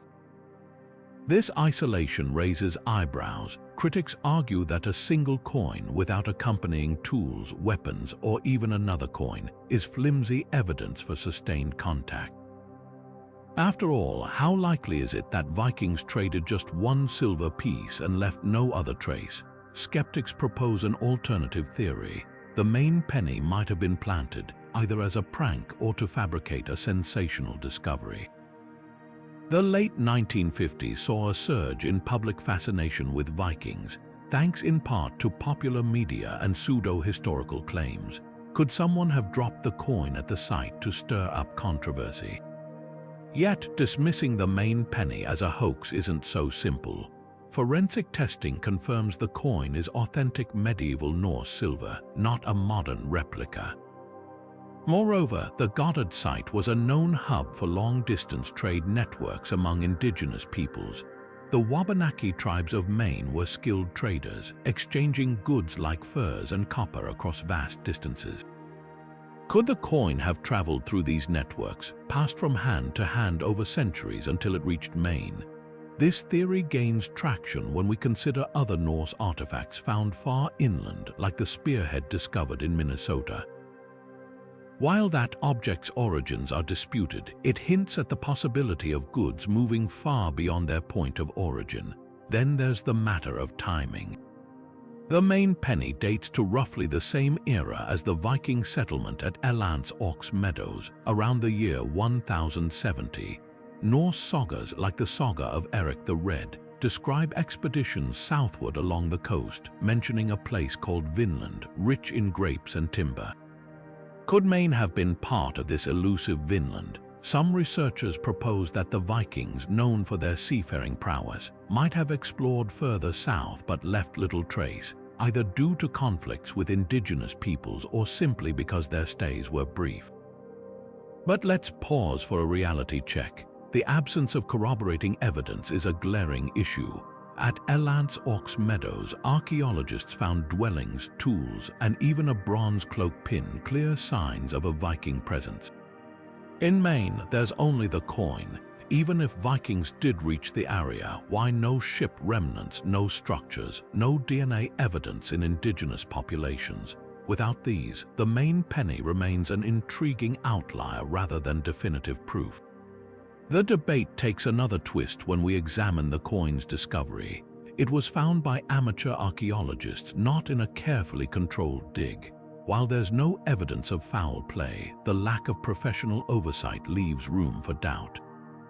Compare this to the Kensington runestone in Minnesota, another Norse-linked artifact mired in controversy due to its questionable provenance. Both cases suffer from the same problem. Extraordinary claims require extraordinary evidence, and a single artifact, no matter how tantalizing, rarely meets that bar.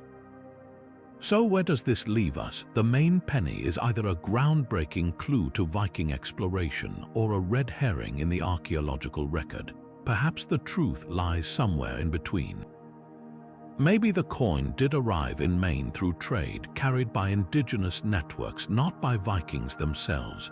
Or maybe it's a genuine Viking relic, hinting at voyages we've yet to fully uncover. Either way, it serves as a reminder of how much we still don't know about the past, and how one small object can upend our assumptions. With that, we turn our attention to another artifact that blurs the lines between continents and epochs: the Tekaxitl head, a terracotta sculpture found in Mexico with features eerily reminiscent of ancient Rome. How did a face from the Mediterranean wind up in pre-Columbian America? The answer might rewrite our understanding of transatlantic contact. Now, let's cross from the icy coasts of North America to the sun-baked valleys of Mexico, where a small terracotta head has ignited one of archaeology's most heated debates. Unearthed in the 1930s at the Tekaxitl site, this artifact looks startlingly out of place, with its wavy hair, thick beard, and unmistakably Roman features. It seems to belong more to the forums of ancient Italy than to pre-Columbian Mesoamerica. Could this be proof that Romans reached the Americas over 1,000 years before Columbus? Or is there a simpler explanation hiding in the dirt? First, let's examine the head itself. Standing about 2 inches tall, the figurine was found buried beneath an undisturbed layer of sediment dating to between the years 1400 and 1570, long before Spanish conquistadors arrived. Its style is undeniably classical. The tight curls, the aquiline nose, and the beard's intricate carving all mirror Roman portraiture from the 2nd or 3rd century. In fact, experts who have studied it note its striking resemblance to likenesses of the Roman Emperor Marcus Aurelius. If authentic, this tiny head would suggest that Roman ships, or at least Roman goods, somehow crossed the Atlantic nearly 2 millennia ago. But how could a Roman artifact end up in central Mexico? Proponents of pre-Columbian transatlantic contact point to a few tantalizing possibilities. One theory suggests that Roman vessels blown off course by storms might have drifted across the ocean. We know the Romans were skilled sailors who traded as far as India. Could a storm have pushed a ship into the Atlantic currents that eventually lead to the Americas? Another idea hinges on the possibility of indirect contact. Phoenician traders known to have circumnavigated Africa might have acted as middlemen, passing goods between the Mediterranean and indigenous American networks. There's even a fringe hypothesis that the head arrived via Chinese explorers, though no concrete evidence supports this. Yet, as with the main penny, skepticism abounds. The biggest red flag: the head was discovered by an amateur archaeologist, José Garcia Payon, who wasn't using modern stratigraphic methods. Without meticulous documentation of its exact burial context, some scholars argue the head could have been planted, either accidentally or as a hoax. The 1930s saw a wave of sensationalist claims about ancient transatlantic contact, fueled by pseudo-archaeology and nationalist agendas. Could someone have slipped the head into the site to stir controversy? Then there's the stylistic argument. While the head looks Roman, Mesoamerican cultures like the Aztecs and Mixtecs were master sculptors who created works in a variety of styles. Could this be an indigenous artist's interpretation of a foreign face, perhaps inspired by tales from distant traders? We know the Aztecs recorded encounters with light-skinned strangers in their codices. Might the Takaxic head represent one of these figures? Without inscriptions or identical artifacts nearby, it's hard to say. Scientific testing has added fuel to the fire. Thermoluminescence dating, which measures when the clay was last fired, places the head's creation between the years 900 and 1300 centuries after Rome's fall, but still long before Columbus. This timeline muddies the waters. If Romans didn't make it, who did? Some suggest Viking travelers, but their expeditions occurred later. Others propose medieval European monks or even lost Phoenician expeditions, though no other artifacts support these claims. The plot thickens when we consider similar finds. A Roman-era amphora was reportedly dredged up off the coast of Brazil, and alleged Roman coins have surfaced in Venezuela. But like the Takaxic head, these discoveries suffer from questionable provenance and a lack of corroborating evidence. In archaeology, one anomaly is intriguing, but a pattern is needed to rewrite history. So where does that leave us? The Takaxic Calixtlahuaca head remains an enigma. It's either a revolutionary clue to pre-Columbian transatlantic voyages or a red herring in the archaeological record. Perhaps the truth lies in the middle. Maybe the head arrived through a long, tangled trade chain we've yet to trace. Or maybe it's a testament to the universal human impulse to depict the other, whether real or imagined. Either way, it challenges us to keep questioning the boundaries of ancient exploration.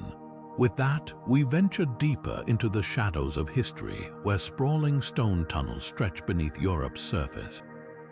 Who carved these subterranean labyrinths, and what secrets do they guard? The answers might lie buried in the earth itself. But before we unravel the mysteries beneath Europe, let's step into the shadows of a continent honeycombed with secrets. Stretching from Scotland to Turkey, a vast network of stone tunnels winds beneath villages, churches, and ancient forests, some barely wide enough to crawl through, others large enough to stand in. Who carved these subterranean passageways, and why? The answers might lie in the very earth they're cut from. First, consider the scale. Over 700 of these tunnels have been documented across Europe, with the densest concentrations in Germany, Austria, and France. Many date back to the Middle Ages, but some, like Scotland's mysterious earth houses or the serpentine corridors beneath Cappadocia, may be far older. Their construction varies wildly. Some walls are rough-hewn, while others are lined with precisely fitted stones. A few even feature staircases, ventilation shafts, and hidden chambers. This wasn't haphazard digging. It was a coordinated effort spanning centuries. So what compelled people to burrow beneath their homes? One prevailing theory casts these tunnels as refuge. Historical records describe medieval villagers fleeing into the earth to escape Viking raiders, Ottoman armies, or marauding bandits. In places like Erdstall, Germany, tunnels often connect to cellars or emerge near churches, suggesting they were emergency escape routes. But not all fit this explanation. Some networks, like Bavaria's Schraserlöcher, are too narrow for adults or lack exit points, raising questions. Were they storage spaces for food or treasure? Spiritual pathways for rituals, or something more enigmatic? The spiritual angle is tantalizing. In Celtic and Germanic folklore, caves and tunnels were gateways to the otherworld, realms of gods and ancestors. Could these labyrinths have been sacred spaces? Certain tunnels align with solstice sunrises, like Ireland's Newgrange, hinting at astronomical significance. Others, like the Erie Cries tunnels of Cornwall, are steeped in legends of ghosts and fairy folk. Perhaps they served as initiation sites for druids or shamans, where seekers navigated darkness to emerge reborn. Yet without inscriptions or artifacts, their ritual purpose remains speculative. Then there's the darker interpretation. Some tunnels feature slip holes, tight vertical passages that could trap invaders, or dead ends perfect for ambushes. Were they defensive warrens, or did they hide more sinister activities? Folktales whisper of secret cults, underground prisons, even gateways to mythical realms like Agartha. The truth may be simpler. Medieval chronicles mention outlaws using tunnels to evade capture, while others suggest they were smuggling routes for salt or wine. Engineering adds another layer of mystery. How did builders dig these networks without modern tools? Some tunnels follow natural fissures, but others defy geology, like Switzerland's Grotte aux Fées, carved through solid rock. Theories range from lost mining techniques to communal projects where entire villages chiseled passages over generations.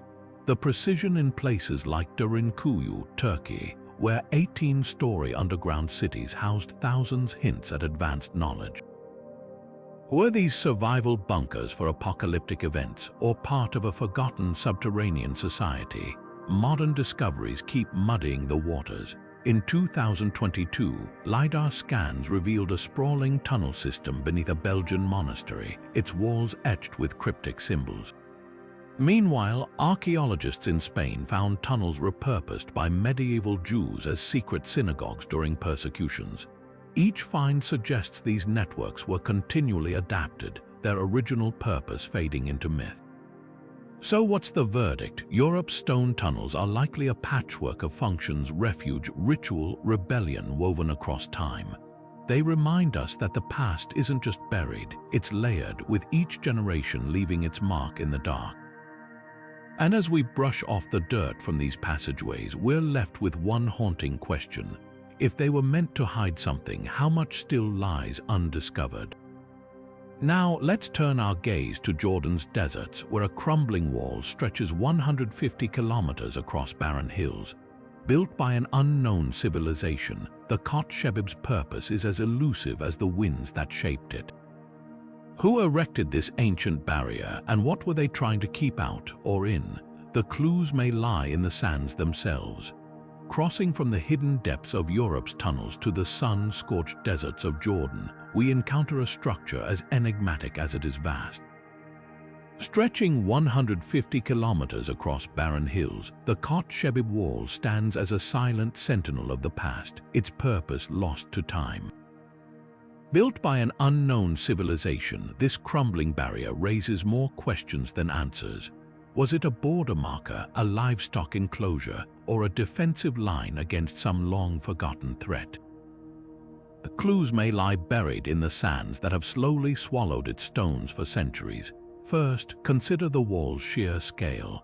Snaking across Jordan's landscape, it's not a continuous structure but a series of segmented walls, some sections barely waist-high, others rising to shoulder level. Archaeologists estimate it was built between the Nabatean and Roman periods, roughly 2,000 years ago, but its builders left no inscriptions or records. Unlike famous walls like Hadrian's or the Great Wall of China, the Kot Shebib lacks obvious military features: no watchtowers, no fortified gates. So why invest the labor to stack countless stones in such a harsh environment? One leading theory suggests it was a boundary marker, perhaps delineating grazing lands for nomadic tribes. Jordan's eastern desert was historically home to pastoralists, and the WLLS Chinese letter construction could align with seasonal migration routes. But critics point out that livestock pens rarely span such distances, and the wall's low height wouldn't deter determined animals. Another idea ties it to the Nabateans, the ingenious builders of Petra. Could it have guided caravans or marked a trade corridor? Satellite imagery shows some sections running parallel to ancient routes, but others veer into empty wilderness, muddying the connection. Then there's the defense hypothesis. In the 2nd century, the Roman Empire clashed with desert tribes like the Nabateans and Ghassanids. Might the wall have been a front line against raids? Yet its flimsy construction, dry stacked stones without mortar, seems ill-suited for warfare. Intriguingly, some segments face north, others south, as if repelling threats from multiple directions. Was it a symbolic barrier like the Roman Empire's limes, projecting control rather than offering real protection? Or did it shield against something even older, a threat erased from history? The wall's architecture deepens the puzzle. In places, it branches into forks or encloses circular spaces resembling corrals. Near the village of Bayeux, it intersects with ancient cairns and stone circles, hinting at ritual significance. Bedouin oral traditions speak of the wall as Hayt al-Jinn, the wall of spirits, built by supernatural beings, a tantalizing echo of folklore surrounding other mysterious structures like the Great Zimbabwe or Saxa Rubra. Could it have been a spiritual boundary separating the mundane world from sacred or taboo spaces? Recent fieldwork adds twists. In 2022, archaeologists discovered that sections align with Bronze Age sites, suggesting the wall repurposed even older landmarks. Soil analysis near the wall revealed traces of ancient vegetation, implying the area was less arid when built. This raises the possibility that the wall responded to environmental shifts, perhaps marking zones of water access during droughts. But if so, why build it so long and why abandon it without explanation? The Kot Shebib's greatest secret may be its invisibility. Unlike monumental walls designed to awe, it blends into the landscape, its stones the same hues as the desert floor. This humility makes it uniquely mysterious. Was it meant to be overlooked, a covert project for purposes we can't fathom? Or does its simplicity reflect a practical solution to a problem we've forgotten? As the desert winds continue to erode its stones, the Kot Shebib whispers a challenge to historians. Without texts or artifacts, its story remains half-buried. Yet this very ambiguity makes it a testament to humanity's endless ingenuity and our tendency to leave behind puzzles that outlast empires. Now, let's journey from Jordan's arid expanse to the sun-baked deserts of California, where giant figures etched into the earth can only be fully seen from the sky. The blithe intaglios, America's answer to the Nazca Lines, pose their own riddles. Who carved these colossal geoglyphs, and what message were they sending to the heavens? The answers may lie in the shadows they cast at dawn. Leaving behind the whispering stones of Jordan's forgotten wall, our journey through history's unsolved puzzles takes us high above the deserts of California. Here, etched into the sun-baked earth, lie the blithe intaglios, colossal figures so vast they can only be fully appreciated from the sky. These mysterious geoglyphs, some stretching over 50 meters long, depict humanoid forms, animals, and spiral patterns, their creators and purpose lost to the ages. Unlike the Nazca Lines of Peru, which have captured global fascination, the blithe intaglios remain relatively obscure, their secrets guarded by the arid landscape.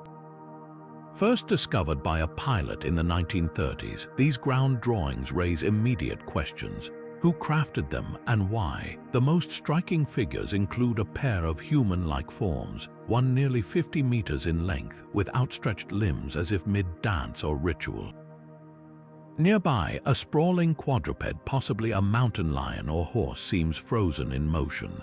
The precision of these designs is astounding, especially considering they were made by removing darker surface rocks to reveal lighter soil beneath, a technique requiring careful planning and coordination. But without written records or oral histories directly tied to their creation, archaeologists are left to piece together clues from the surrounding landscape and the cultures that once thrived here.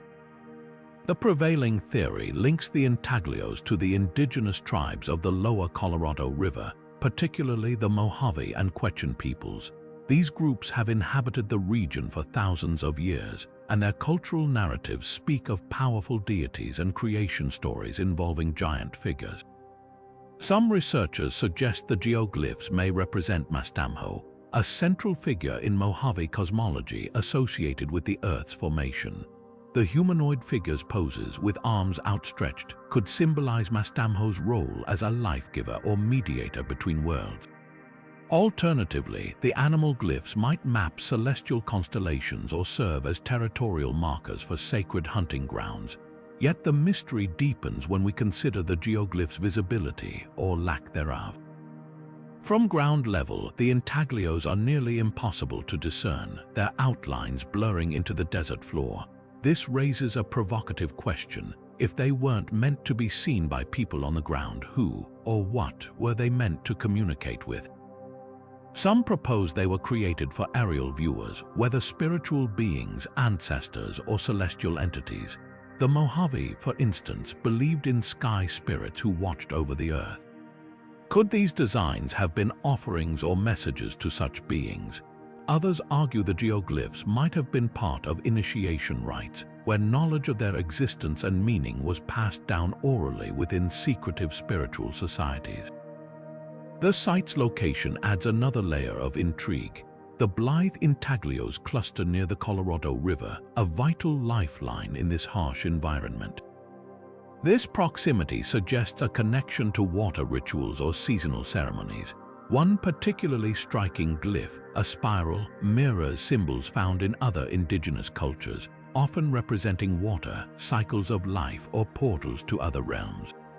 During rare desert rains, these designs might have taken on new significance, their outlines briefly pooling with water in a symbolic union of earth and sky.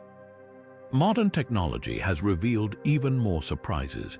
LiDAR scans and drone surveys show that some figures align with solstice sunrises, echoing patterns seen in ancient observatories worldwide. A few glyphs point toward distant mountain peaks, possibly marking pilgrimage routes or celestial events. But perhaps the most baffling discovery is the presence of smaller, previously unnoticed figures scattered across the area, hinting at a vast, interconnected network of geoglyphs still waiting to be mapped. Despite these advances, the Blythe intaglios resist easy explanation.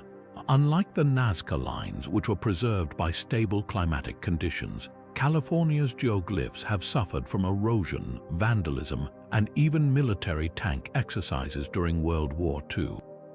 Efforts to protect them began only in the 1950s, leaving gaps in our understanding of their original state. Today, they remain a fragile testament to a culture's ingenuity and a reminder of how much history slips away when oral traditions fade. As we conclude our exploration of these desert giants, we're left with more questions than answers. Were they prayers etched into the earth, maps of unseen realms, or simply artistic expressions of a people deeply connected to their environment? The Blythe intaglios, like so many ancient mysteries, defy simple categorization. They challenge us to look beyond the obvious, to consider that the past might hold meanings we've yet to imagine. And with that, our journey through 50 of history's most baffling secrets comes to a close, but the search for answers is far from over. The stories of these ancient enigmas remind us that history is not a fixed narrative but a living puzzle, one that invites us all to explore, question, and wonder. Which of these mysteries captivated you the most? Share your thoughts below, and don't forget to subscribe for more deep dives into the unexplained. The past still has countless secrets waiting to be uncovered. Perhaps you'll help solve the next one.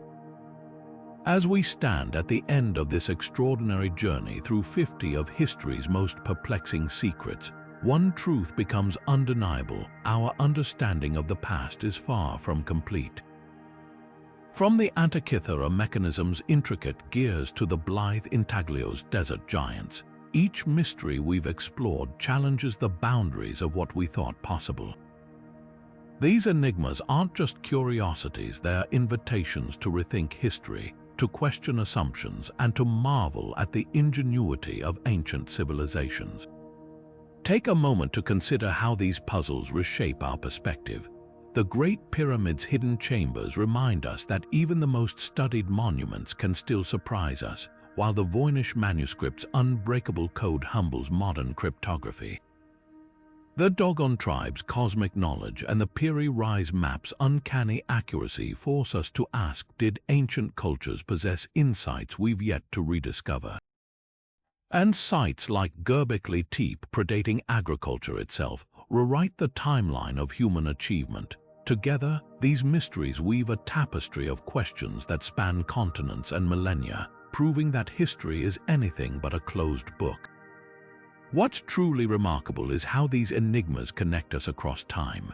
The same awe that inspired someone to carve the Longyu caves or align the Karnak stones with the stars still stirs in us today. Whether it's the eerie perfection of Puma Punku's stones or the haunting gaze of Easter Island's moe, these creations speak a universal language of wonder. They remind us that curiosity is timeless and that every answer we uncover often leads to new, even deeper questions. Now, we'd love to hear from you. Which of these 50 mysteries resonated most? Was it the chilling legend of the Devil's Bible crafted in a single night, the eerie Baltic Sea anomaly lying like a sunken UFO? Or perhaps the Tarim mummies whose European features defy expectations in ancient China? Let us know in the comments. Your perspective adds to this ongoing conversation. Before you go, don't forget to subscribe and hit that notification bell. Our channel is dedicated to unraveling history's greatest riddles, from lost civilizations to archaeological oddities. Who knows, the next video might explore a mystery you've been itching to solve. After all, the past is full of stories waiting to be told, and together we can keep peeling back the layers. Thanks for joining us on this adventure through the unexplained. Until next time, keep questioning, keep exploring, and remember, some of history's most thrilling chapters are still being written.